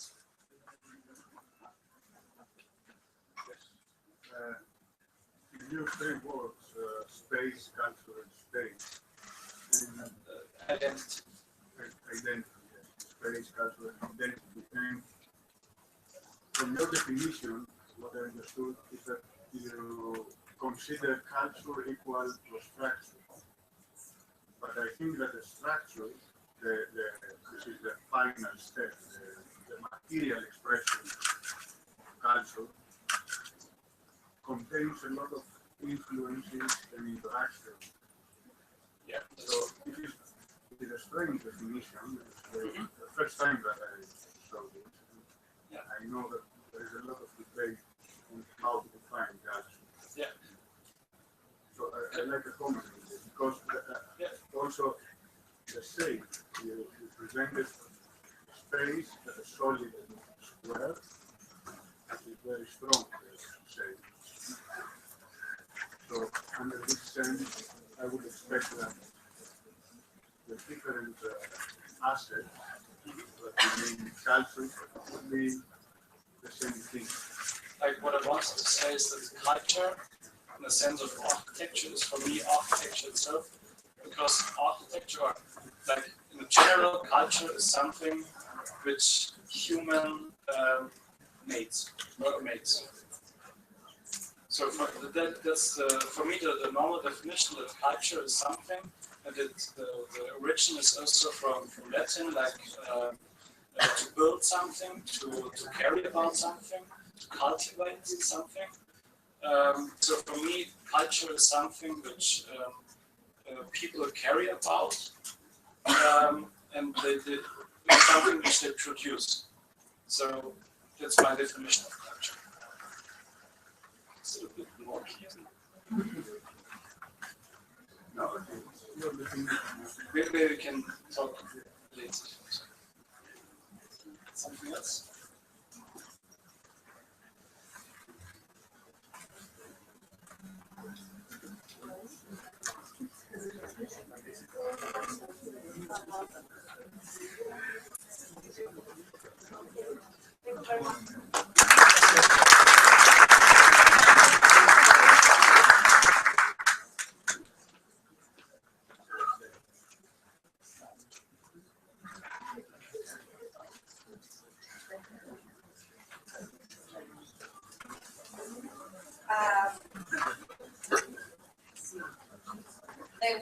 It was called a film on nanotechnology. It's called The Secret Life of Materials, and we would like to thank the Mocktail Research Center for Nothing from Several Software.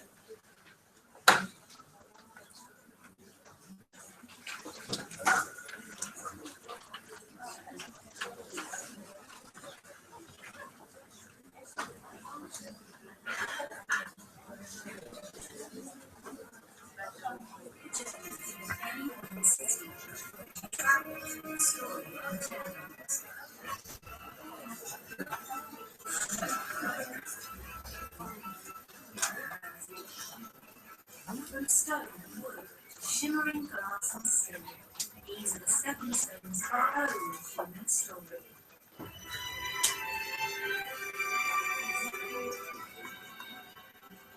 Today, materials are on the cusp of a revolution. Anything seems possible.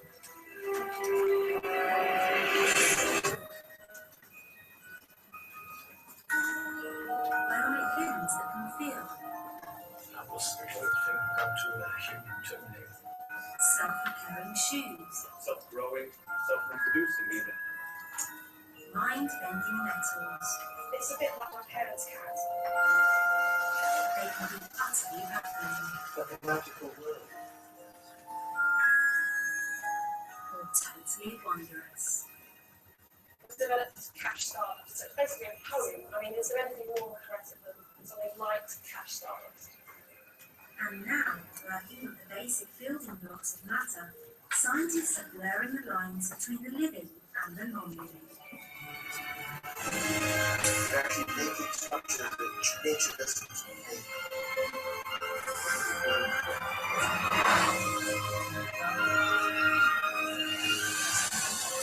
And transforming our world.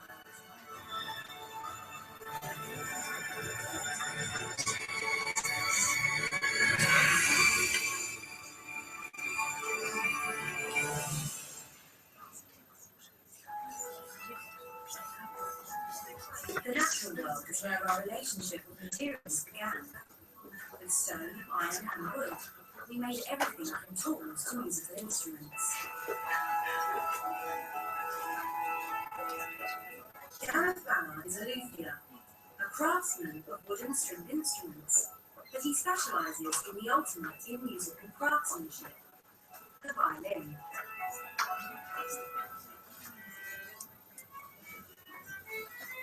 One of the features is it sounds very much like a human voice, really meant to scream.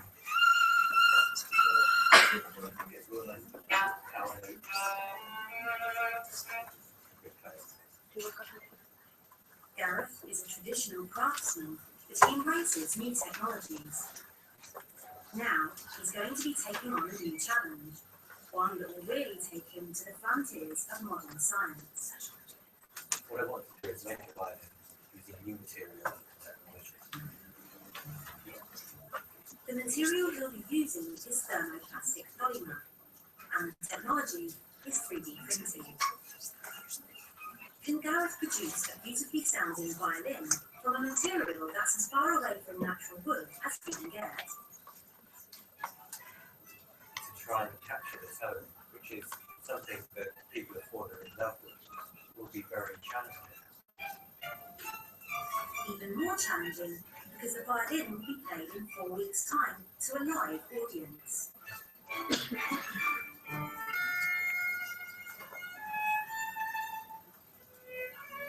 Una Palliser has played on some of the biggest stages in the world. Her music ranges from classical and folk to gypsy.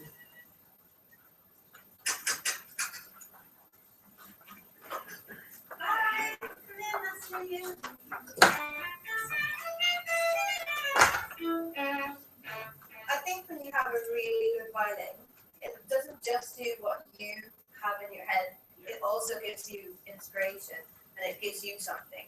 So it's really, it's massively a relationship between you and the instrument. But will Una trust in Gareth's crazy skill? So how would you feel about testing out Yeah, a violin? I'd love to do it. Do you think you would be difficult to please with violin? Yeah, I do. Great. But can Gareth deliver a violin good enough for Una to play? Limitations are at stake. It doesn't matter what the limitations of the instrument are, it's going to reflect on me.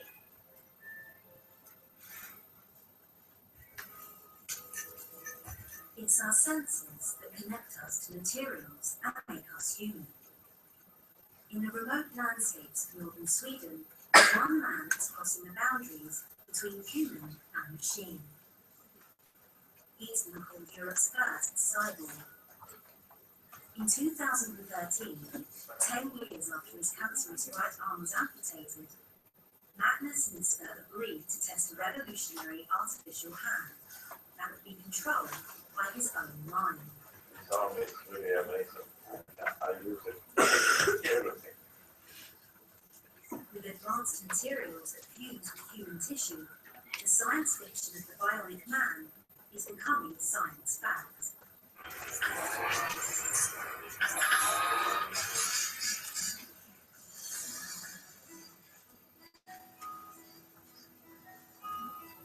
Magnus lives with his wife and young family in the small Swedish town of Haparanda.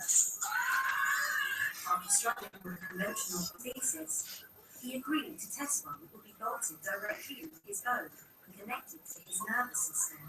It transformed his life. With his prosthetic hand, Magnus controls movements with signals from his brain. If he wants to pick up a jigsaw piece, the hand responds.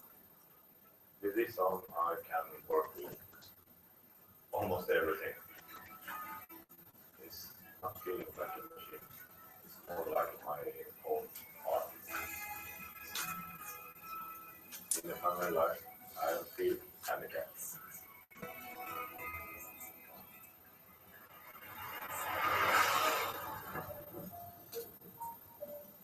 So how does this prosthetic arm work? Scientists are now learning how to interpret the signals from the brain. Electrodes implanted in Magnus's arm transmit signals from his brain to the hand, from man to machine.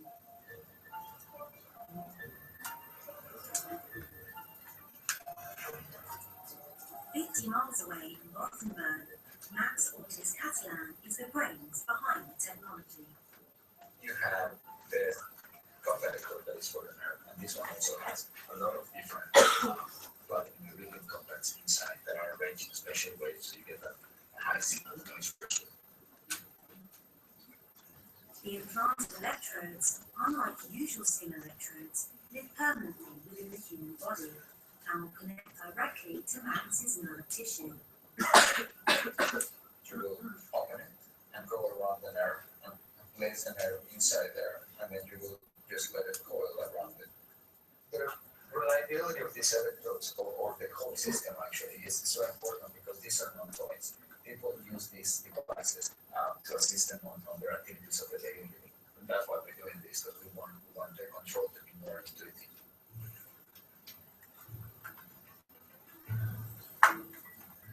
But something is still missing. A sense of touch.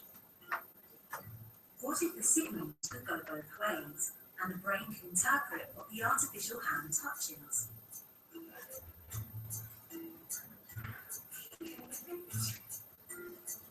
Researcher Loredana Zolo believes it's possible. La nostra grande sfida è quella di poter arrivare ad impiantare una mano protesica ad un amputato e sentire l'amputato che dice io sento che è una mia mano. 12 years ago, Dennis Sorensen lost his left hand in a firework accident. In 2013, he volunteered to take part in the pioneering Life Hand Tool experiment. For me, it was kind of a duty. I thought this is so exciting, and I really would like to be a part of this huge project. Dennis travelled from his home in Denmark to Rome, where he underwent a grueling 7-hour operation. 4 electrodes were implanted into his nerves, which connected to this hand via a computer interface. What happened next was remarkable.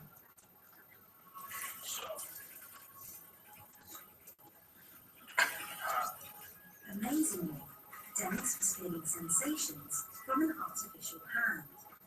They put this round object in the left hand, and I squeezed it around it, and I could immediately tell that it was round. After 10 years, where you haven't had any kind of sensation of form, and suddenly you are able to actually feel again in your lost hand. That was really incredible, and something I will never forget in my life. It was really a special moment.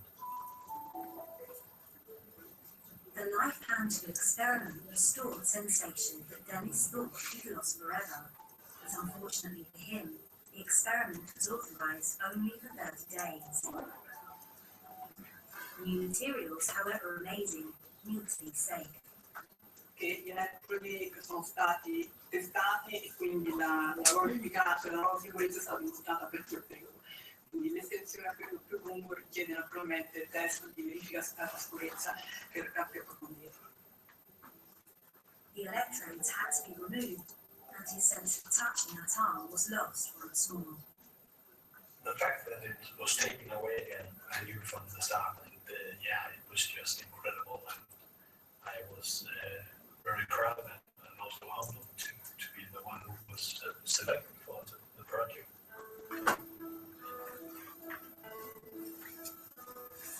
Loredana and her team continued their painstaking work. Merging man and machine brings with it new responsibilities. Is society ready to rethink what it is to be human?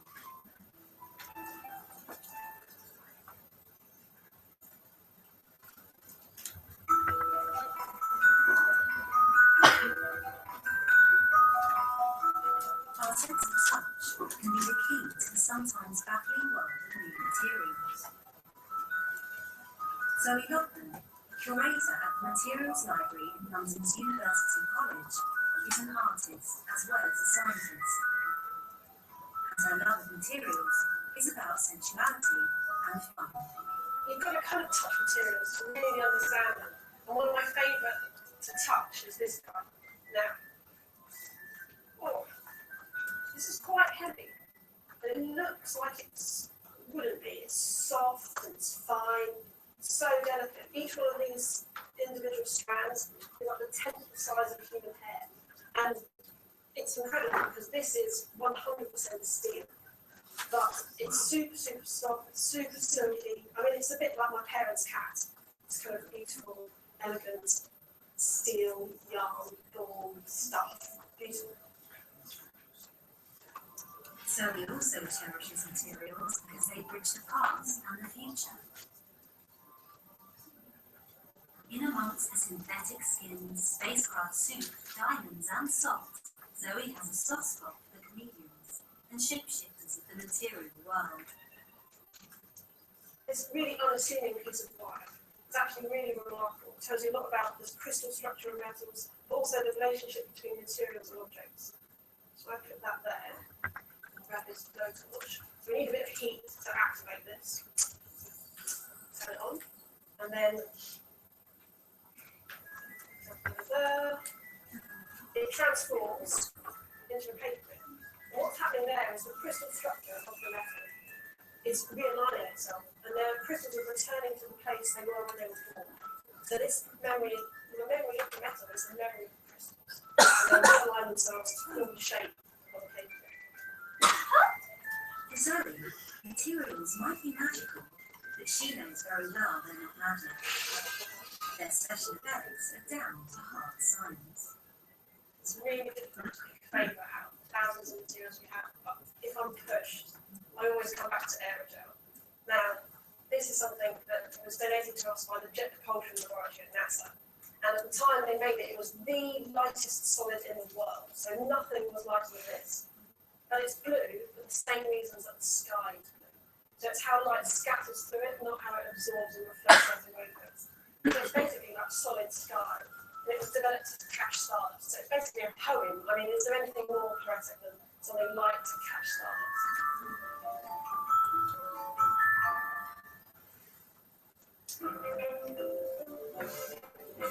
Capturing the light and energy of the sun has been the holy grail of scientists for centuries. In the field of modern solar energy, Professor Michael Drexel is a renowned pioneer. But it wasn't always that way. For 30 years, his colleagues thought he was crazy. Female robotics and also around life, especially in the beginning. People were skeptical and we went against the prevailing opinion. When Professor Drexel started out, solar technology was based on silicon panels. But he had other ideas. For him, the answer was in the colours of the natural world. The elements feel very natural. So I'm going to green trees in my orchard. I love nature and was inspired by the natural.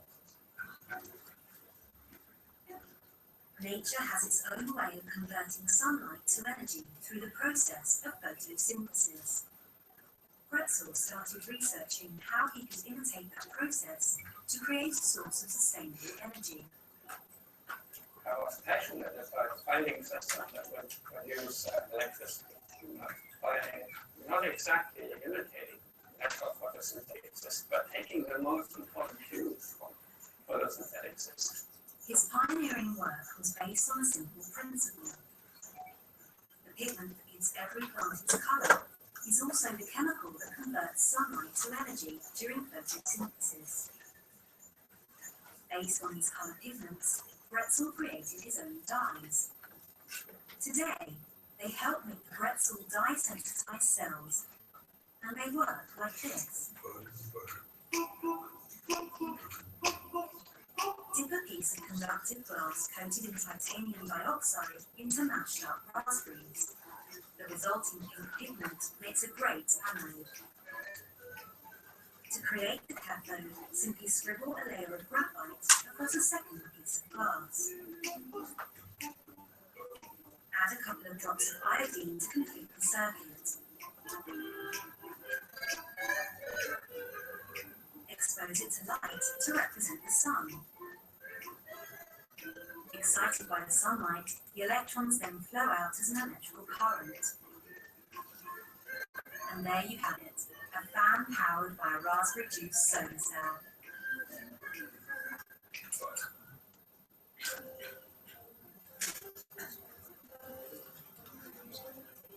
All over our cities, Drexel saw millions of meters of glass reaching to the heavens. If If all this glass were coated in transparent pretzel cells, it could help power those buildings. But back in the early 90s, the efficiency of his solar cells was poor, and no one was prepared to back them. Funding right now, I wouldn't believe it anymore. And sometimes I find it has to be very persistent in its approach. But in 1994, something happened that turned Bretzel's life and his work around. That's when COVID came.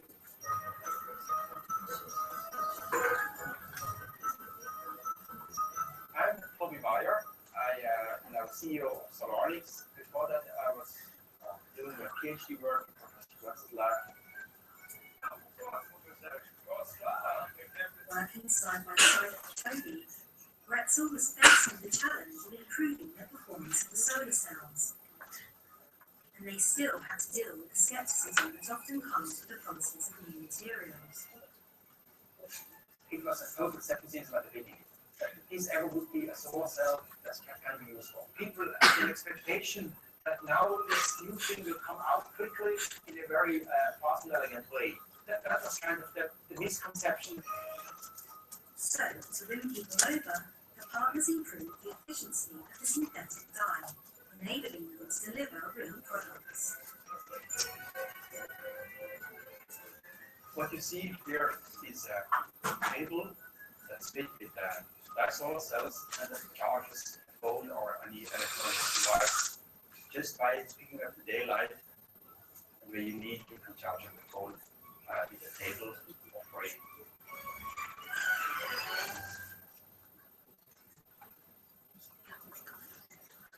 Bretzel's work began 40 years ago with a simple idea and a lot of ambition in his summer's orchard.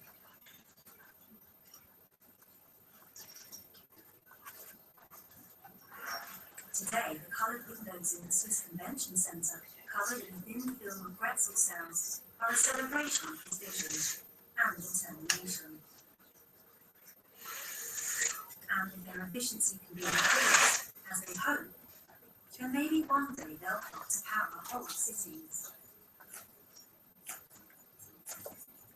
This may be a long way off, but Bretzel will keep striving. Learning what I expect is the opium, our opium. Understanding of them. We've never finished. So that's it.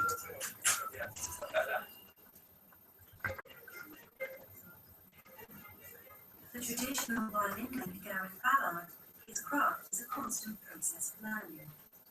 You learn from every instrument made. There's an ongoing development process there as you make them. But making a 3D printed violin, Gareth is on a whole new learning curve.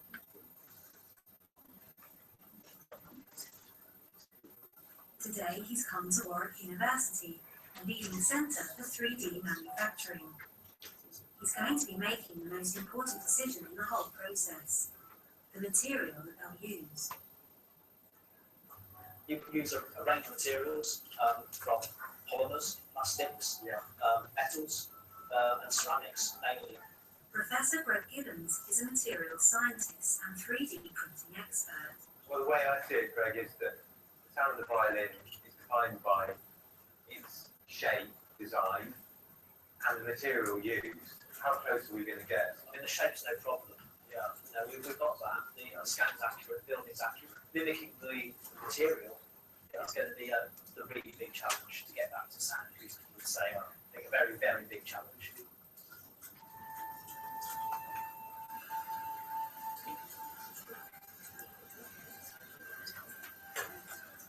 Gareth is close to deciding on a material, but he needs a second opinion.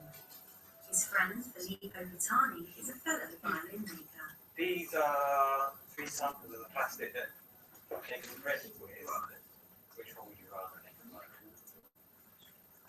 Okay, feel them. I'm not sure.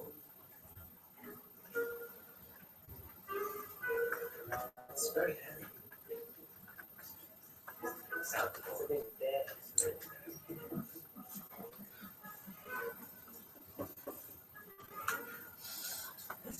That's great. But a lot of road between these two. Probably pick this one. It feels stiff. Even though Filippo chooses the same ABS polymer, Gareth is still wrapped with doubts. I don't think it's ever going to be stiff enough. I hope it doesn't collapse. To begin the process, Gareth provides the violin to be scanned. With over 3,000 individual images, they now have the computer model that they'll be working from. And now it's time to unveil the CAD on the big screen. We've actually got all the grading, I guess the accurate grading. Yes, it is. It is indeed, yeah. If you had a Stradivari, you'd be able to recreate material that would behave a little bit like that. You need to do a lot of physical testing of materials, a lot of physical development processes to get there, and certainly in the time that we've got, so there's no chance of doing that. So not realistically, what do you think we might be able to achieve by next week? One thing's for sure, you're giving us a real challenge in the time available, and we'll certainly do our best. Right now, the chances of making a plastic violin that sounds good aren't looking promising. For Gareth, the sound of a violin is about the wood it's made from, and for him, it's spruce every time. Wood plays a very important part in the construction of the violin. And this wood is very important because there's lots and lots of tubes going down. It makes it very resonant. The tubular hollows in the spruce give each of Gareth's violins their strength and flexibility. So what's different is like it goes across the grain.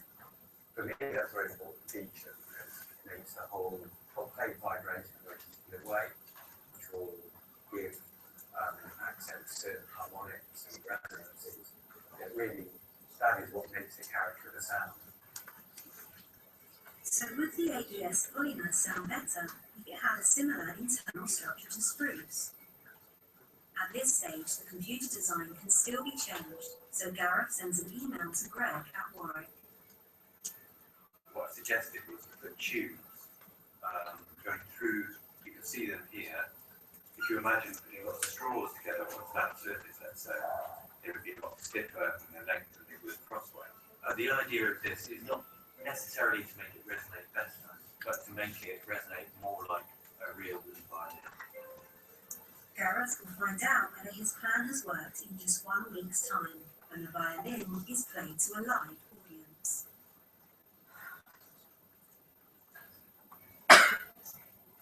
Just as science seems to solve our problems, so it creates them. As populations expand, so the pressure on natural resources increases, threatening the traditional way of life of many communities. Welcome to Crete. Summers here are getting longer, hotter and drier. Great for the booming tourist industry, but not so great for farmers like Nikos Petropakis. He's worried that fresh water resources are starting to run out. Είναι σίγουρο ότι στο μέλλον όλες οι περιοχές αντιμετωπίζουν πρόβλημα ανησυχία. Γιατί αν δεν τους αυξάνονται, και φυσικά αυτό είναι το μεγάλο πρόβλημα που θα αντιμετωπίσει η επόμενη γενιά. In the 1970s, when the island was facing catastrophic water shortages, farming was in sharp decline. To solve the problem, the government drilled deep boreholes to reach subterranean freshwater streams. Some of the water that Nikos draws from the boreholes today can be recycled, but not enough for the long term. So what happens when those streams dry up?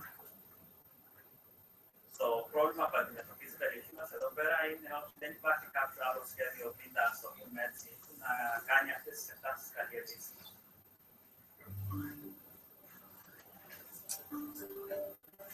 Frustratingly, there's water all around the island, but one bucketful of salt water could kill the hardiest crop. But what if there was a way to desalinate, to filter out that salt? Τέλος θα είναι δίπλα μας και είναι μια σύρθη πηγή Ja salată ήταν φθηνή ενέργεια χαμηλών κόστους. Μας έλυνε το πρόβλημα της ψυχίας στο μέλλον. To find a possible solution, we're going north.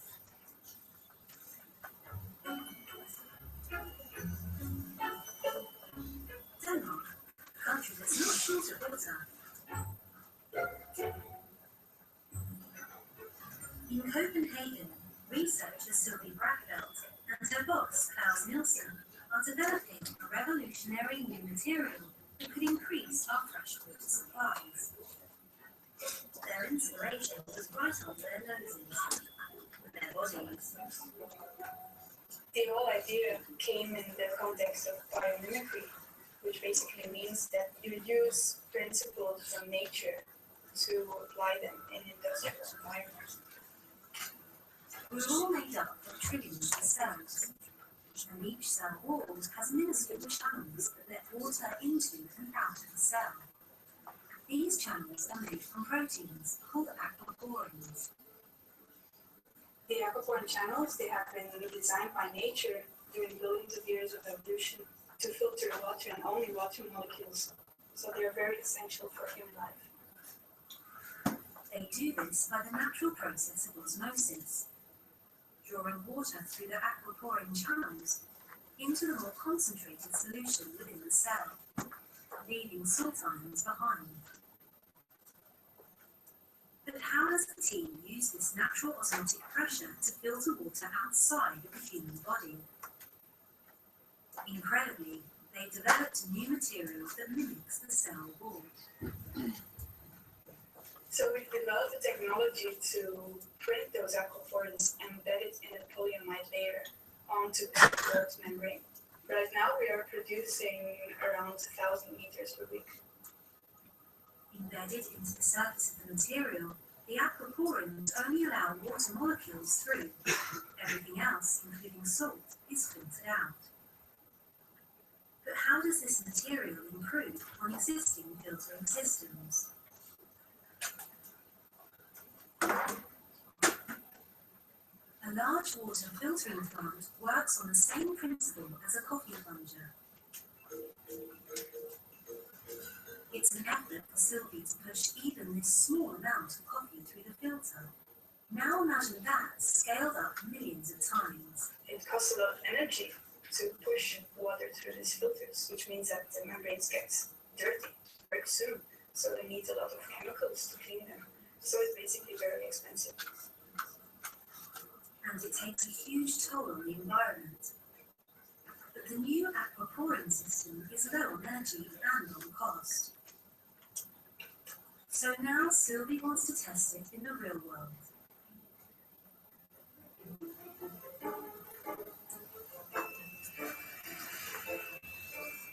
If the aquaporins could filter the salt from seawater, Nikos's future would look very different.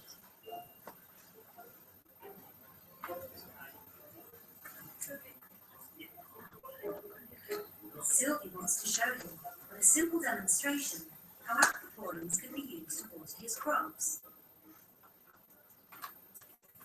First, the raw material, seawater.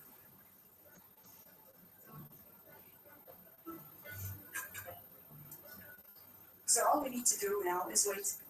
On one side, the seawater. On the other, a more concentrated liquid fertilizer.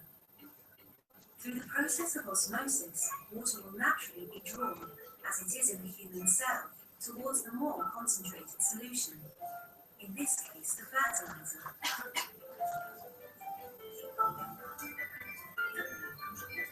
If you put the aquaporin material between the two solutions, water molecules, and only water molecules, pass through to dilute the fertilizer.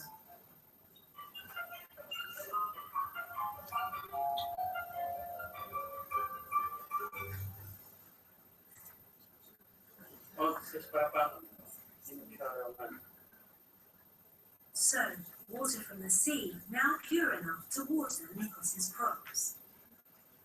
But aquaporins don't just work on the seawater. They can be used to filter out pollutants and contamination. There's lots of people in the world who are lacking water, but they don't have the energy to make water. So the potential of this technology is huge.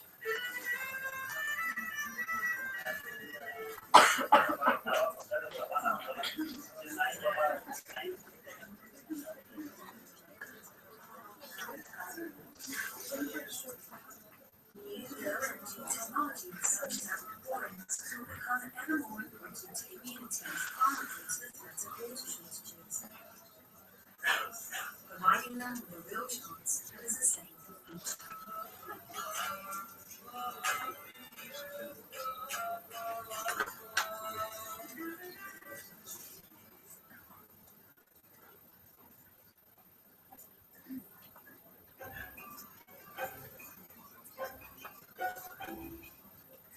Scientists who are trying to develop new sustainable materials for the fashion industry also mimic nature.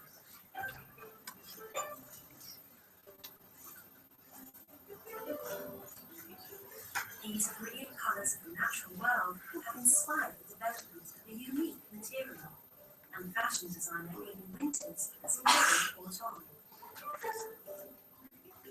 This type of colour is found in materials such as morpho butterfly, diesel wings, and also fish and water.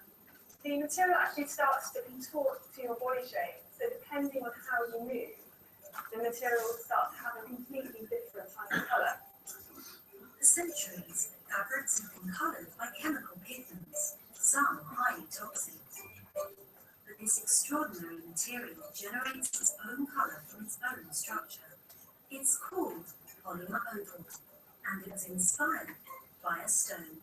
This is an opal that was dug out of the mine in Australia. It's iridescently coloured. You can see it has different colour play.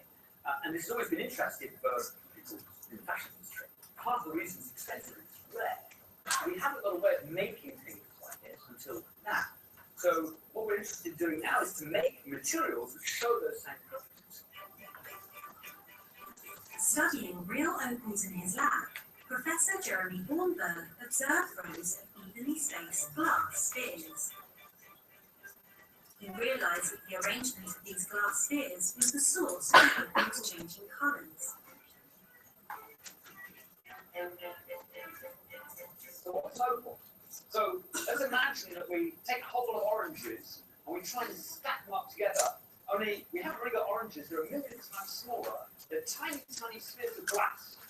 And what we have to do is we have to actually stack them in a perfect sequence. So if I do that with oranges, that's not so difficult. I just put them in lines like this. The way that the opal works to actually give these amazing color effects is just because of the regularity of the stacking. So each of these spheres is about half the wavelength of a particular color of light. And if it's transparent, the light bounces through it and bounces off the back side. It also bounces off the top side as well. So we have all of these waves of light which are adding up with each other. Jeremy knew that microscopic glass spheres would be impossible to manipulate accurately, so he manufactured his own plastic spheres. We take essentially plastic bags, we chop them up, and then we have a process where we can actually extrude them, but suddenly when they become like this, they start. To do that, he squeezes a mass of plastic spheres into a tape. So this is the tape we just produced from the extruder, and now it's just a mass of nanoparticles, not in any particular arrangement. So the first thing we have to do from this is to make a film. I can show you sort of what goes on, like this. So these are our spheres. That's sort of disordered. But if I just shake them around, then what happens is they start to form a really nice lattice, just like the oranges on the story. If we shape them in the right way, we get perfect ordering, and then we get a beautiful green or red colour from the light scattering through this structure. As he heats and flattens out the tape, the microscopic particles are squeezed into an ordered interlocked position. The play of light through the spheres produces a structural colour. And in fact, we can loop it round a number of times. And when we go backwards and forwards, we get as a film something like this. So you can see it's already much greener. That's because all the spheres are now really locked into their nice positions. That's what makes it opal. The The colour of the polymer opal depends upon the spacing between the spheres. You stretch them, they change colour because the spacing changes. So this is something the fashion industry has never had. Whenever you show it to people to make clothes, they're desperate. What I find particularly exciting about this type of material is not only the colour change, and it's great that it can change colour, but the fact that it's so flexible and the potential it offers for the future and the design ideas that you can incorporate into this type of material feels closer to who we are as human beings, and it starts to stretch a bit like our skin. You can start to have clothing in unusual shapes, and then each bend and twist of the material will create a different effect. The imagination is your limit. With the potential to revolutionise how we produce colour in everything from banknotes to bras, Jeremy's polymer opal could make toxic chemical pigments a thing of the past.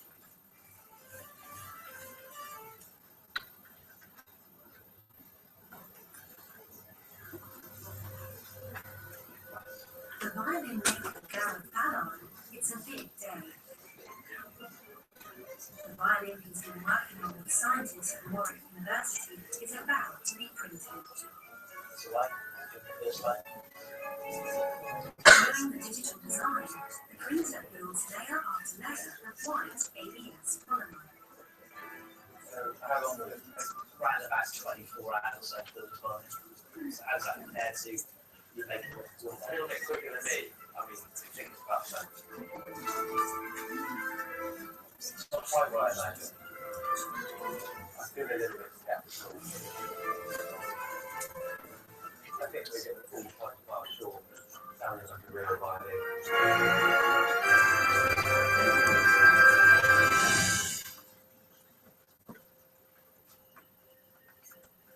Today, the 3D printed violin finally arrives at Gareth's workshop. Now, the moment of truth. Has his plan to improve the sound and strength of the violin worked? So this is the moment. Wow. Feels remarkably strong, I must say. It feels like we've been underestimating the stiffness of this material. It doesn't feel like it's going to collapse. And the neck, what I've been worried about with this is that this could be too bendy. I mean, the neck, it might just about manage it. It doesn't sound unviolent.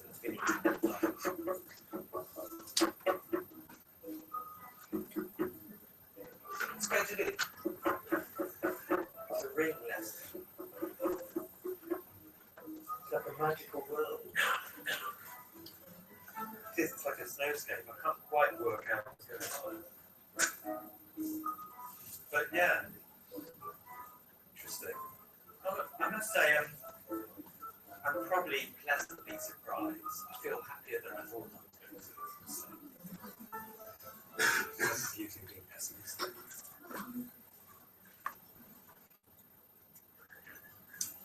The violin, printed in a white ABS, looks promising to Gareth, but it's all about the sound.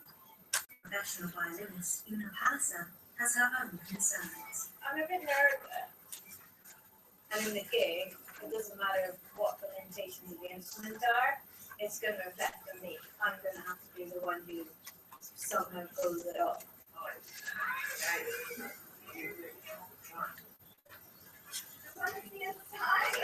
What do you expect it to sound like? I don't know. I think we should just open it and see.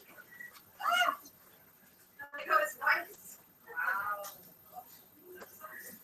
Looks like something from a museum. It's got funny texture.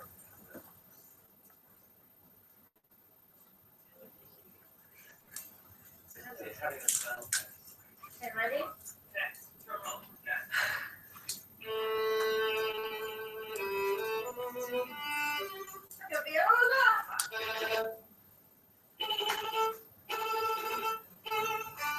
Kind of does pretty much what I wanted to do. I think you've done a really good job. Wow. Amazing.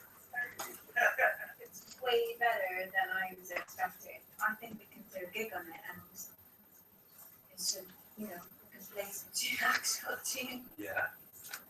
The violin's big test will be in front of an audience in 2 days' time. Played alongside handcrafted instruments, will it stand up to the scrutiny of a discerning audience?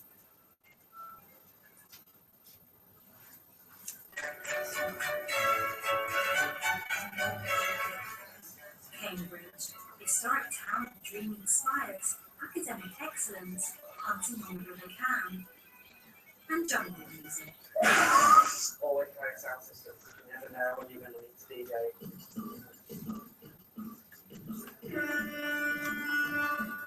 So I live in Cambridge, and I'm a scientist, but for the last few years, I've been running a company that I started called Diploma, and it's all about adding interactivity to it. Navalia might look like an average written company, but there is one big difference. Their prints make a lot of noise. So this one is fun, you can touch it, it plays some beats, but we also make a print that is Bluetooth and can connect to your smartphone and then can connect onto the internet. Using a thin layer of ink containing nanoparticles, Kate has printed electrical circuits on the paper. After giving a TED talk on nanocarbon inks, Kate demonstrated some scratch DJing on paper. Then she was contacted by a very special fan.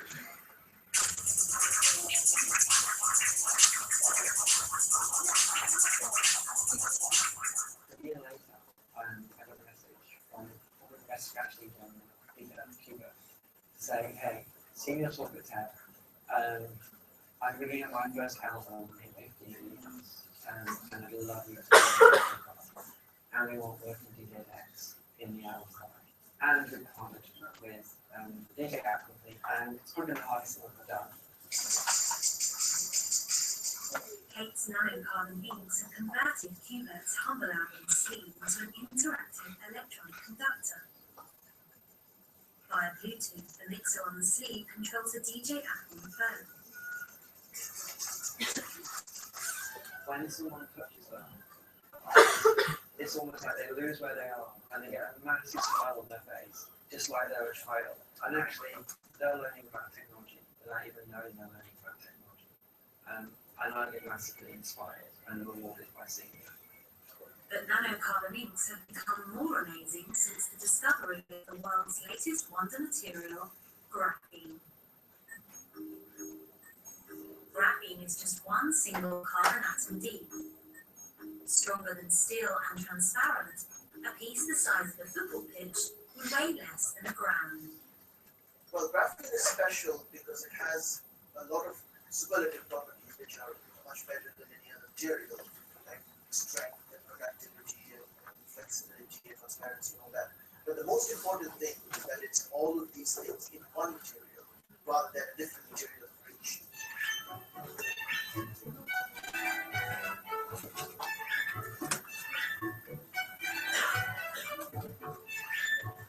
Graphene was first isolated at Manchester University. It may be the most advanced material in the world, but it's produced from graphite, or as most people know, pencil lead. When graphite was first dug out of this mine near Borrowdale in the 16th century, they didn't know what to do with it, so they used it to mark sheep. Now, Manchester University researchers, chemist Sarah Vernon and physicist Nick Clark, use graphite to produce graphene. The normal sorts of graphite that you dig out of the mine looks something like this. It's kind of rocky looking. If you get really lucky and find a nice pure piece, it'll have this shine to it. Now, this is nearly all carbon arranged in these two-dimensional layers held together by weak forces, which means that when you write it on paper, you can actually shear off some of the carbon layers. We can describe the structure of graphite like a pile of paper, where it's easy to slide the sheets over each other, but they tend to clump together. But if I use a piece of stick tape, then I'm able to pick up just one. Play the same trick with graphite. If I take a flake here and stick it down to sellotape, I can then peel the rest of the flake away, leaving a thin layer of graphite behind. So this will still be quite a thick piece of graphite, but obviously if I peel it, it will become twice as thin. Split it again to make it 4 times as thin, and then 8 times as thin. Now I can keep going. And that's the key. If we do this enough times, we get down to a single layer of graphite, and that's graphene. At Manchester, Nick and Sarah are part of a multidisciplinary team that are working hard to get graphene out into the marketplace. We have people from physics, chemistry, material science, engineering, maths, biology. So basically pretty much every discipline, even the business school is involved in doing studies on graphene at home. For all its amazing qualities, graphene isn't substantial enough to be used on its own. The Manchester team are working out ways to layer graphene into other materials to change their properties. In terms of these layered materials, I think it's a very unique situation where you're actually making structures which nature doesn't make. If the team can scale up the process of graphene layering, the possibilities are endless. Flexible screens, improved solar cells, DNA sequencing, and even faster electronics.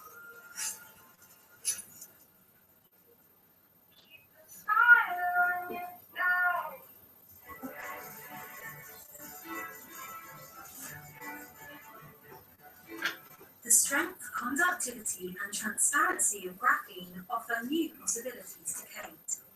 With pure pieces of graphene suspended in water, graphene ink is tough enough and transparent enough to be printed directly onto any surface with a normal printer. The F major scale. There's a piece of transparent plastic laid over the graphics, and on that transparent plastic, we did some graphene. And using graphene as a transparent. So when I touch this button, it connects to my phone and makes the music play. So we've created a fun experience, but actually its purpose is to inspire. We have no idea where it's going to go or where graphene is necessarily going to end up.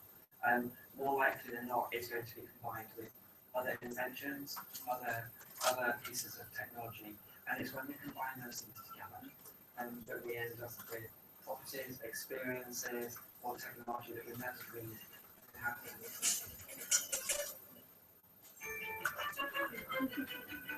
Every runner wants the ultimate trainer. So imagine this, a trainer so high-spec that it behaves like a living organism. Just keep swimming. That future may not be so far away.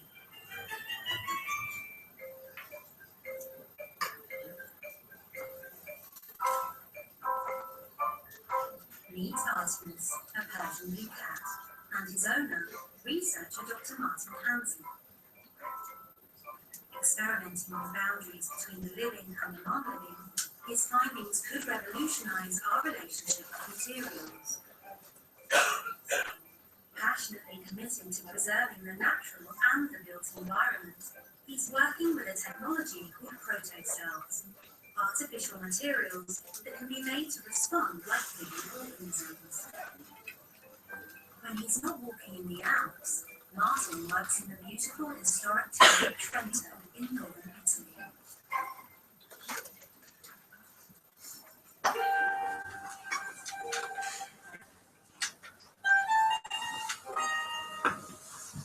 Much as he loves them, he knows that every building here, like any structure man has ever built, is slowly deteriorating. When we look around and see like Trento, we can see that the materials were set there and they are slowly crumbling into the environment. And this is normal. And actually it adds to some of the romantic beauty of these kind of ancient places. We can see very attached architecture and very attached materials that we used to build this town over the centuries. And they typically are very hard, static, unresponsive materials that one could shape to make, for example, the paving stones in the streets. Traditional inert materials like marble or even iron brick can't adapt to their environment. Left unprotected, they would corrode and eventually perish.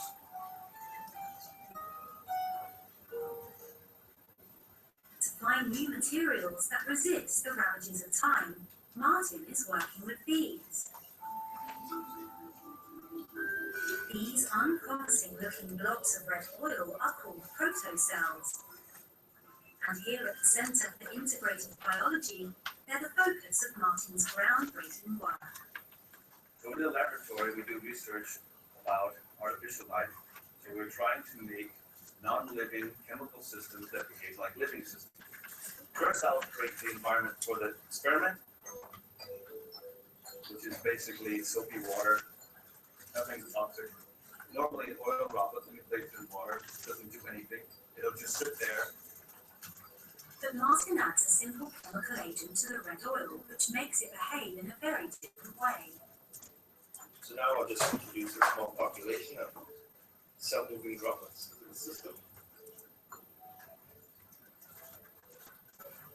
And the droplet immediately starts to react.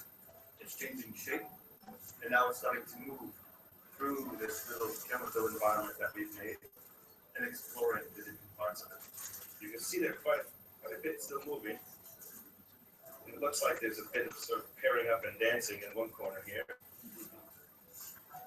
To compare this behavior with normal oil, Martin then adds droplets of blue oil that aren't treated with the chemical agent. And we can see by putting in this control droplet that it's not interacting with this environment in any way. And that's how we can distinguish between the two systems.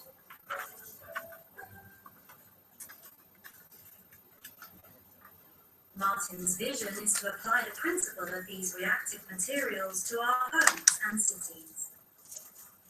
We are thinking ahead to new kinds of materials that one might be able to use in the built environment to make buildings, to make homes that are more responsive and more integrated into the environment.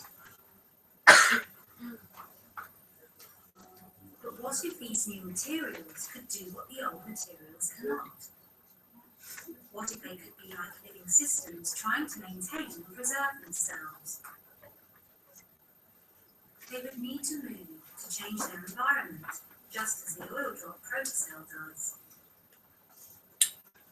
One of the future visions for making new materials with lifelike properties is that you would have a structure that is self-repairing, perhaps self-growing, self-reproducing even.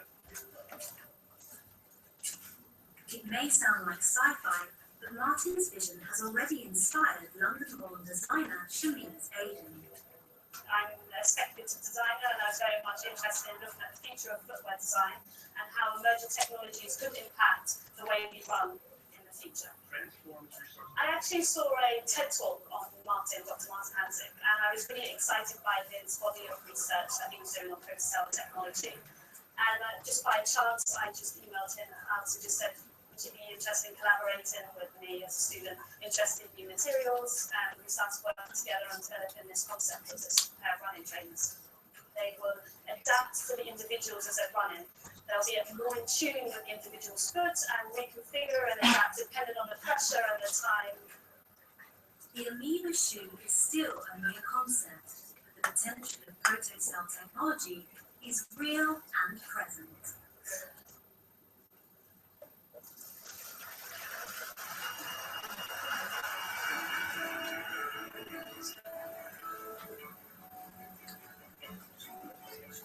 Now I'd like to introduce sort of a special guest, 3D printed violin. I'm a bit nervous about playing it in the gig. Shall I show it to you?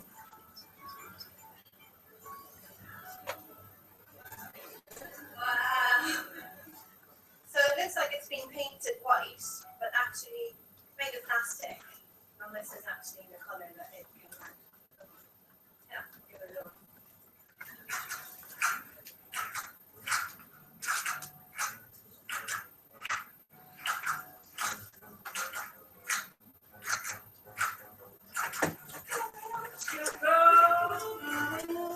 Don't you go, got a face in my bed.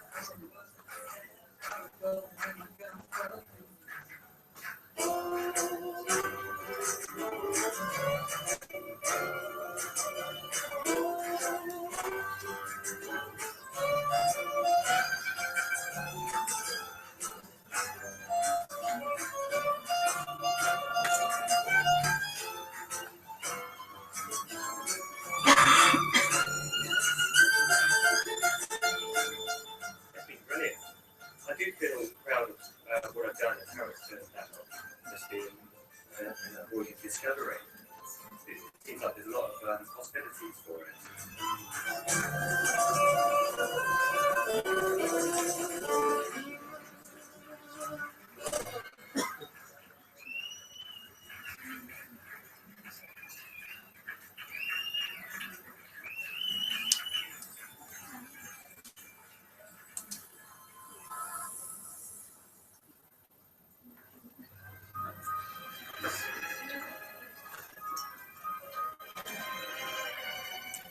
The story of materials begins in the natural world, a world that's given us the resources and the inspiration to enrich our human story. As new materials defy our imagination and enhance our world, so they're helping man and nature to thrive and grow. So what we hope to create a kind of synergistic ecology between what is natural and what is artificial, to make a more harmonious type of integration of technology with society, with humans, and with nature.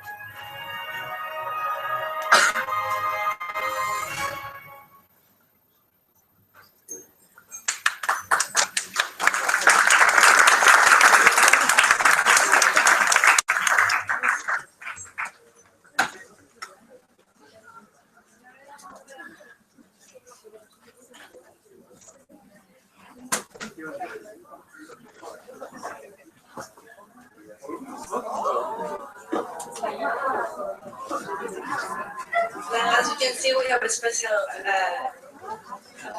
for you. We found the violin thanks to Complex Research Center. And Casadillas will show you the different how it works. Good afternoon, everybody.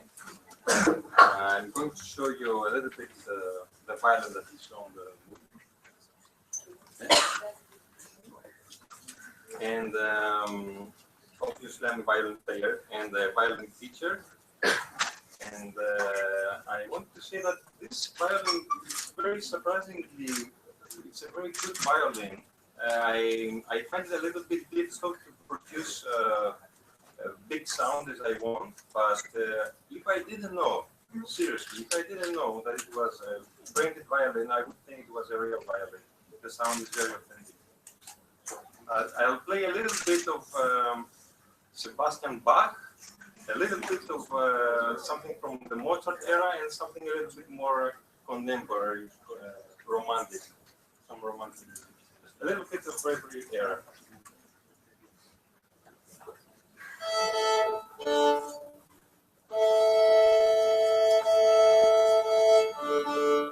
Oh, and I should mention that my own bow and the shoulder rest I'm using are made from carbon fiber, which they fit really nicely to the violin.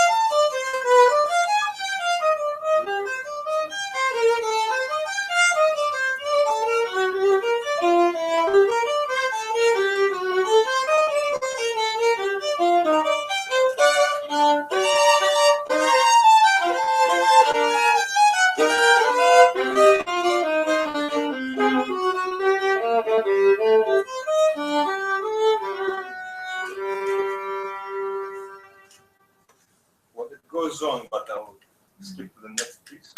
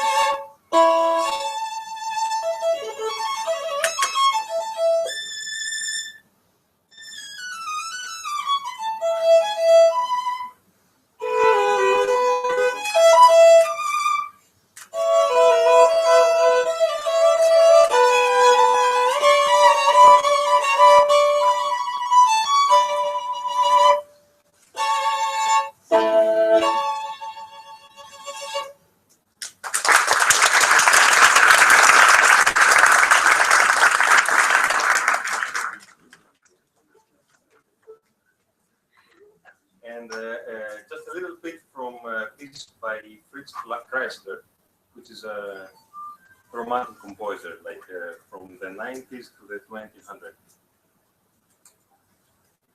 1900.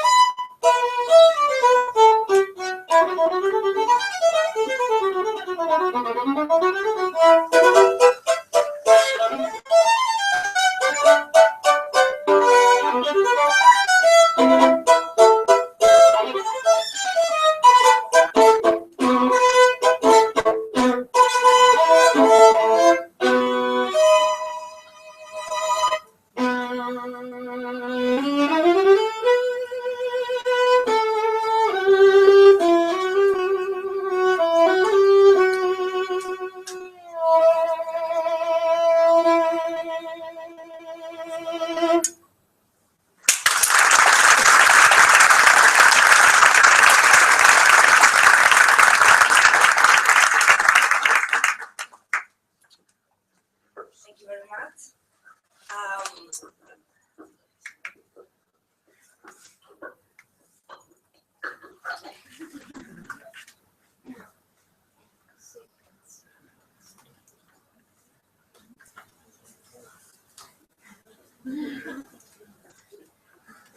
Okay, thank you very much.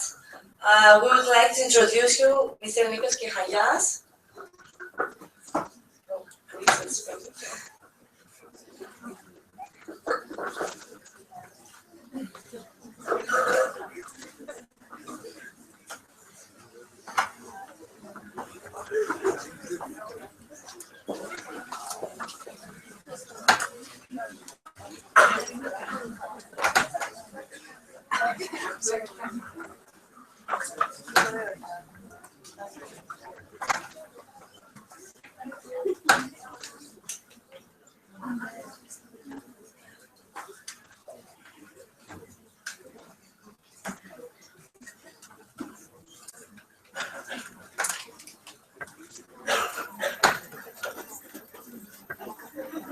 My name is Nikos Kehayas.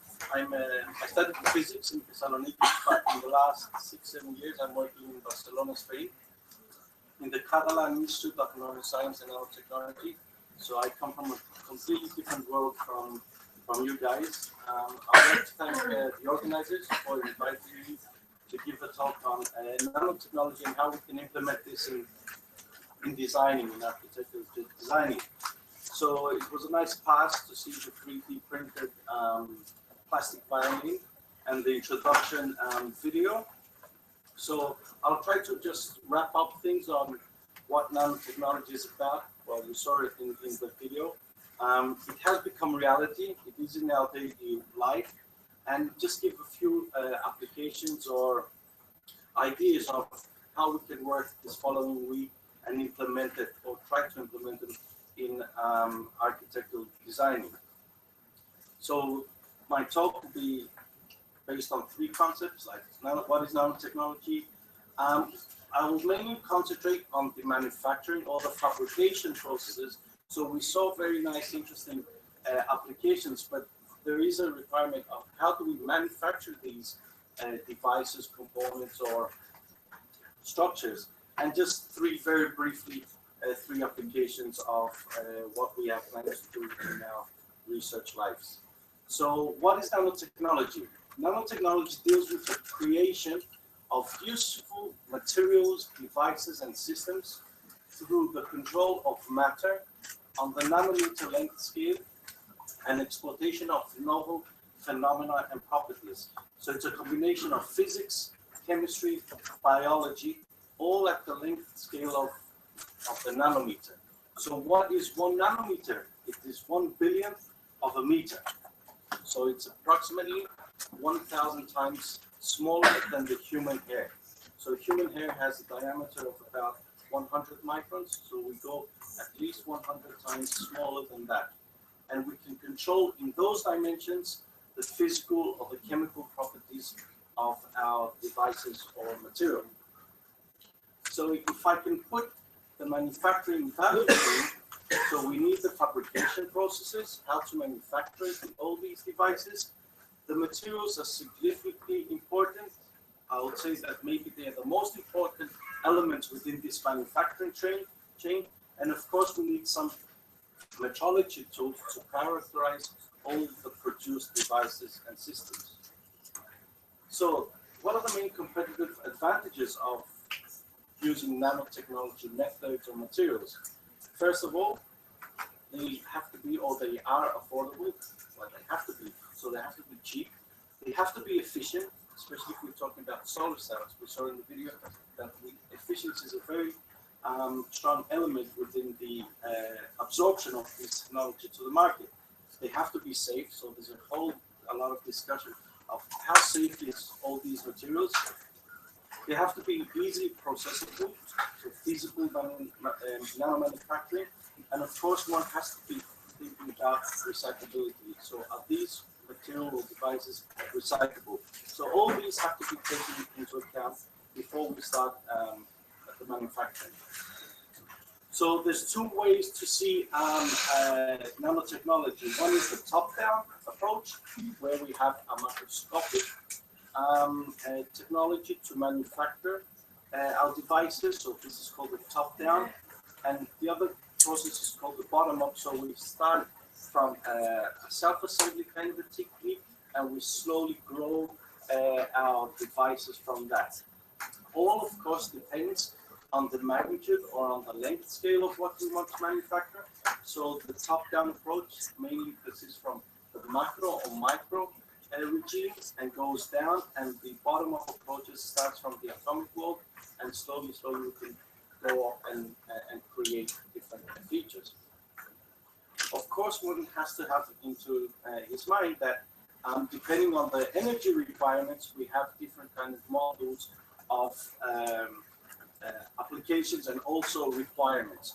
So depending on what kind of application we have, we can target the energy consumption and then try to accomplish or try to generate these kind of energy requirements. So we saw also today, this morning, from in the presentation, that movement, just because of movement, we can create some kind of energy.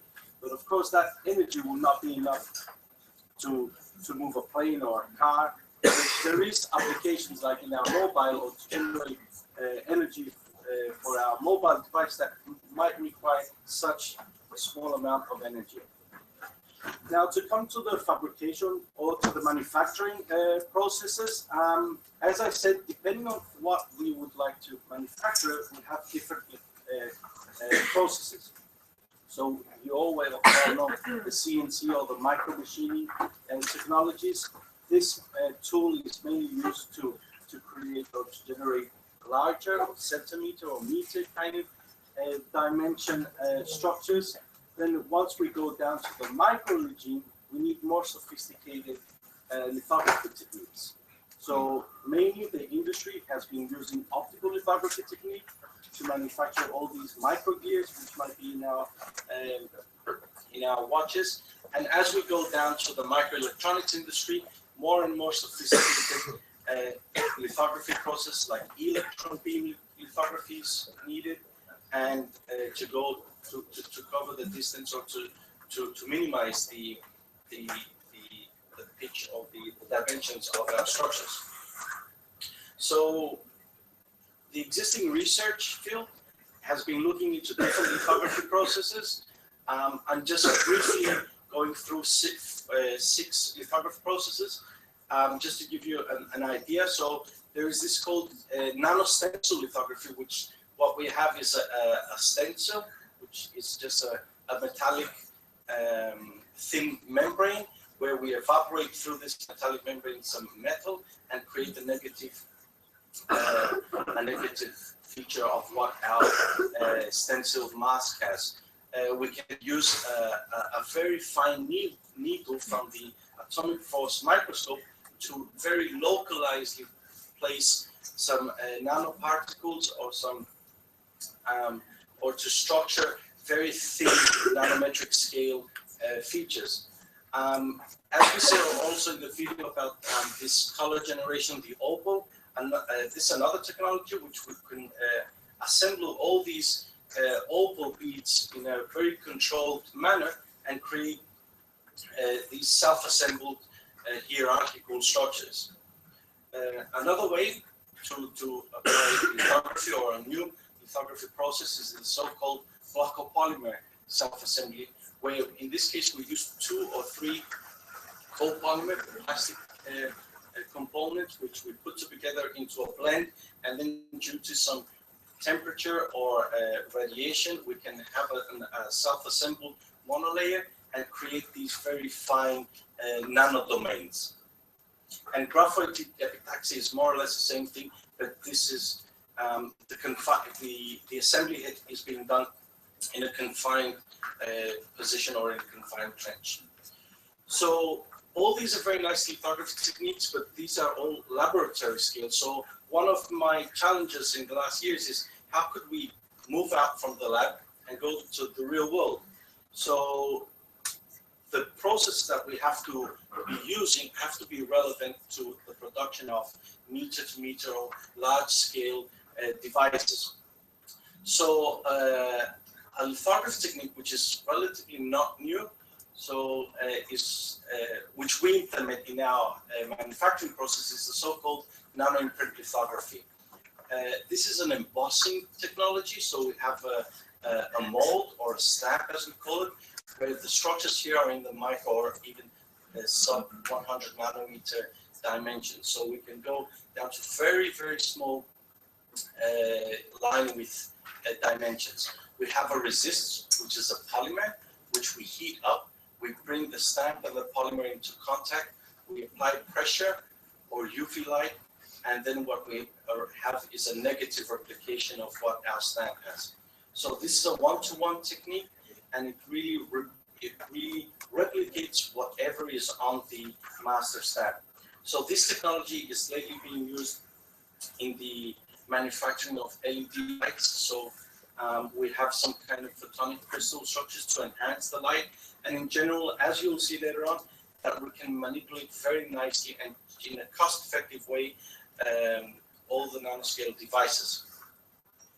Based on this technology, there's different modes of, or the idea again is to have a structured mold and use that as a mold to replicate or to mass replicate all the devices and structures. So we have the sequential mode, so we have a step and repeat manner, or we can have a continuous mode where we wrap around a drum, a cylindrical drum, our mold, and continuously produce in a meter-to-meter scale or nano or microstructure a flexible film. And lately, what we have done is that we have implemented all these mold structuring into the injection molding process. So injection molding is a process where we fabricate all the plastic components, or 80% of the plastic components or devices which are in the world are manufactured by injection molding. As I said before, just one slide on the material properties. So to get enhanced functionality of the produced devices, one has to think or has to synthesize new functional materials. So as we saw in the video, they are trying to embed in plastic films, graphene sheets or graphite or nanoparticles, nanorods. All these fancy or high impact materials dramatically change or can alter the properties of the produced devices. So the field of markets where nanotechnology is applied is pretty much everywhere, from aerospace to biotechnology, environmental industry, organic electronics to the fashion industry, as we saw, and mainly on the photonic and optical devices. To give some examples, you all know the CD and how the evolution from the CD has been done down to the Blu-ray. So just because of the lithography on the minimum feature size which we are able to imprint on our CD, we can gather more and more data. So the more data means that we have even finer elements or finer nanostructures within the CD. So at the beginning, we were having 256 megabyte CDs, and now we can have up to 1 terabyte on just one CD. Other examples, displays. So what we can do is not only project some image, like the projector here, but we can have full displays on transparent substrates, like glass substrates. We have optical components or lighting systems just in our mobile phones or in the cameras. And of course, what is not also new, but has been implementing nanotechnology means is the security printing. So holograms, which are on the bills, on the banknotes. Another example is biotechnology. So just by the creation of some kind of micro or nanostructures on the film, we can engineer the tissue growth of the bacteria. So one can think that a plastic surface can limit the lifetime or limit the growth of bacteria. So we can generate antibacterial surfaces or anti-fouling surfaces. And there's a whole lot of research done on lab-on-a-chips, mainly for biosensor applications. To come back to the video, so we saw that a lot of answers are given by nature. So nature has taught us a lot of things. And an example here is the opal or the butterfly wings, so where we can get real nice and impressive colors.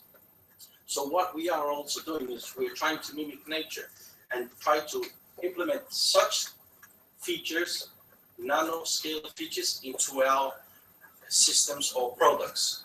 So in that sense, we have, actually we're finishing a European project, which is called Plastic Future. And the idea is to structure the mold of the injection molding tool and generate different functionalities on the plastic components. So we have 3 industrial users or applications. We have Lego. So Lego is interested in creating structural colors in the Lego toys. So once the toys are made, so instead of sending them to China and painting them, so putting additives, putting chemicals, and spending a whole lot of money on just transporting. So if we can generate all these structural colors just by the surface texture, that would be great. And then there's another 2 applications more relevant to the automotive industry.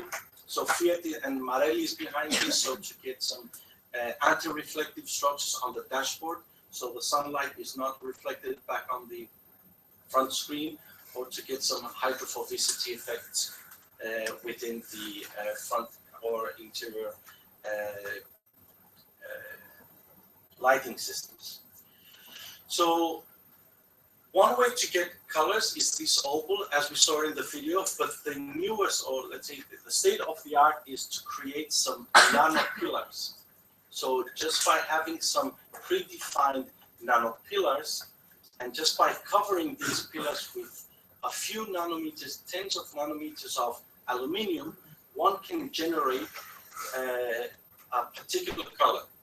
So just as in the opals, just be depending on the size of these pillars, we can get a whole portfolio of colors. And these have been demonstrated in an industrial scale, as I said, injection molding. So we have been using the usual plastic materials which industry is using. So we have not changed anything in their manufacturing chain. So we're using PMMA, ABS, just what the violin is. But just because of the morphology of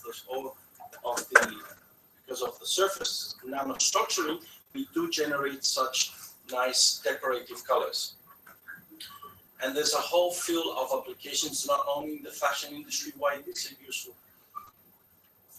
Another interesting application is of nanotechnology or nanostructuring is that because the structures are in the wavelength of light, then we can manipulate light. An interesting application is these backlight films or backlight source films, which we all have in our mobile phones. So the idea is that this is a mobile screen, so we have LED lights, so there's not the old traditional lighting systems. Now we have LEDs, which are only on the sides of the mobile, so the light is generated in the bulk material, and due to the texture of the plastic film, what we achieve is to extract the light perpendicular to our surface. So by putting all these nanostructures on our surface, we can enhance the light of what we see, and also very nicely have a very homogeneous distribution of light. So this is a photo. So with one light source, one LED source is enough to guide light in the bulk material, and then in the areas where we have the nanostructures, we can extract the light. This is fully implemented now in industry, so all the nice cars, I would say, the German cars, the expensive cars have these in the interior, in the backlighting systems. So only one LED source is enough to get the stock lights of the cars. And where this, well, a company was developing this product in our ex-European project, which is called Papanil, and that company was bought by Amazon, which now has been released in the Kindle. So all the new Kindle devices, these e-readers, have such light guiding field implemented within the screens. So this was a very nice and successful story, and someone made a lot of money out of this. So, of course, that was for the electronics, let's say, industry, but we can use the same kind of philosophy and same kind of film devices for architectural properties. So we know that there is in the market light diffusing systems, so one can replace these kind of lighting systems with LEDs and then reflect or refract the light wherever he wants. We can reflect laser light, which has a different kind of application. And also one can think of placing these micro elements or nano elements on the windows, so the sunlight is not completely diffused on or wasted on the floor, but it's back reflected on the ceiling, and one can in some cases light guide the system to a different or to a more interior area of the building. Another example of where we can use nanotechnology or nanostructures is in this recycling lifetime of the plastic component. So that could be a plastic bag or a plastic toy or some tires that industry is trying to look or to read out once the consumer has thrown away their device or their product, and it's going to a recycling belt, so one can retract and get the information possibly from such QR code readers. So this is a more challenging process to get a laser to read out these QR code directly, which have been embedded directly in the plastic product. So again, the inspiration comes from nature. So just because of these micro nanostructures on the surface, one can get different and nice intelligent functionalities out of the product. So again, it all depends on the scale which we're talking about. So in the micro and nano regime, interesting phenomena are happening, and these are just scanning electron microscopes. So these are images from the microscope of what a butterfly wing looks like. So sorry for the back. So the bar scale here is 10 microns, and as we go down to 100 microns, we can see that the structuring here, or these structures here, are the purpose of generating these very nice blue colors. And again, there's a lot of different applications. So super hydrophobicity or self-cleaning surfaces, which has been taught by nature by the lotus leaf. So always the lotus leaves are very clean, and the dirty waters from the ponds which are into just roll off and have these self-cleaning properties. I spoke about coloring. The shark skin never attracts mussels in comparison to the whales. So we have this self-cleaning again effect, or anti-fouling. We all know the gecko, the little lizards that climb off the walls, and this is just due to the micro nanofibers which are on their little fingers there, which can attract and climb up the walls. So superhydrophobicity. So one can control the wetting of fluids upon a surface by surface chemistry and by micro or nanostructuring. And this can open a whole new field of applications. So when is one surface hydrophobic or hydrophilic?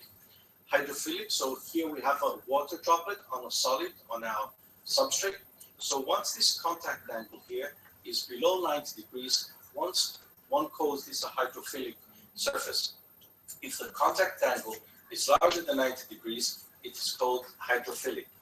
And if this water contact angle here is above 150 degrees, then it's called superhydrophilic, and it has potentially self-cleaning properties. But again, it is not only about the microstructuring, it also depends on the surface property, on the initial surface properties. So here we've selected some materials, PDMS, polypropylene, fluorinated Teflon, COC, and so on. So the initial contact angle are these values here. So all these are, well, the first 5 are hydrophobic. And once we create the structuring, we can increase this water contact angle to the super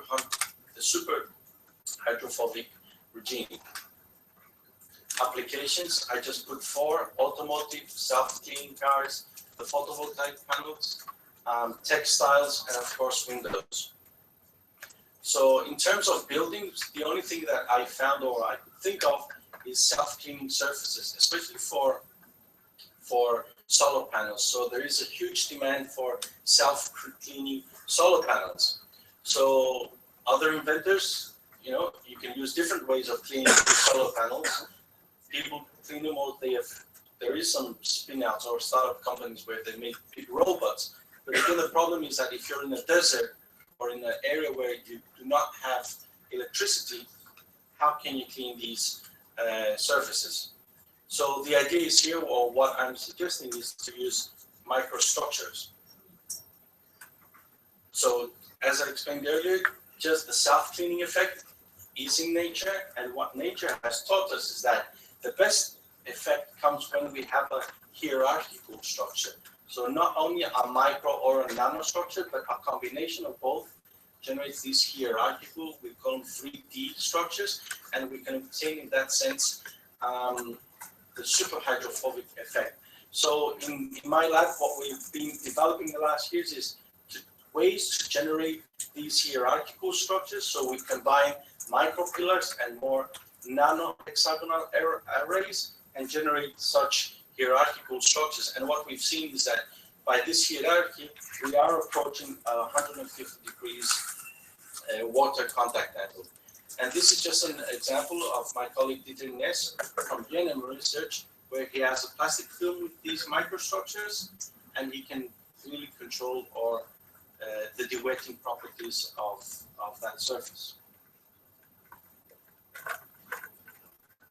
So these are films you can put an adhesive and just glue them on a glass window or any other kind of product.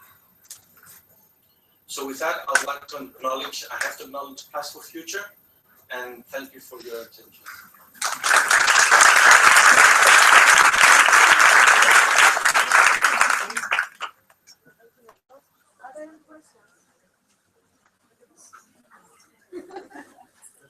About the color classification, the pattern.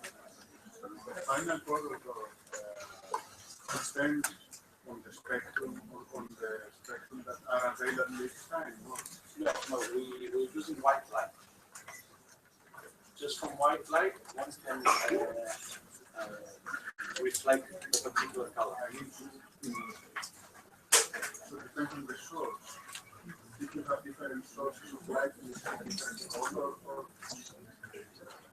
No, all these experiments were done with white light, so we use the whole plasma of wavelength.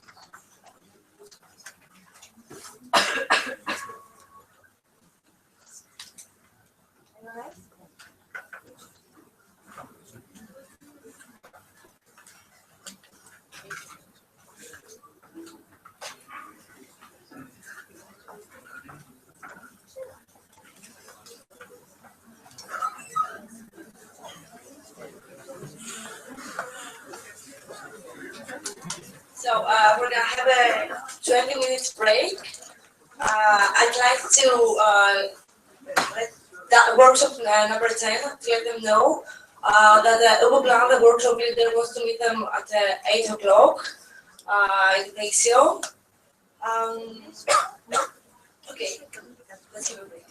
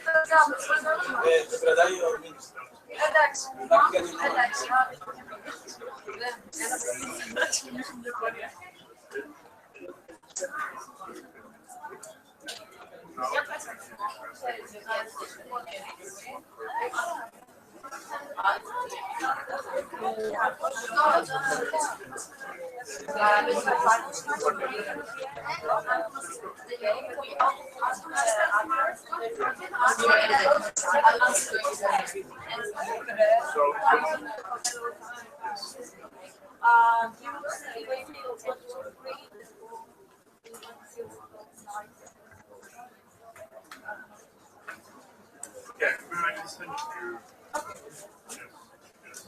But I don't need it until tomorrow morning. Oh, okay, so just send it to me.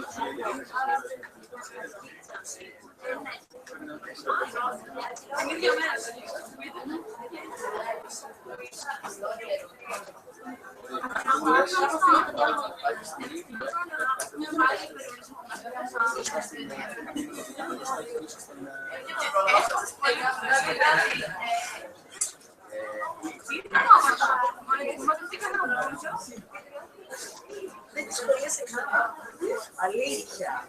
Πήγε να μαγιάσει τις σχολές γυναικείο Νιάη και τελείωσε.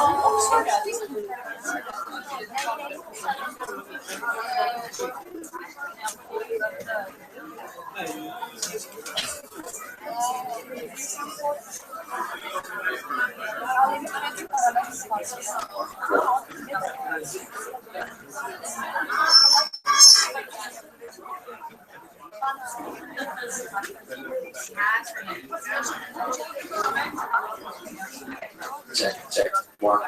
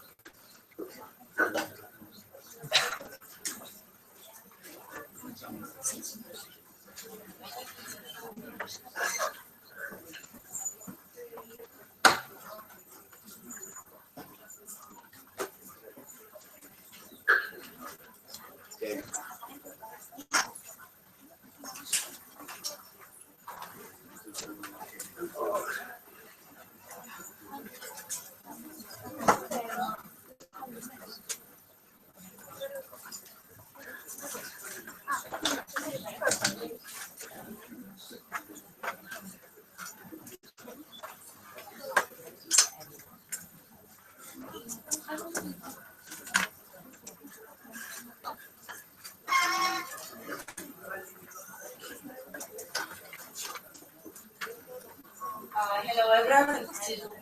I'd like to welcome the joint postgraduate program of Landscape Architecture of School of Architecture and School of Agriculture of Artificial University of Thessaloniki. We're really happy to have them here and for this nice collaboration. I'd like to welcome Professor George Pavakostas, the head of postgraduate program in Landscape Architecture.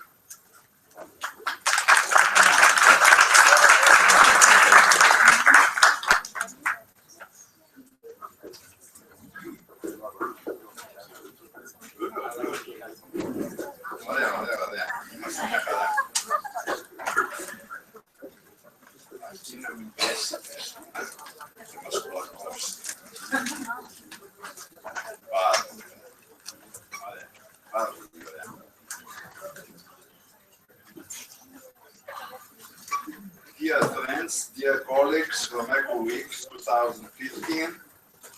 First of all, as the head of the interdisciplinary postgraduate program of studies landscape architecture of Aristotle University of Thessaloniki, I would like to express my honor and joy for this exciting academic event titled Ecoweek 2015 Sustainability in Public Space. Secondly, I would like to kindly thank all who voluntarily and enthusiastically contributed to its implementation and our participation to it. Our special thanks to Elias Messinas, architect and founding chairman of Ecoweek, and also friend from the past. Additionally, I would like to underline that the interdisciplinary postgraduate program of studies landscape architecture is a cooperation between the Department of Architecture of Thessaloniki and also between the Department of it is a cooperation and the Department of Agriculture, Forestry and Natural Environment of our university also. It offers MLA in Landscape Architecture, a 2-year study program, which is recognized by IFLA and ECLAS, these two international organizations. It aims at the promotion of landscape architectural education in Greece within the framework of social, ecological, and perceptual approach to renewal, sustainability, and upgrading of landscape architecture and the urban environment.